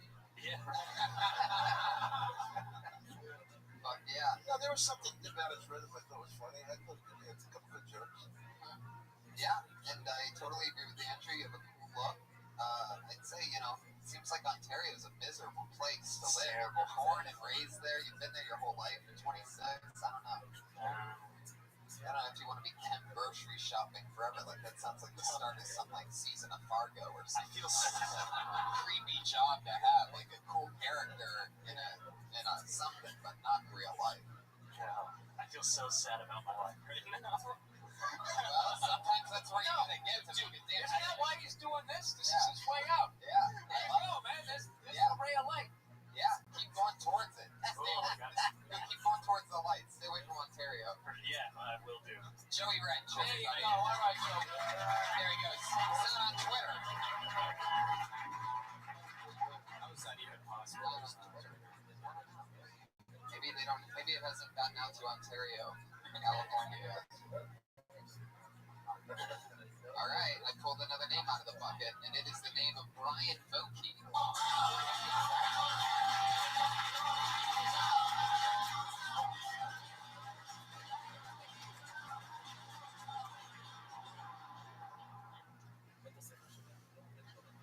I had to go to court a couple months back.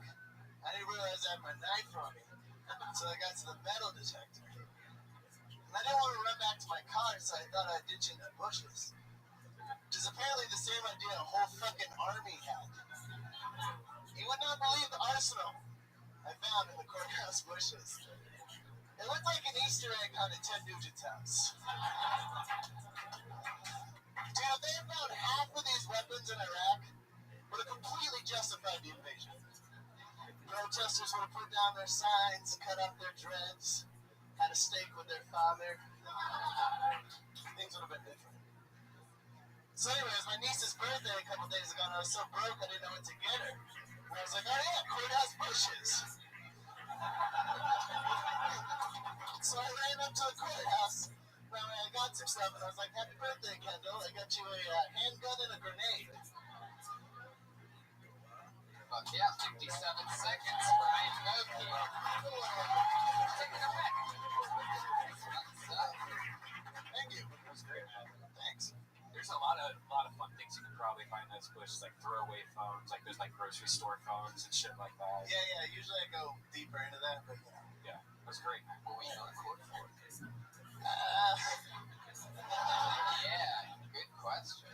You know, sometimes when you're hard up on money, you lie and say you're homeless when you're not on food stamps, and then you get fraud. Yeah, you mean they investigated you collecting change with food stamps?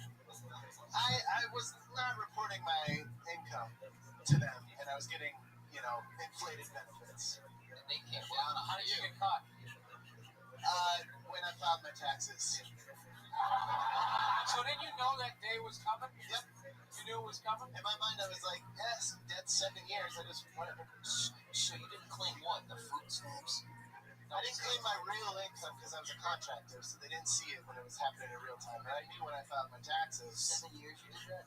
I'd like to remind everyone to file their taxes. Thank you, Pat's lawyer. That's a very good point. Listen, I knew what was happening, but debt's not real. I don't believe in it. So I accumulate some debt and I move on. Was it? April 15th coming up. I mean, you knew it was gonna be. You Yeah. knew it was gonna happen. Like, how many cans of I'm not asking you to feel spaghettios sorry for did me. you stockpile until? Like, I mean, did you at least use? Oh, I was eating organic beef and shit. Aren't there bigger fish to fry? Like, what's the government? This dude's a fucking psycho, man. This guy is gonna get his own show, and he's gonna be a fucking lunatic. Like, he has no remorse, no guilt, no fucking responsibility for your own actions. You're a fucking dirtbag. Fucking dirtbag. Wow. God help this guy when he gets some fucking power in the world. It's bad. So what did you get? What did the court give you? Some, what's it called? Garnished wages. Oh, that's it? Did you get any, like, No, I didn't get charged. No. I would have given 15 Did to you life. walk in with this attitude? Hey, yeah, whatever. Fucking Kobe beef every night. I knew you were gonna put me in jail. What do you got? What am I doing? 3 days, 3 years? I don't give a fuck. It's not real to me, anyways. You guys are all a cartoon in my head. Can I fuck your daughter? Right? This dude is a lunatic. What happened to the nice guy thing? No, I'm nice to nice people. This guy, he cost us all money here, young man. I'm also a veteran of the United States Army, so I'm Suck it, academic. You didn't study in high school. You were a veteran. What the fuck did you do? What did you do? Well, I did military intelligence. What did you do? Military You intelligence. did military time? I don't Yeah. believe you. 25 Romeo. 25 Romeo. I got him look at it. 25 Romeo, Yeah. Alpha Bravo. Are you just saying letters now? Well, that's all you could be doing. Yeah, but I know what I'm talking about. I don't know. Do you? Yes! I want to see your tax return. Hey, I'm an astronaut. Fucking 3, 2, 1 blast off.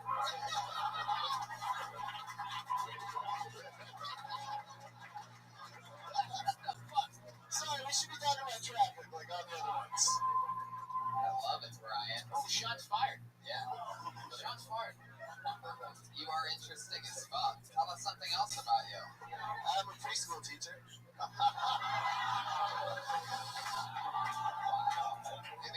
I can't believe you're the only one on the show so far that's been employed by an actual. It's insanity. Preschool teacher that got arrested for food I stamps. didn't get arrested. There was no, you just get a letter and then you show up to a court date. It's not a big deal. You were scamming the. Alright. Wow. I was hungry, dog. Do you take the knife to the preschool She had a class? job. Yeah. Do you throw your knife in the bush outside the preschool that you work at? No. Wow, man, that's some interesting shit. So, how long you been preschool teaching for? 7 years.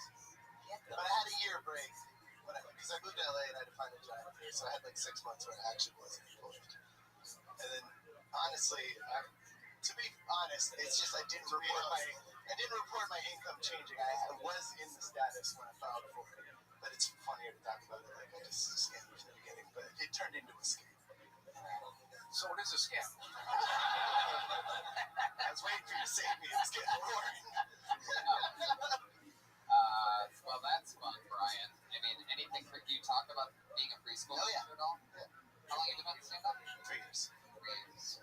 Basically, where you're from? Oh, Oakland, California. Wow. How's that? It's nice. Tough neighborhood? Yeah. I was living in, I'm from Atlanta, but I lived in Oakland for 9 years. Yeah, most of Oakland.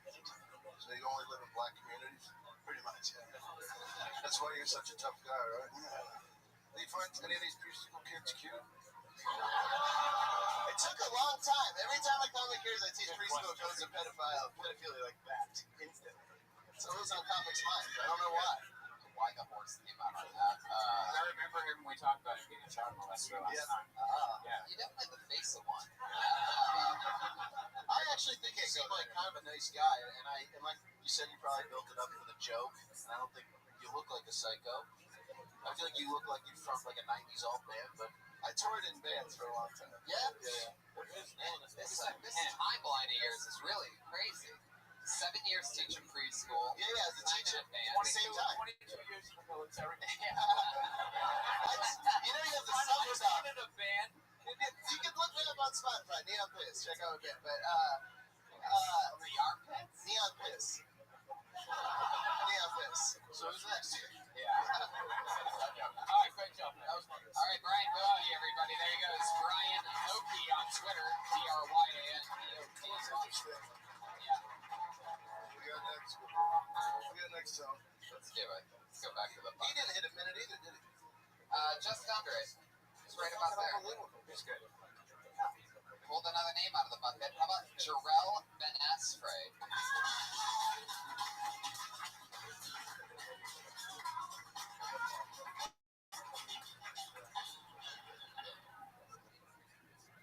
Hey, you guys thought I was gonna be black before I got up here, huh? If I had one wish, I wish I was black from the waist down. Not the size, but the color. Because you know what they say, the blacker the berry, the sweeter the juice. My egg roll's more of a sweet and sour right now. And I know what you're thinking. Why would you waste one wish for, like, tasty black testicles? If you add the word black to it, you can add on to the wish, man. There's loopholes. Like, I wish I had tasty black testicles, but I had the power to fly. But I had the power to time travel, fucking, I don't know. That's all I got. Fuck yeah, 39 seconds of Jarrell Ben Asfrey. Fuck yeah. How's it going, Jarrell? Pretty good. How long have you been on stand-up? This is like my 5th time. 5th time ever. That's Yeah. fun. How long ago did you start? Like a month ago. A month ago. All right. How's it been going for you? I fucking bombed downstairs. But, And that was tonight? Is that your first time going up to the Comedy Store? Fuck yeah. I thought we were upstairs. Yeah. Just kidding. I'm sorry, Bill. You know what's good though? You know what's good is you have a concept of there are those maniacs that are just like, dude, I killed him, rushing in, they're talking about me, and you're sitting there going like, dude, you fucking ate it. I would kill myself if I was sitting like that, you know? They totally think that, so it's good. Did you talk about the same, like, your delicious black dick downstairs? yeah. That is an interesting approach that you have. I mean, you call black balls tasty at one point, and it's like, well, how did, like, what does that, why that word? Why tasty?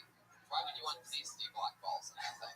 Have you ever had them in your mouth before? Are they tasty? Is that an Adjectives are the least of your concern on your 5th time doing stand-up. It's like, what jacket am I going to wear? Yeah, that's pretty What are you much. supposed to say, revolting black balls? Well, I mean, I don't know.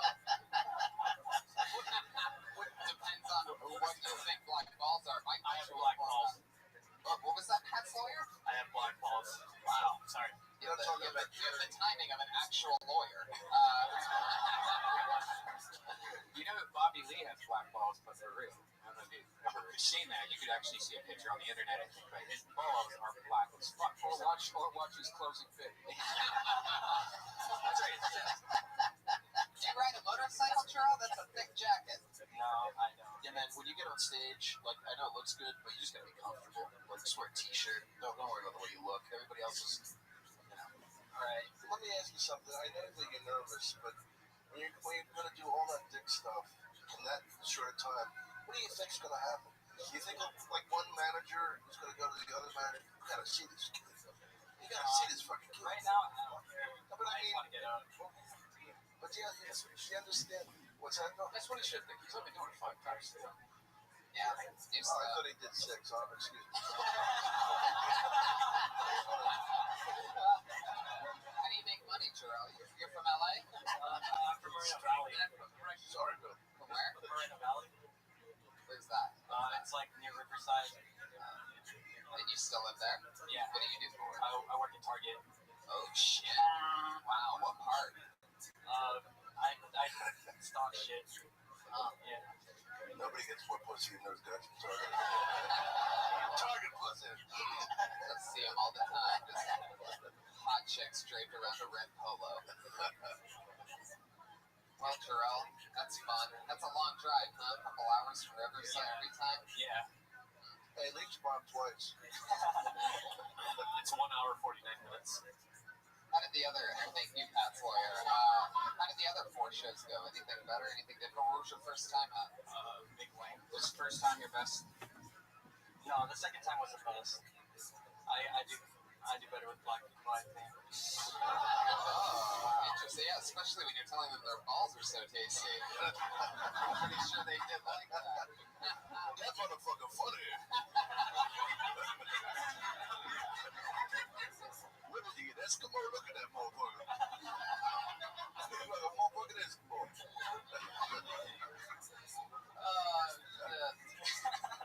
Have you no motorcycle at all? Nothing at all. I know how to ride. Do you want one? Yeah. Well, we're giving away a motorcycle today, and what's this Twitter handle that you have here? Is that a Twitter handle? No, I don't want to. You're a dick. That's a dick. Oh, okay. I'm very naive to these things. I actually thought That's how you draw a dick on the keyboard. So Jarrell, like, what are some of your favorite things? What's your goal? You know what I mean? Other than to just do spots. Any other big ideas or anything? But I'm going to school. What are you going to school for? Theater.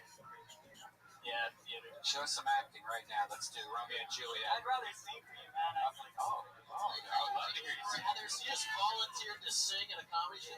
Yeah, this is like Manny Pacquiao on Kimmel. Do we get to pick the song? I don't know, man. What nationality are you? Filipino. This is Filipino night on Kill Tony, by the way. Even the white guys are like, yeah, 10% Filipino. All right, what do you want to sing? All songs on you, cause that dance like naked. Oh, it's almost like sexy. Oh, yeah. Yeah, ooh, I like it. You know I can't deny it, but I know you could tell I'm excited. Oh, girl. Okay. All right. I'm pretty sure.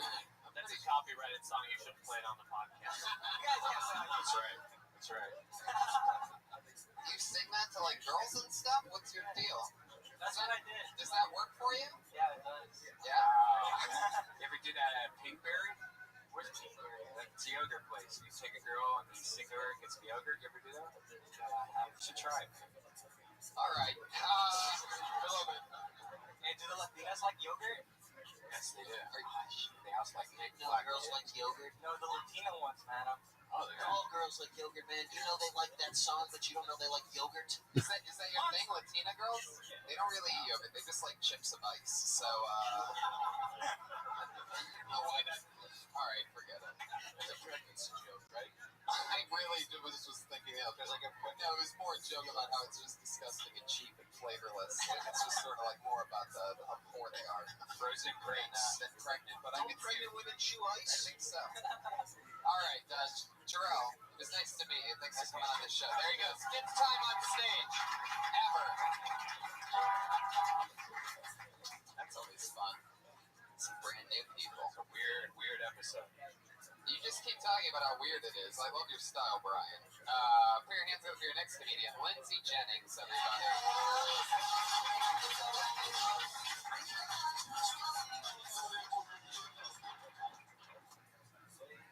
I recently learned that they're now using aborted baby fetuses for stem cell research.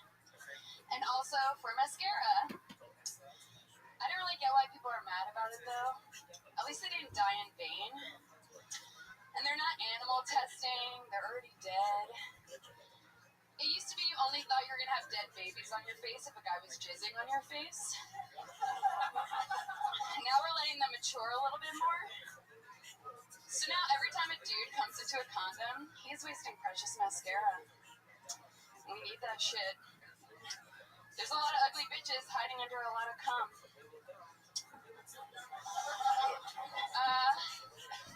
I actually had a pregnancy scare myself recently, and I was like, fuck, dude, if I'm pregnant, I'm gonna fucking kill myself.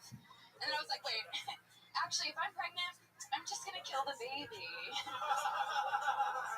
Luckily, I didn't have to do either, because he didn't exist. And that's that. Thank you, guys. That's it. Lindsay Jennings. First one to be your time tonight. Dinner time. Very, very I just want to make it uplifting. to the cat noise. Yeah. Nailed it. How's it going, Lindsay? You've been on the show a few times. Yeah, I got up last week, so I wasn't expecting to get up this week. But I'm stoked. You're amazing, so thank you for being here. Thank you. Sorry, Tom. Enjoy this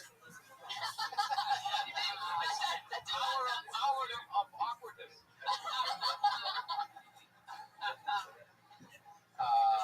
So, Lindsay, that's fun. Did you really almost have a pregnancy scare? not really. Just like, I'm off birth control, so, and then, woo! Yeah, that's dangerous. Why do you apply for that? Because birth control makes women crazy, man. It's good to see like their normal self, their normal Is that true? hormones and stuff. It is true that some girls have like a reaction.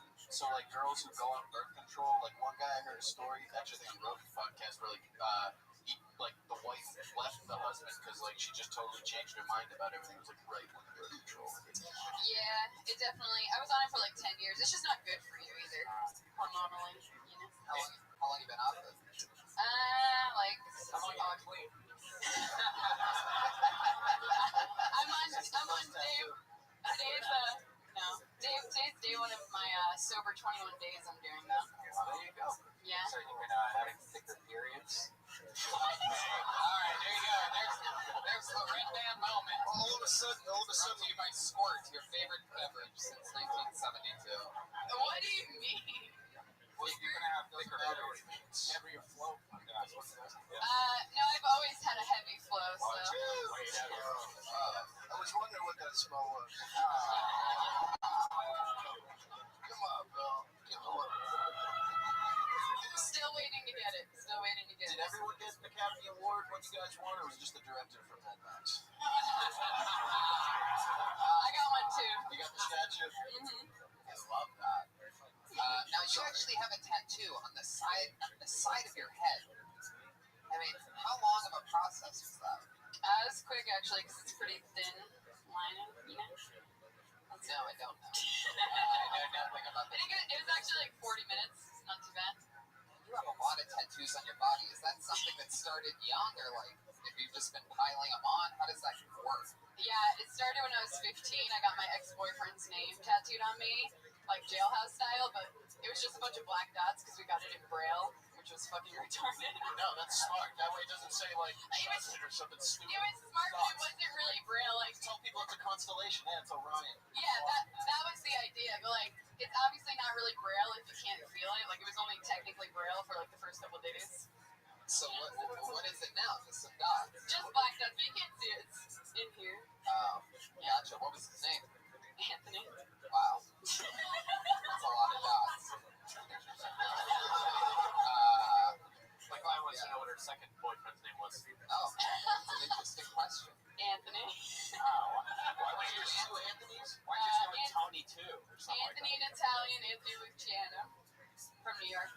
know what I'm saying? Say their addresses too. This is not broadcaster. That's fun, Lindsay. And what do you do for work again? I work at a weed shop. Oh, yeah, that's right. You're kidding. Stop it. No way. What? And you've smoked pot for how long? And you're day 2 of no pot. Day 1, 12 years. Any withdrawals? No, today I've been like, but it's like you get rid of one vice and you fill it with another. So I already had like 4 iced coffees today. So I'm like, Oh, that's what we call Journey it. for one pot. Ooh, what a bad girl. Ooh, nice coffee. I'm You're hyped. going to be really nervous tonight. I would like to go on the road with you. On the road with me? Not as a stand-up, just Oh, that's fun. Anything crazy happen at the pot store or in life? Anything like that lately? It's last week. Yes, it's a week ago. I got Chucky on my shoulder. That's something. Oh, wow. What made you get Chucky? Because I was afraid of him when I was a child, like terribly afraid. So it's like overcoming your fears, you know? Yeah. I was afraid. Just like not watch the movie. It's too late. Were you in that movie? Yeah. I didn't look like Chucky. Yes, I did. It's actually Filbert. Just a bad drawing. Slow. What sucks is that's the moment that you're going to remember out of this whole thing is the Chucky Bill Burr joke that didn't work. Lindsay, yeah, that is an interesting thing. Like, I've always looked at tattoos. I once had a buddy that got a tattoo a few years ago because he had, like, this horrible year or whatever. And it's like, grandma died, all this stuff that never really seemed like that big of a deal to me. But he went and he got a tattoo. Somebody else's grandma. Yeah, well, I mean, he went and got a tattoo on his leg that said, like, forget, I can't remember what year it was, like, forget 2007 or something. It's like you're never gonna fucking forget that year now. What an idiot, right? I totally cut him off from being friends with me after he got the tattoo, pretty much only for that reason. But, I don't know what I'm getting at. I would love to. I know what you're getting at. You might as well remember 2007 when your grandmother fucking died and you were exactly. all written down there. It's just say forget. I mean, that's it. It's anyway. See, I would love to see you do, and I'm not conservative about material at all, but you went so mean and so like with the babies and the mascara and everything was like, being on the edge of outrageousness does not make it funny. And I know you can be funny, and I saw your stage presence, but I think you're trying too hard to be way out there. Like people are going, I can't believe she fucking said that, but they're not laughing. You know what I mean? The key to comedy is to get them actually laughing. I think you can do it, but I just think you need a completely new act. Thanks. I did better last week, just saying. All right, there you go. Lindsay Jennings, everybody. Lindsay Jennings is on Twitter at Lindsay Jennings with a Z at the end instead of an S. Lindsay Jennings. One thing that I always ask guests when it's their first time on, like we saw Jor-El, that was his 5th time ever on stage.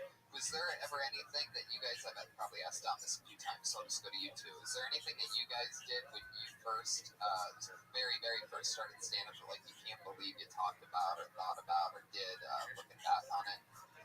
Yeah, probably everything I was doing. I just more like, I watched a VHS tape of myself way back in the day, like 5 years ago, and I couldn't believe just how fucking, just horrific. I remember I was afraid to take the mic out of the mic stand because I thought the cord was going to come out. And I was standing there and I was doing my jokes. For some reason, I remember how Donald Trump used to go, "You're fired." For some reason, I was telling my jokes and I was just doing this. For me, it wasn't even what I was talking. Because if you're doing it that little amount of time, you really can't criticize 5 years ago? Somebody's act. 5 years ago, Bill? 5 years ago, what? You were doing that? No. I was saying I watched the tape. Oh, okay. Because fucking 5 years ago, you were fucking great already. Yeah, because I switched to this. Oh. I was doing it like that. No, I just meant the big thing for me was just getting comfortable. I would go way too fast, and then when I took the mic out of the mic stand, I would just pace like crazily to the point I was like sweating, and my movement had nothing to do with what I was talking about. I can't believe I got any laughs whatsoever. So I don't remember the jokes. out of the horror of what I was talking about. I would move the mic stand up and down so much that people weren't even paying attention to me. They're just watching me, like hypnotizing them with this thing going forward and backward, like I was shifting. I was like, and finally I just said, what am I doing? Yeah. My first set was on the Tonight Show. And he brings everybody. I remember something that I thought was very funny looking back. I was doing stand-up, and it was the first time I ever did it in front of my family. My cousin Johnny was fucking crazy, and guys weren't laughing, and he got in a fight with them.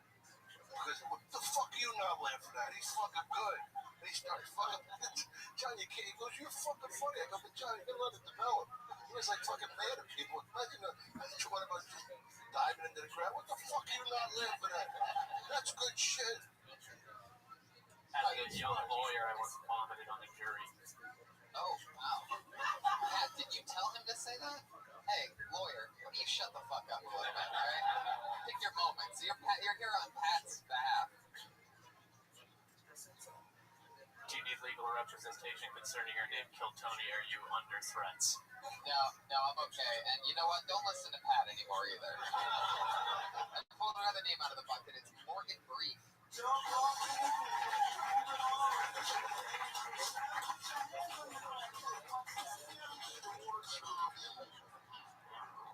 you doing, everybody? So I just had a crazy weekend. My future brother-in-law had his bachelor party at Las Viejas down in Alpine outside of San Diego. For anybody who doesn't speak Spanish, Las Viejas is Spanish for old ladies. They had an invitation to a bachelor party place called Old Ladies, like having the shittiest night in the world. What's up, Pat? Oh, you're here. Oh, sorry about that. Anyway, Las Vegas is like the craziest thing to ever have to drive 4.5 hours to traffic to, especially when your pear-shaped brother-in-law always giggles the word titties or anything like that. So obviously I'm the alpha male of the group, and I'm sitting there talking to his buddy Phil for the first time, and I was like, oh, this guy seems pretty together. He's like a real estate agent. All right, whatever. So you ready to hit the tables, Phil? You ready to go spit some game? He's like, oh, jeez. He starts swimming around like somebody stabbed a rat. He's like, no, man, can't be spitting indoors. That's ridiculous. No, you know what? Just forget it. Just forget it, man. Anyway, Sounds like a real happening bachelor party. Morgan Brief. Hi, Morgan. How's it going, buddy? so what? How are you? I'm pretty good, actually. Where are you from? Santa Ana. This is your first time on the show, right? Yeah, it's my first time doing stand-up comedy. First time ever doing stand-up comedy. Where the racetracks are, Santa Ana? It's Santa Ana's where the racetracks are. Santa Anita. Oh, But I'm a front runner. If you ever need me, it's like get you sorry, like a jockey? Well, no, I'm too bad, actually. Plus, enough Very weed. shit. Huh. So what ended up happening at the bachelor party? Oh, man. They, brought out, like those Groucho Marx masks with, titties on it and stuff. And I was like, dude, I'm not walking around a casino with that on. That's absolutely ridiculous. It's just, a bunch of guys who don't really know how to cut loose. They always just... What do you do for work? I sell window coverings, blinds, shade shutters. It goes on a window I'll put there. Wow. I like the way you said that. You got right into your spiel. I mean, I sell them. Sell me right now. I told him to sell me. Well, the window occupies about 20% of the room that you're living in. Number one, you asked me what's wrong with the windows I have. No, you're not thinking about how good your windows can be with a nice set of drapes. Nice interior lining, I can get you lace. And identify the problem before you can solve it. Doesn't he seem like one of the guys from the commercials that goes, it feels just like real hair? You got a TV face, man. My grandma Ruthie would appreciate both those comments. Yeah, no, you got to get TV face. Yeah, you should use Yeah, that. He's funny. Pear-shaped is funny. His demeanor is funny, and I don't know. There's something I like him. Yeah, totally. Aw. Not like that. Jesus Christ. They made it fucking weird. This has been the most uncomfortable hour of recent. Now, and also the fact that you went out with those people and you saw that they were a bunch of dopes. That's a very comedian, contrarian thing. I'm not fucking putting this on because everybody else is putting it on. It's a very, comedian mindset. And don't go again. Or I'm going to fucking throw myself down those stairs. What's something fun about your life? What are you into? What are your hobbies and stuff? Well, I love collecting old vintage postcards, wooden spoons, and I enjoy a good video game. So this feels like a game show. Yeah. This feels like a game show. Like, that's what somebody says, who's on the Family Feud. How many of those answers are true? I believe the video game. Do you really collect wooden spoons? Yeah, it used to be like antique knives. So I was pretty edgy when I was 11 and 12. That's not what I meant. But spoons just kind of seemed like a cool thing. I backpacked in North Africa and Europe. I just liked spoons. Cool. Yeah, so rock and roll. Nothing. Cereal tastes better out of it. Out of a wooden spoon? No question. How many wooden spoons do you have? Probably upwards of 32. You mean exactly All from 32? different places. You know, I'm not just hitting the same spot. That's ridiculous. Is this real? Man, my name is Morgan Brief. I'm 5'4", and my whole life is just a joke. So I just tell stories. My name's Brief? Yeah. Yeah? There's a story behind that. You want to That's not up to me. Man, now that I know you have wooden spoons hanging everywhere, this is like creepier than I thought it would be. I mean, this is some real, like, you know, I feel like that's a criminal type of thing. There's something about wooden spoons. Did it start at your first victim? Like, it just... No. Marina's still around. She's good. Alright. Did someone say victim? What was that? Did somebody say criminal and victim? No, nobody said that. So, Morgan, that's interesting. Wooden spoons, video games, so what was the other thing? Vintage, preferably used postcards. I like to shoot around the turn of the 20th century. Do you like the stories? I've collected so many that I've actually put a couple together to and from the same people across the country. It's actually very fascinating, and I enjoy it. I feel like they'd be easy to find. Nobody else wants them. To be honest, yeah, you kind of start seeing the same people when you go to the vintage paper fair conventions. And, wow. It's like collect wooden spoons, old postcards, and you sell curtains. Like, what saloon are you from? Like, what is the... Where? Santa what? Where do you live? Santa Ana? I live out of Old Town Orange now, but that's where I'm from. So the name of the place you live is Old Town? What? Old Town Orange, like Orange Circle, down in Orange County. Are you ticklish? You want to find out? Yeah. Are you... Morgan, is that a real... Are you this is actually happening. This is actually happening. Wait. That's not real. For those of you that were wondering exactly how uncomfortable a room can get, that just really happened. He lied. That was him. He's not really ticklish. Are you ticklish, Morgan? Not when I'm nervous. So when I'm already like kind of shaking and convulsing. Smell his armpit. He's not even sweating. Okay, Brian. You're really killing it tonight. Morgan, thank you. Thank you so much. Morgan Brief. Morgan Brief is on Twitter at OsteoFerocious. How about that? That dude was so interesting. Really? Like in a serial killer kind of way. Oh, totally. I don't think so. Every time somebody's like a little different, everybody goes with the serial killer thing. And like serial killers are probably much more normal. Yeah. Yeah, you know, they probably like a blind salesman. Like a blind salesman. Aluminum spoons. Yeah. Put your hands together for Michael Virgilio. Virgilio. You guys, I used to date a stripper. Let me tell you something. This guy can get the paint off your walls. Let's talk about stereotypes, shall we? Stereotypes. There's what? Sony, Panasonic, Sanyo. Stupid. You guys, I'm doing all right, though. I'm doing all right. Interesting fact about me. True fact. I have only thought about killing myself one time. One time. I was like 14 years old, but I thought about it for like 30 years straight. It's all right. It's all right. You guys, I'm going to get frank with you. Perhaps a little more frank than you're used to. I don't like brown people. No, it's true. I know it's like an association thing because my ex-girlfriend went there for graduate school, but I just think they're Ivy League snobs. Particularly the Mexicans. That's a minute. Fuck yeah, that is a minute. Is it Virgilio? Virgilio.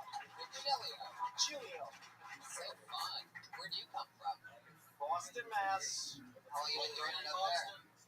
Yeah, dude, I can't say Boston. No, but I lived in Boston. I went to school in Boston. I'm sorry.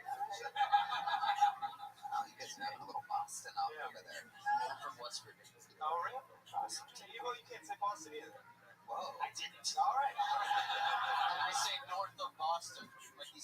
from Springfield. So you may as well be from upstate New York.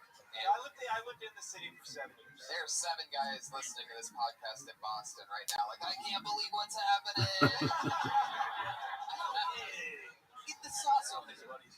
Can I say something? Yeah. And it pains me because it's very nice what I'm about to say. Mitch Hedberg was a very dear friend of mine, and a lot of your joke writing reminded me of him. Thank you so much. You know, it really took us one way and the other way. It's fucking great. I appreciate that. Thanks, Dan. Yeah, it's true. Funny as hell. How long have you been doing it in Boston? How long have I been here? I've been here 10 years. Doing stand-up the whole time? No. I've been doing rock music. How long have you been on stand-up? 3 years. What do you use? Rock's on hiatus? Rock music is on hiatus. Fuck that shit. Is it Offspring? Oh, Offspring. It's Offspring. Well, yeah, they don't remember the Offspring. I remember the Offspring. Okay. So what was your music life like? It was good. Did some touring, played some original bands, played some other people's bands. Whatever your band. The last band I was in was called Useless Keys. Did alright. Okay. Got on the radio. Had some fun. That's fun. Yeah. Huh. A lot of crazy. Original band, did you have like a go-to cover song if people No crowd? Just what? throw out some fucking Living on a Prayer just to get them off you before you went back to your shit. Bill, you know what? Bill, we played songs that were so good that never happened. There you go. Hey, that's cool. That's fun. Where do you go up around town? Mostly on the east side, Hollywood Hotel, Silver Lake Lounge, Pat Reagan's Stomping Ground. Next Friday, you went to the Death Squad show at the Ice House? Absolutely. Wow, look at that. There you go. Look at that. Just got a gig out of it. That's how it happens. Just like that. We're going to fly through it. You were great, Michael. Congratulations. Thanks. What do you do for work, Michael? I manage a cafe. Interesting. I do. It's Regilio Michael. Gilio Picture Michael. me and a baby. Fuck yeah. All right. There you go. Well, thank you, everybody. Michael and Gilio. Let's fly through another one.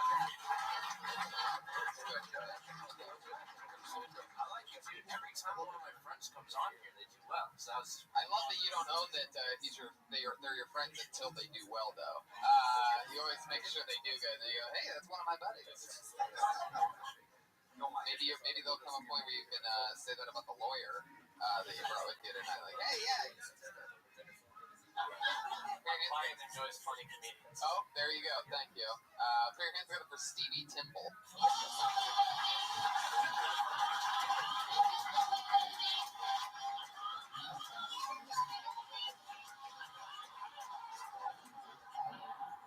Oh, yeah.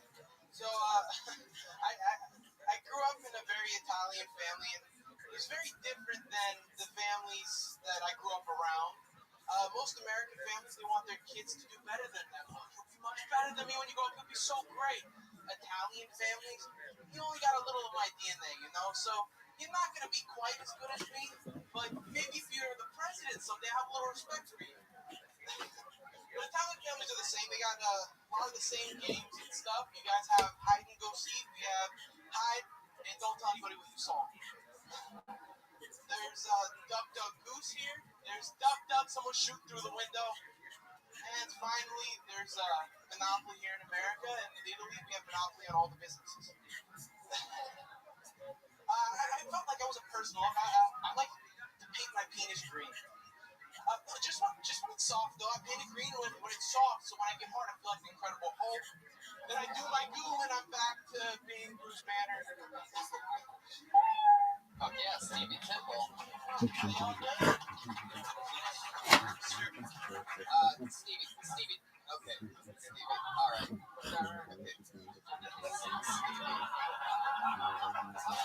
Okay. Jesus. All right, then. Call me Mr. I rear out the pressing is that. Sir, you're an Italian icon. One of the few comedians my mom laughs at. The only comedian my dad laughs at. I wondered how long the interview would take for you to talk about your mom. Oh my God, I'm Italian. Like if I know, she'll shoot me for hearing this. Yeah, I know. She'll shoot me for hearing this. You didn't bring me up, but the people don't know I'm alive still. You're a wild one. How old are you? 22. Wow. Where are you from? Los Angeles, but You were raised that Italian in Los Angeles? My mom's from Sicily, and my dad's an East Coaster, so he tries to be like he's from Sicily. Oh, okay. What do you do for work?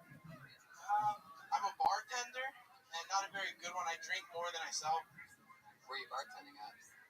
A country club that if anyone's here, this is probably going to get fired from.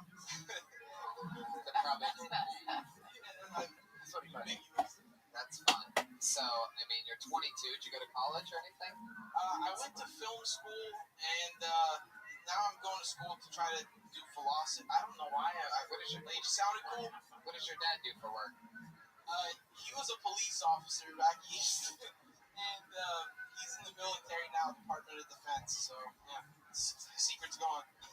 Oh, that sounds like a little relocation thing, huh? Sounds like maybe you went from... No. I grew up here. I was born here. They moved because he got a job out here. I don't know. It's not as interesting as everybody. It certainly isn't. No, I think it's the biggest low that we hit throughout the entire show. But no, yeah, we found out some info on you. Oh yeah, at least you guys know. You seem so Italian. I'm not used to seeing anybody this from LA. It's very bizarre. And people tell me I really don't see it. And that's what maybe makes me laugh when people tell me, oh, you're really Italian. It's maybe because I bring it up, but I don't try. I don't know anything else. I like that. Fuck yeah. All right, Stevie. 22. Excited to be. Well, that's the end of it. So I'm glad you had that excitement. There you go, Stevie Temple, everyone. This is the part of the show where we go through our two regulars real quick. They write and perform a brand new minute every week. They don't come out of the bucket. They do this every single week, a brand new minute. Going up first, she's been doing this for months. You know her from this show. The one, the only, the always fun stylings of Melissa Esslinger, everybody.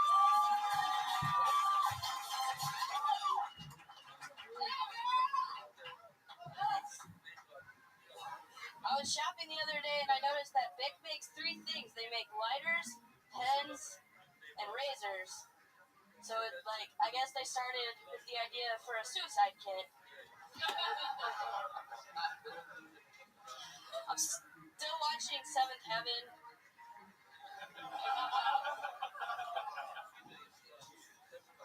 Yeah, those two go together. I don't really know how that show lasted so long. It lasted for 11 years. I don't know whose dick the producer was sucking, but that's a long time for a show to go on with a diddler as one of the main characters. I don't know why I said that.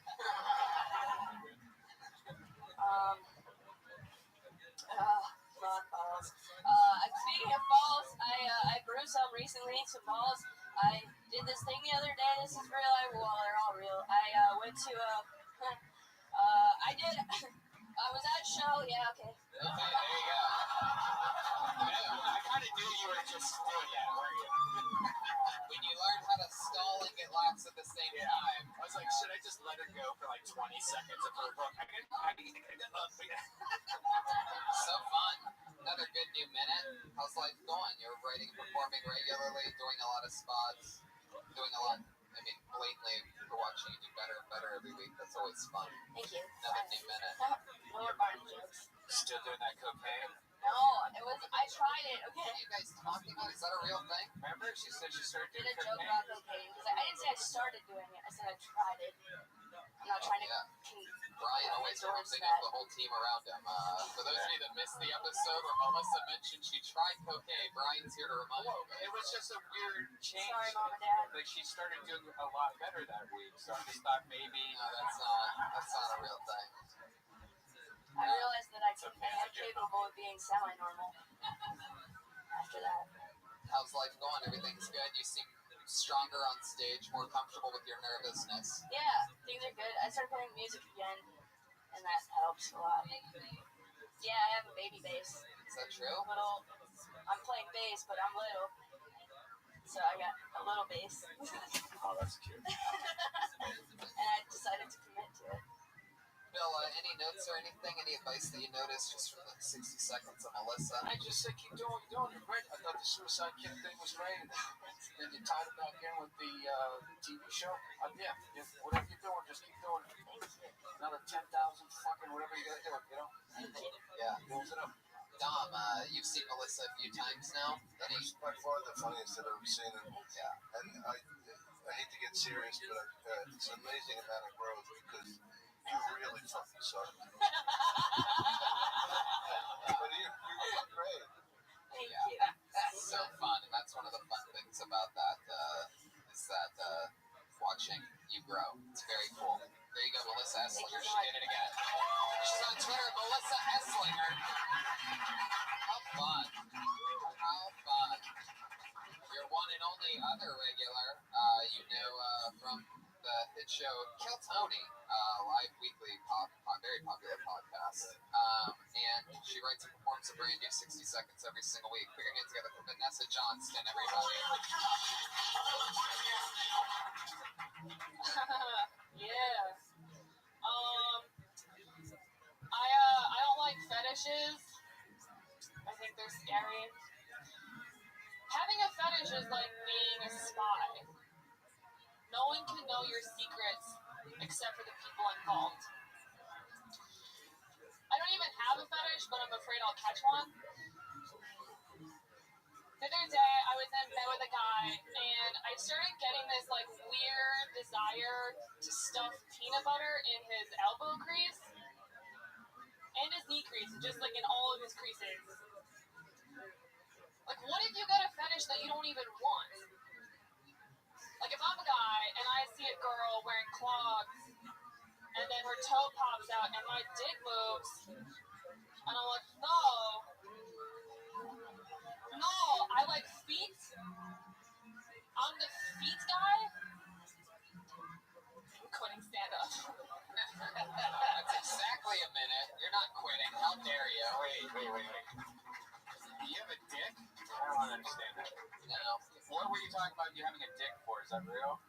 No, she's saying that if you're a guy, you can't really control what your fetishes are. So if your dick moves, basically, it's telling you you're into feet. But I think you can just say that, you know what I mean?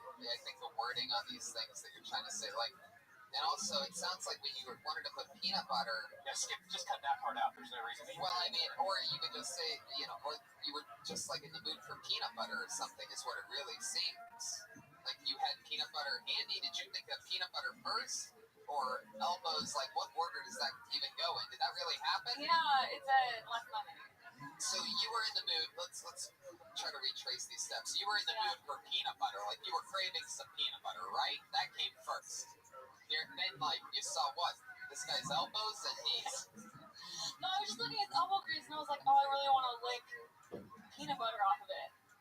Elbow grease? No, they're elbow grease, yeah. And I was like, that's so weird. You can put peanut butter in any of my crevices. No, lawyer. Wait, did Pat say that, or is this Pat's? Obviously. No comment. Oh my god. I don't know. I was in such a weird space this week. Like the minute I originally was gonna do started with like I recently started masturbating with my dog. That was like the start of it. With your dog? Yeah, it like goes this whole like misdirection thing, but I was like, don't do that, and I just did it, and like But anyway, the point was that my head was just in a really weird space this week. Like just weird things were happening. So putting peanut butter in crevices of something and masturbating with a dog are two totally different things altogether? No, the point was like Tony, you figured it out. The dog thing was like I don't want to masturbate for my dog. It was this whole weird thing. It was so weird. I don't want to talk about it. I love it. Let's do it. My dog. Okay, this was weird. We lost Hi, Bunny. Hello, entire room. Hi, everybody. We lost everybody at once. That was amazing. Vanessa, thank you. Thank you. And Vanessa Johnston. Another new minute from Vanessa Johnston. She's on Twitter at Vanessa Johnston. You guys want to go to the bucket one last time and end this shit? Let's do it. One last pull from the bucket and we're done. Let's see what happens. All right. Put your hands together for Alfred Naswa.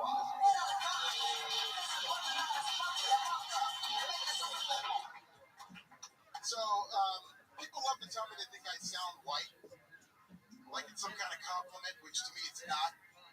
No offense, but it's not. And it used to really piss me off until I quickly realized every time somebody says I sound white, my credit score goes up like 10 points.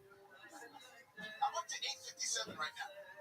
That means if one more person calls me Carlton, I can buy a house. If it happens 2 more times, I can live with Cerritos. Here's the thing, my name is Alfred. Okay, I don't sound white. I sound like an Alfred. It's named after my grandfather, so really I'm Alfred III, which is it's way too fancy of a name for me, because if you met somebody named Alfred III, you'd expect royalty. Like at the very least, like the king of Cerritos or something. At best, I'm the hipster version of that black stormtrooper.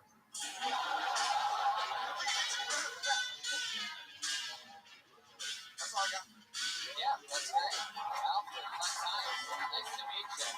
How long you been in stand-up? About 10 months. Nice. Where are you from? I'm from Northern California, but I live in Orange County right now. Why Orange County? I just moved there. I work near there, but then I work in El Segundo right now, so that's kind of You have a solid patch going on. Yeah, a lot of patches. What do you do for work? I work full-time as a tax auditor, but I also Work over to your head? I got a cover on the way up. But part-time I work for Forbes magazine. You work for what? Forbes magazine. Really? No, not white at all. Yeah, no. I didn't see that cover. What do you do for them? I write for WWE actually. We exclusively cover WWE for that Forbes magazine. WWE, the wrestling organization? Get the fuck? Wow. This is Tony's best friend. Yeah, that's so cool. How's the state of WWE's business going right now? It's actually pretty good. It's the network's paying off, right? Yeah, the network's paying off. TV-wise, they're not where they were, but like now that they have the network, it's really Well, good. it's true. Every Monday night Raw goes up against Bill Tony, and they've taken a huge Oh, yeah. hit.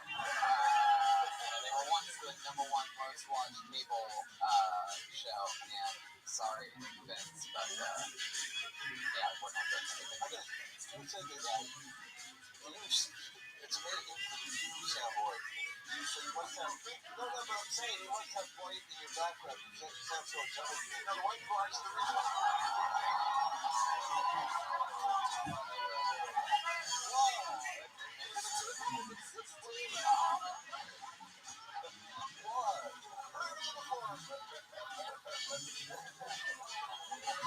My buddy gets that a lot.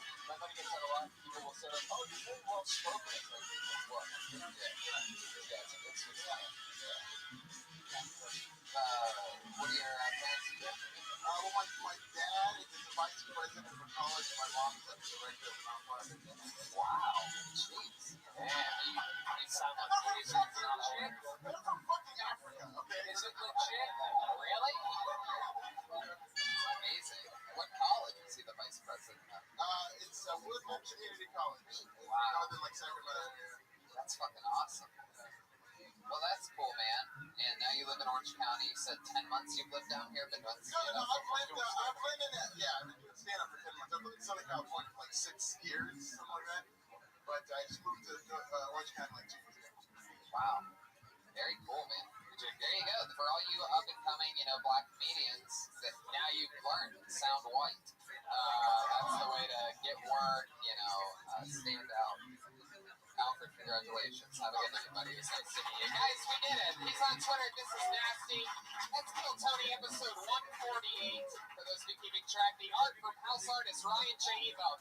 Featured tonight's episode live. All those prints are available at RyanJEvo.com. Yeah, buy a poster.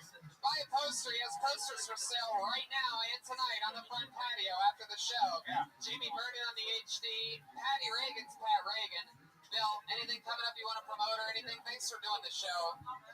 Bill Burr, Andrew Themeles. Andrew Themeles on Twitter and all that stuff.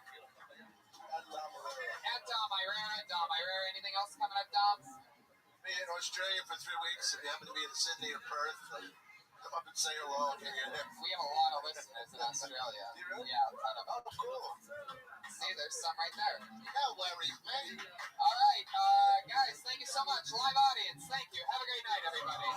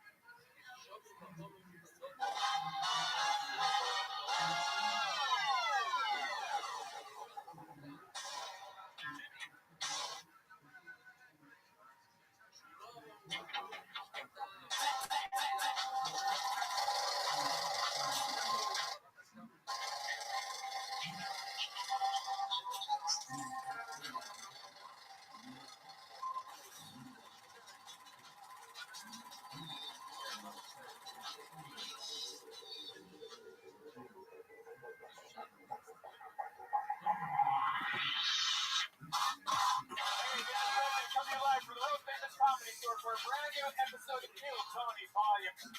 Give it up for Kill Tony. Alright, Kill Tony time. That's me. Kill Tony. Guy Reagan on the ones and twos, everybody. Brian Redband. Keep clapping, people. Brian Redband is here. Jamie Vernon on the HD camera. Ryan J. Ebelt. Drawing tonight's episode. No mic. No fucking week. A live podcast. You guys are unbelievable. Switch the we start a little bit later every week. I love this shit. Anyway, Ryan J. Ebelt here, ladies and gentlemen, drawing tonight's episode. Clap for Ryan J. Ebelt now.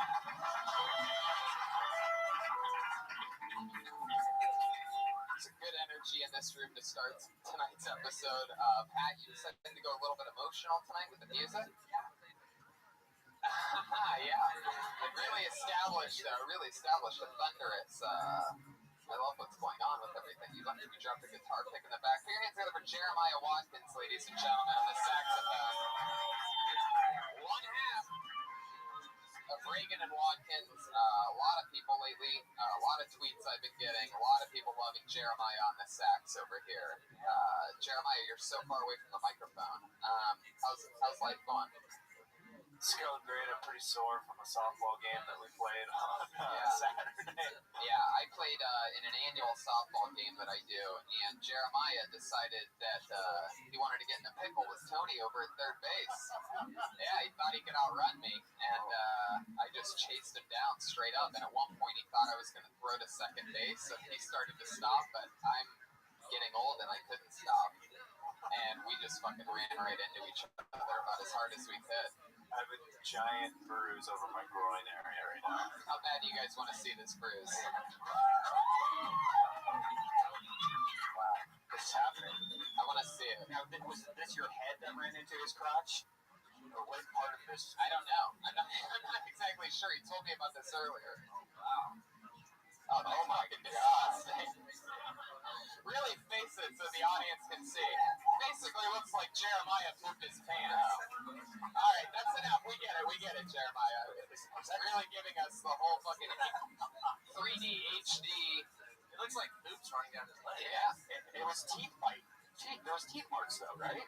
Ryan Redband is here, ladies and gentlemen, on sound effects, on music, on a lot of things. He's on multiple things.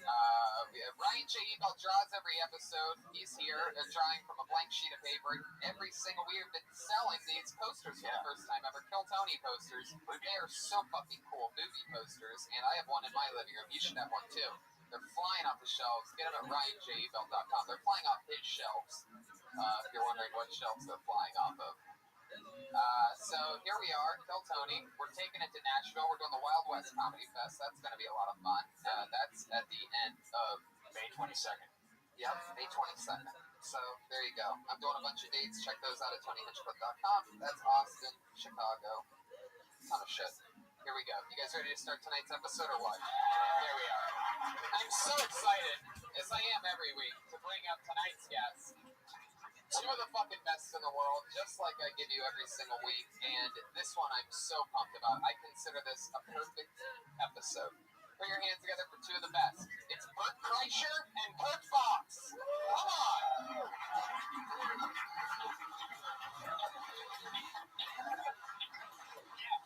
Bert Kreischer is back. Come on, you motherfuckers, make some noise! There you go. Sometimes you gotta fucking wrangle up these Monday night audiences. They don't need to. They don't feel like it. Let's earn it. I love it. Jeremiah's bruise brought the room to a halt. I didn't get to see it. Is this even on? It's on. I can hear you. Where I am sitting next to you. I hear you loud and clear. That's all that really matters. I just want to talk. Bert, welcome back. So many people have gone crazy since you and Segura were on 130 episodes ago. It's been a long time. I've wanted to do this so bad. The message you texted me to do it, and I thought it was you, but I didn't have your name saved, and I just wrote back definitely, and I texted Brian. I go, "What's Tony's phone number?" Because I just agreed to do a podcast in the belly room and interview Kill Tony. It's so great. Yeah, it's me. We got the right show. So I'm excited you guys are here.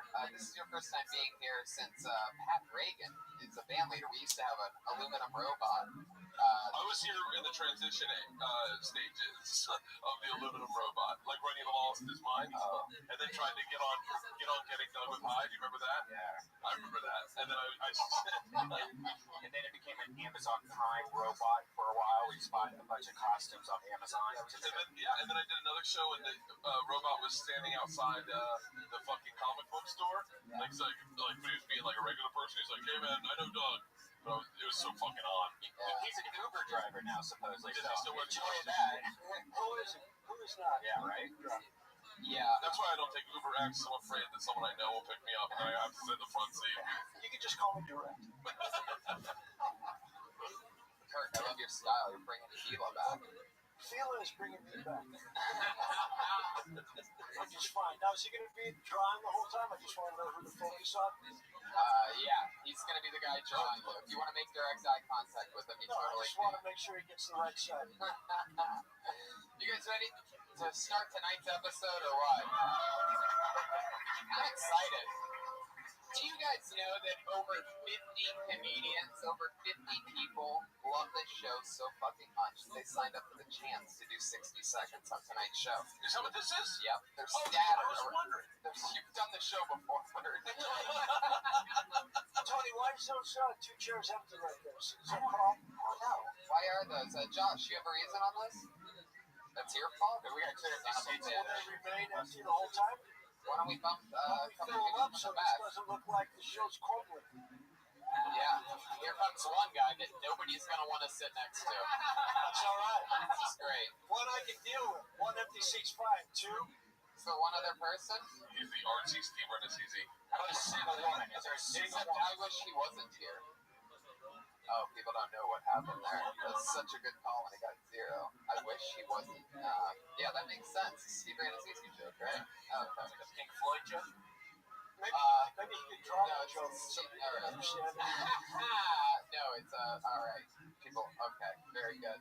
That actually is Steve Renazizi sitting there in the middle seat. How's that? Is that a better one? Do people not know what he did? All right, cool. Very good.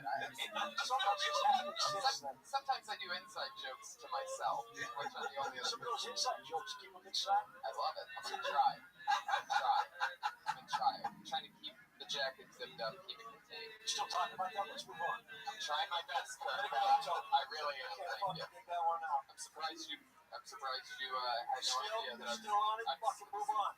still trying, Kurt. This is good. This is good. Tony, what happens when you pull out something out of the I pocket? know, I'm still trying to get there, guys. I promise. I promise you, we all know where I'm going here. I pull names out of a bucket. Comedians do 60 seconds. You know your 60 seconds is up when you hear the sound of a kitty. Now, if you pull Steve Renazizi out of there, you're going to be okay. All right, let's not continue this one shot that's been failing the whole time.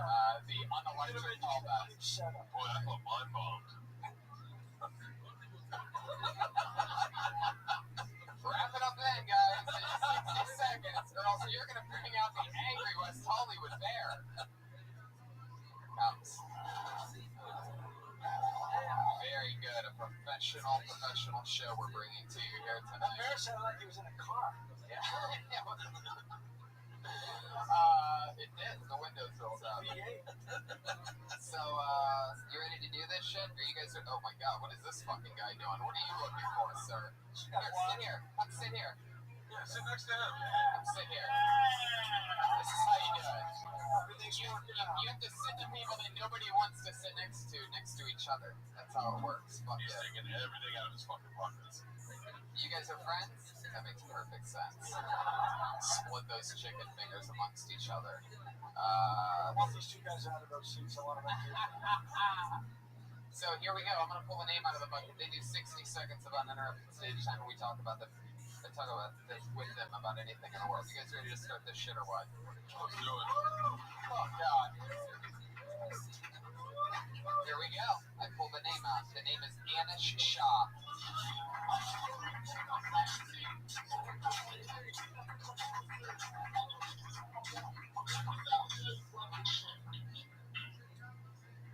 I performed at Harvard recently. My favorite part of the show was the beginning when I got to see the looks on those kids' faces when I told them that I turned down Harvard to go to University of Illinois. It's not true, but I fucking love doing it. It was a great moment in my life, guys. I met one of my comedy idols recently, Aziz Ansari. Any Aziz fans? Yeah? I was really nervous to meet him. I wanted to play it cool, so when he walked up, I just was very chill. I was like, hey man, big fan. Maybe one of these. He goes, and I got confused in that moment, and I took my hand and I wrapped it around his finger, guys. I shook his finger for like 45 seconds. Like, I don't know if you know how long 45 seconds is, but this has only been like 7 seconds. At one point, he tried to pull his finger out, and I squeezed harder. I don't know why I did that, guys. I don't know. Thank you very much. My name's Anish Shah. Wow, yeah. Anish Shah. Now he takes the mic out of the mic stand. I had no idea that we had that much crossover fan base with Aziz Ansari, by the way. I was a little shocked. Yeah, that was pretty impressive. Are you guys lying, or are you actually Aziz Ansari fans? You really are? This guy went crazy. He's still raising his hand. Double thumbs up. You go all fans of Steve Renazizi? They are opposite people, pretty much. Very good. Oh, shit. Anish, this is the first time I've seen you before. What nationality are you? I am Indian. That's cool. How long have you been on stand-up? About 7 years. Is that true? The story with Aziz? Yeah, it's like 4 years ago at New York, the Village Underground. I wouldn't tell anyone you met Aziz Ansari. No? I don't find it purposeful. No? No, the joke's about you grabbing a guy's finger. The fact that it is Aziz kind of is like a little bit of a fucking red herring. Where I'm like, well, what? You're one of the funniest guys in the country. You're pulling his finger for 40 seconds. There better be more. So just make it about you pulling a guy's finger. Make the guy black. Yeah, I like that. I mean, it kind of makes sense. You can throw a tag in there like you're trying to, like you thought it was a gun. You're trying to disarm.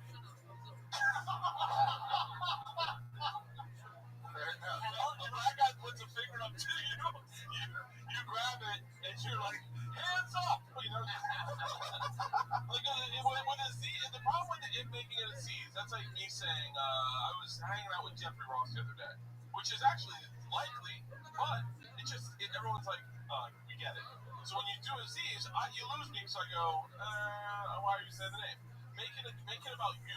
Fuck Aziz's life. Make it about you. Okay. And I like Because Aziz is doing no jokes about comedians.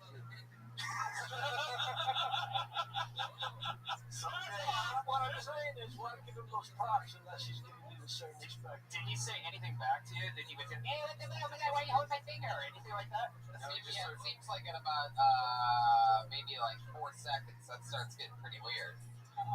It's weird, but in 4 seconds it seems like really crazy weird. How long do you, if you had to guess, how long do you really think it was? It was probably about 5 seconds. 5 seconds. Yeah. It felt like 45. Yeah, 45. We don't even ended on another 5 seconds. And also, if I were you, when you come on stage, at least say hello, or at least take a breath. Just you went into it so quick, I thought. Yeah, it was just some minutes, so I was trying to get there quick. But yeah, but you got there so quick, you had 15 seconds for us to realize that you don't know disease. Got it, okay. If you need a celebrity, I'm sticking with the black thing. Black Lives Matter. I would definitely. I agree. It raises the stakes. It raises the stakes. I'll tell you what. The best. Look at Cat Williams. Oh shit! Yeah. Because Cat Williams gives you one of these, and that's a fucking. And you wouldn't let go because you didn't know what he was going to do with you. All right. You wouldn't let go because you thought it was a real gun. Man, that's crazy. So what do you do for work? I don't. This is what I do. This is what you do for a living. Yeah, I was a management consultant before I. How long have you been doing it for a living? About 4 years. Did you turn down Harvard? No. I did go to University of Illinois though. The other. So you've been doing it for 7 years, and you've been doing it for a living for 4 years. Yeah. So, how do you do that? I do a lot of corporate. I do a lot of college. Clean? Yeah, pretty clean. Oh, that's good. Yeah. And does that finger joke go on a lot longer for like 20 minutes? No, it's just the 1 minute joke I have that I figured I'd try here. Oh, like next time you grab it, it's a black dude, it's Cat Williams, and you sucked it until it came. Yeah. You hear the reaction that gets? I didn't add a foot to it. If you can get a foot in there. Dude, you know it's so weird sucking a man's finger on your knees, just he didn't move. Cat Williams sat there for 45 minutes until he came. Out of that finger. And, sir, did you just yell something? Are you completely retarded? What do you think this is? Are you a grown-up? What's your story? Stand up. Stand up. Get the fuck up. Stand next to Anish. Put your finger in his mouth. Alright, just sit back down. That's it. Why did you do this? That's it. I just wanted you to get a little bit of attention so you don't say anything for the rest of the fucking night. Do you understand? Nothing. Rubbing your mouth and shouting things at the stage. I think the whole finger thing is a good setup to something, but you just gotta add a lot more to it. Raise the stakes is a great piece of advice. I had a joke a long time ago about I got cut off on an airplane on my way to Scotland, and as she was cutting me off, I put my finger on her lips and went, shh. I was so fucked up, I just did it, and I happened to be sitting next to Patrice O'Neill, and he said, that's a funny joke, you gotta make it a cop. He goes, if you make it a cop, it's a fucking, the stakes are real. That was like one of my only jokes for a long time. Yeah. Was, you know what cops hate when you touch their faces. And like, so raise the stakes are great fucking portrait stakes. That's a great idea. Alright. So, because a lot of white people do the correlation, like human disease, and you put probably like fucking, like, what your parents like, when they just like mine, or something. Yeah, no, it really was that sort of meeting. I guess I always just felt like it had to be, true. And so the true story kind of mattered to me, but You lied about Harvard. But I never said that I lied about Harvard. That was the joke. Jeremiah, I give this finger joke 2 thumbs up. Nice.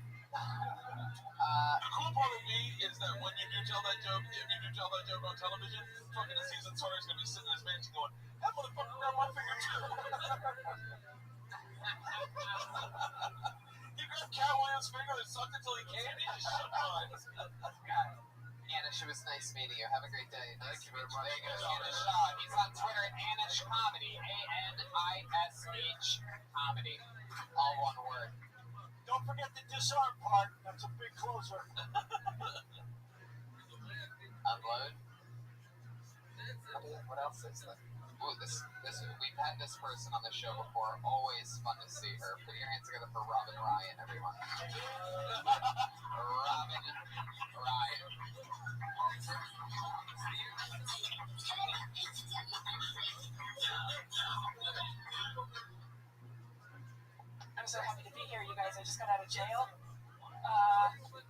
face doesn't belong in jail, but I work there now. After 10 years of elementary school special ed, I wanted to go somewhere safer. So Men's Central Jail it was. It is a great place to work. I like it. I have no discipline problems, except the only thing I have to say now is, hey, quit playing with your dick. And you'd be surprised how often I have to say that. The first time it happened, I was like a little unsure, like, oh, do I tell them or do I call CO? And I thought, oh no, I can just pretend it doesn't happen. Because they're not playing with their dick under their desk. Like, I just pretend it's not happening. Like, my students home, my parents divorced, things like that. Okay, guys, thanks for the time. Robin Ryan. Fuck yeah. We've had some great talks in the past about you being a special ed teacher. Yeah, me, I'm Mario. Oh, okay. That seems like it fits in there for some reason. So we've had some great talks about you being a special ed teacher in the past. And there we go. I love the timing of this show. Really, it's all there tonight. Just really every about 20 seconds. There we go. I guess we'll just never move on. Hey, remember that one episode that everybody ruined? So funny when we did that. It's great. Some people have their taxes on their iPad. It's got every video game fail. So now you work in a prison. I work in Men's Central Jail, yeah. Holy shit. Yeah. What's Central Jail? It's, do you know where Twin Towers is? Like in downtown. Really lobbed a beach ball at us with that one. It's in the lungs of all the firemen.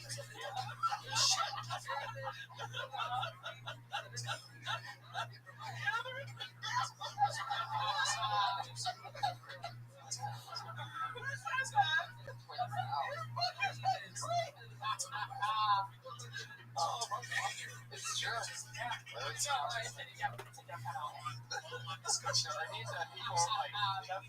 That's a good answer. Are these short-term inmates? Are these long-term inmates? Have you gotten to the point where you're making deals with guys, have sex with them, trading cigarettes and stuff like that?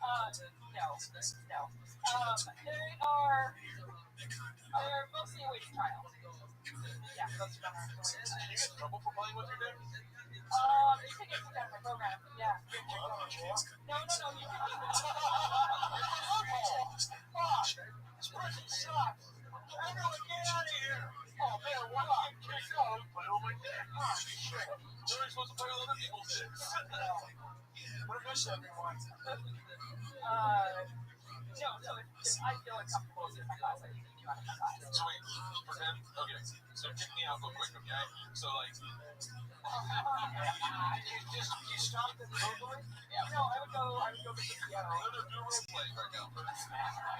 He's actually I'm trying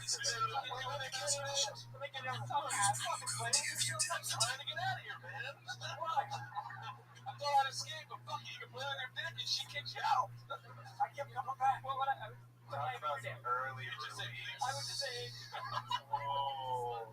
that's what I would say. Quit playing with your dick. Some of them like that. Some of them like being reprimanded. when you smile like that when you said it. Oh, Like, do you get serious? I get serious, yeah. oh, that might make me come. I'm not even fucking around. Like, I've tried everything. I think I've broken my governor on what turns me on, but someone telling me to stop jerking off in a classroom might be my new thing. Yeah, I'll stop. Give me 2 seconds. What subject are you teaching that allows to jerk off? I teach. It's gonna be romantic. Human sexuality? What class? No, I teach English, and then after I teach English, they do credit recovery. So they're just making up high school credits. Right. Credit recovery? Yeah, but I bet English to a Mexican guy sounds sexy as fuck. Just like, hey, taxes or whatever the fuck it sounds like. Is that what I'm Sexy. Sexy. You have to sit there and watch it for a bit, right? You don't go like, hey, stop it immediately. Like, you kind of go around the corner and bite your lip a little for a bit, right? No, if I notice it, I'll tell them to stop it. Immediately? First Yeah. of all, Have you found yourself doing this also outside of work? No.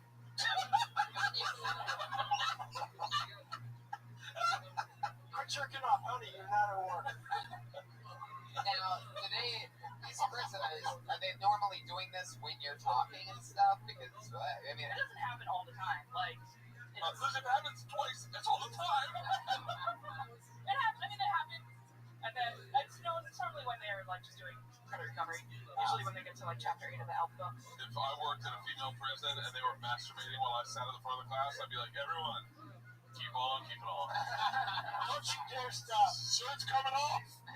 Don't jack off on my table. God.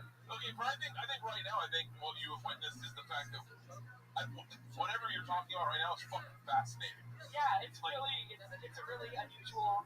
Like I didn't even know that it existed in the teaching jail. But you said it so matter of factly, like you said it like almost like it so happens. Like you should really bring that awe that we experience when you talk about this. Talk about the first time a guy played with his dick. Give him a name. Paint the scenario. I want to know all of it. I want to. Mike Epps said one. Oh, should not have said his name. Never mind. You mean Aziz Ansari? Yeah. He was telling a story one time when we were in New York about guys jacking off in prison, and it was called Killing That Hoe, and they do it to the women's CO. Not Mike. He was saying guys do it to the women's COs, so they came by and they'd be like, "Well, what are you gonna do?" And it's such a fascinating fucking. It's so fascinating. I want to hear more about it. I wanted you to do more than a minute. You work in jail. Dude, let me tell you something. So one of the officers wants me to put on like a show in the jail, so I'm kind of gonna start working on that. Oh yeah, right.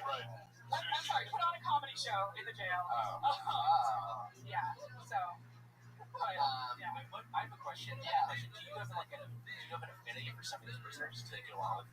Yeah, they're just people. Like they're just people jerking off. They're just people. Like, they're just people. I like them. They're good guys. I mean, if you ignore like the murder, like they're good guys. Have you made friends with any of them? No. Have you ever thought about them while you masturbate? No. Oh, good. Are there any good-looking ones? They're fine. No. You know what? They're really young. They're 18 to 25. They're way too young. Well, then let them masturbate. What the fuck? Yeah. Jesus Christ, lighten up. They're 18 years old. First erection. They're only with me for like 3 hours. Like, they can handle themselves. Like, it's 3 hours. Fuck. Not really. How long have you been there now? I've been there since September. Yeah. I would eat bananas in front of them, just be like,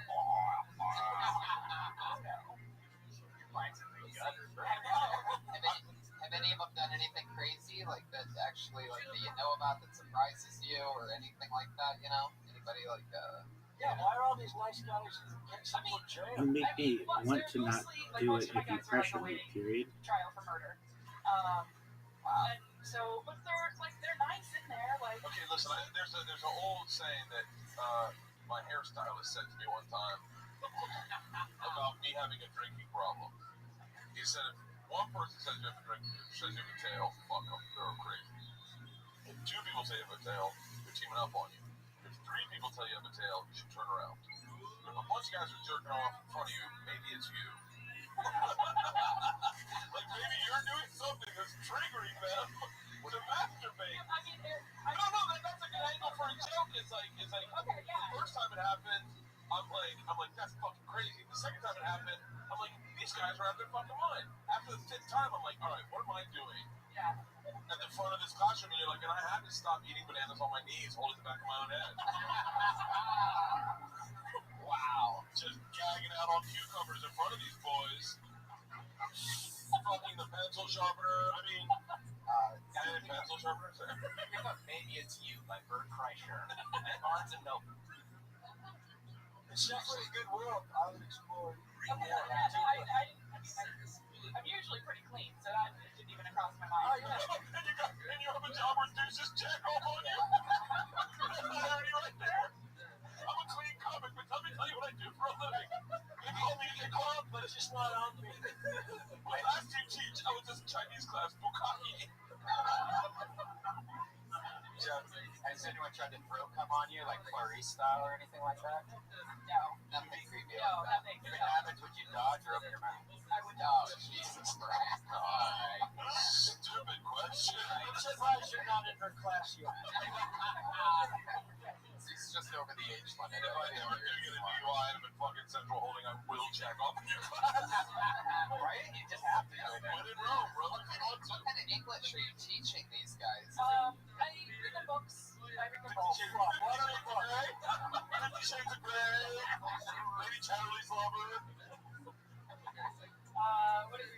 read. Jacking off for dummies. That's a good at.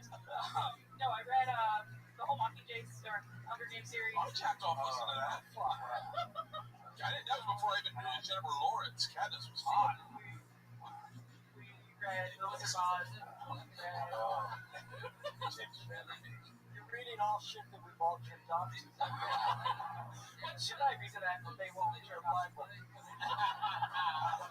needed those.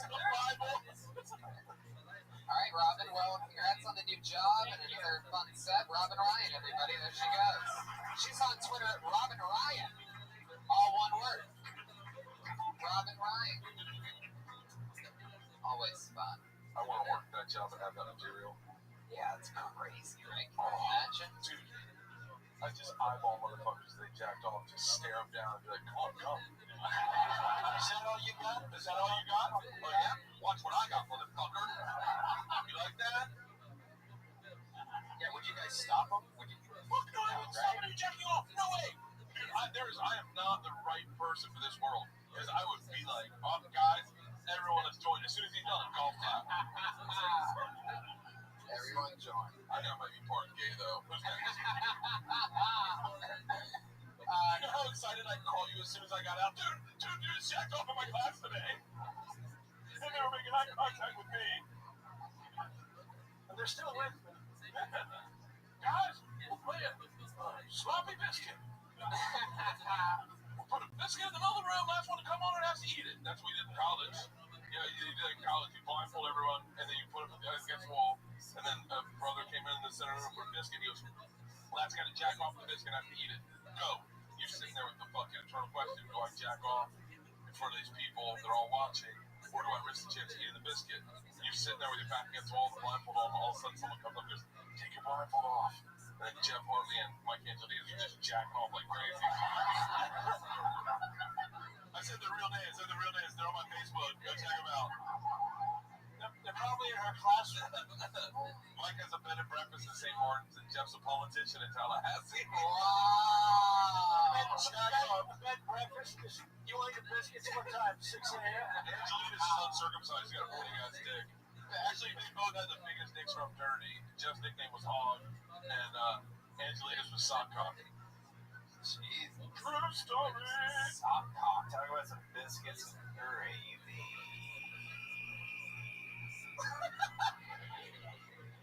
Oh, no. You got a fresh breath of air on that one.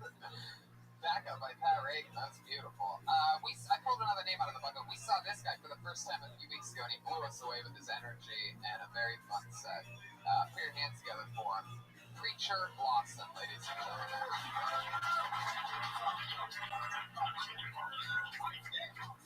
Yes. I got an iPhone Plus 6 Plus.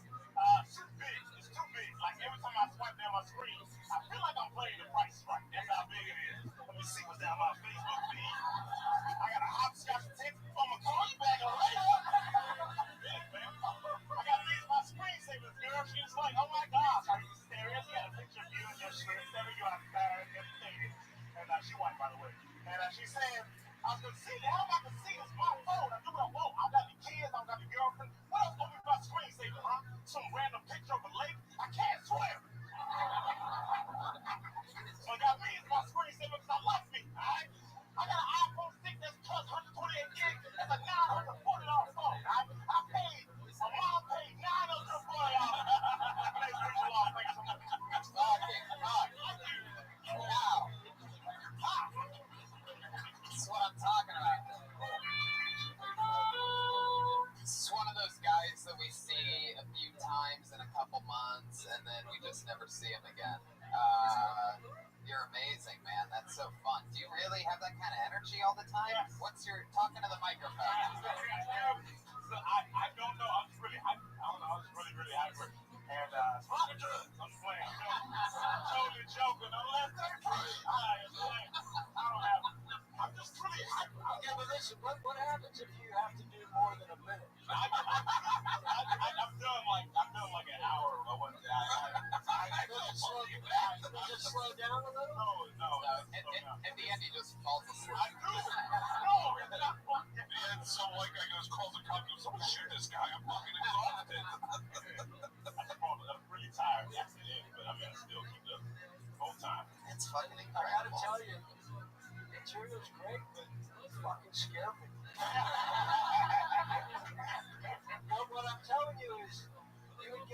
exact same laughs if you were just being chill. How long have Do me a favor. Tell one of those jokes just like you're talking to me now. Let's say a joke. Yeah. Come out here like a human being. And don't hide behind the fucking hype. Just find out who you really are right now. Personal experience. Okay, why don't you just do a joke? Okay. When I was younger, my dad played hide and seek with me a lot. He was really good at every time.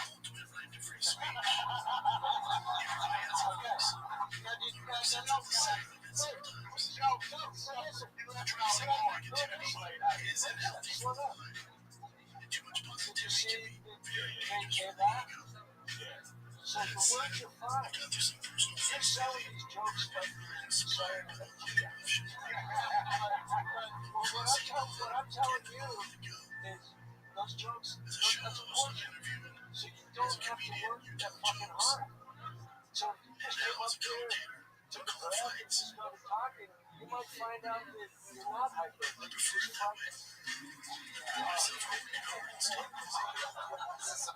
is some Jedi level. Some Jedi level Tony you're seeing right now, by the way. You see what I mean? If you're thinking more, you're starting to fuck with that. How long have you been doing stand-up? I did 7 years. And I started when I was 17. Well, you done 7 years worth of comedy in about a month. That's how fast you are. Where are we doing it at again? I started in Memphis and I moved to Florida. I came from Florida. I did 5 years in Florida. Where in Florida? Orlando. Yeah, man. I love it. Now you see what's happening right here? Yeah. This is who you are. But no, I know what Kirk's saying. I know what Kirk's saying. It's because we all, when we're younger, stop playing that music.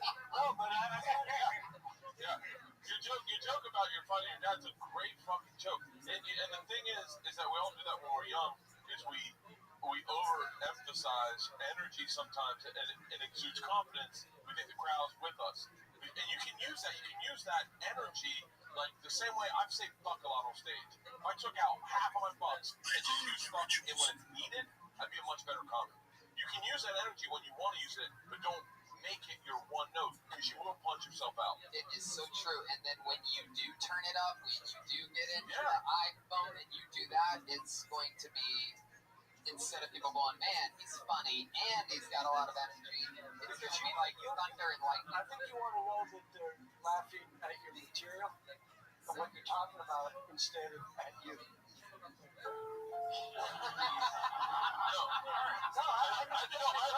agree with what they're all saying. And by the way, I love your set. And I'm a fan of like Greg Hahn is very high energy. Like you don't know if you know Greg Hahn. He's hard for himself. So, but if you learn to use that high energy as a tool in your set, as opposed to the broad stroke of your set, you'll be destructive. And because then you can get people to lean forward and listen to you when you don't have to do it. You know what I mean? Like, for example, you came out and you're like, I just got a new phone, blah. And then, spending it like Price is Right, boom. But you didn't really have to blah until Price is Right, boom. So if you get them to lean forward a little bit, then you just, throw that hard right hook that you know You you're just kind of sitting want to on. get them out of the harbor before you take them into the creepy rooms. Kurt, like Chris Rock's like mid-90s specials, like he's being super performative, and would you say that he's hiding from himself? Yeah, he has found himself now, and he's even said that, so don't try to fuck this. Those specials are classic and they're very like the element of performance and show, like Alice Cooper, somebody who's like puts on a fucking. Yeah, but you see Chris down in the OR, he's just talking. He wants to see that the words work. Yeah. And then when he's doing it in front of 5,000 people and walking on the stage, he's gonna be a little, he's gonna jack it up a little. So right, say the size of the stage would.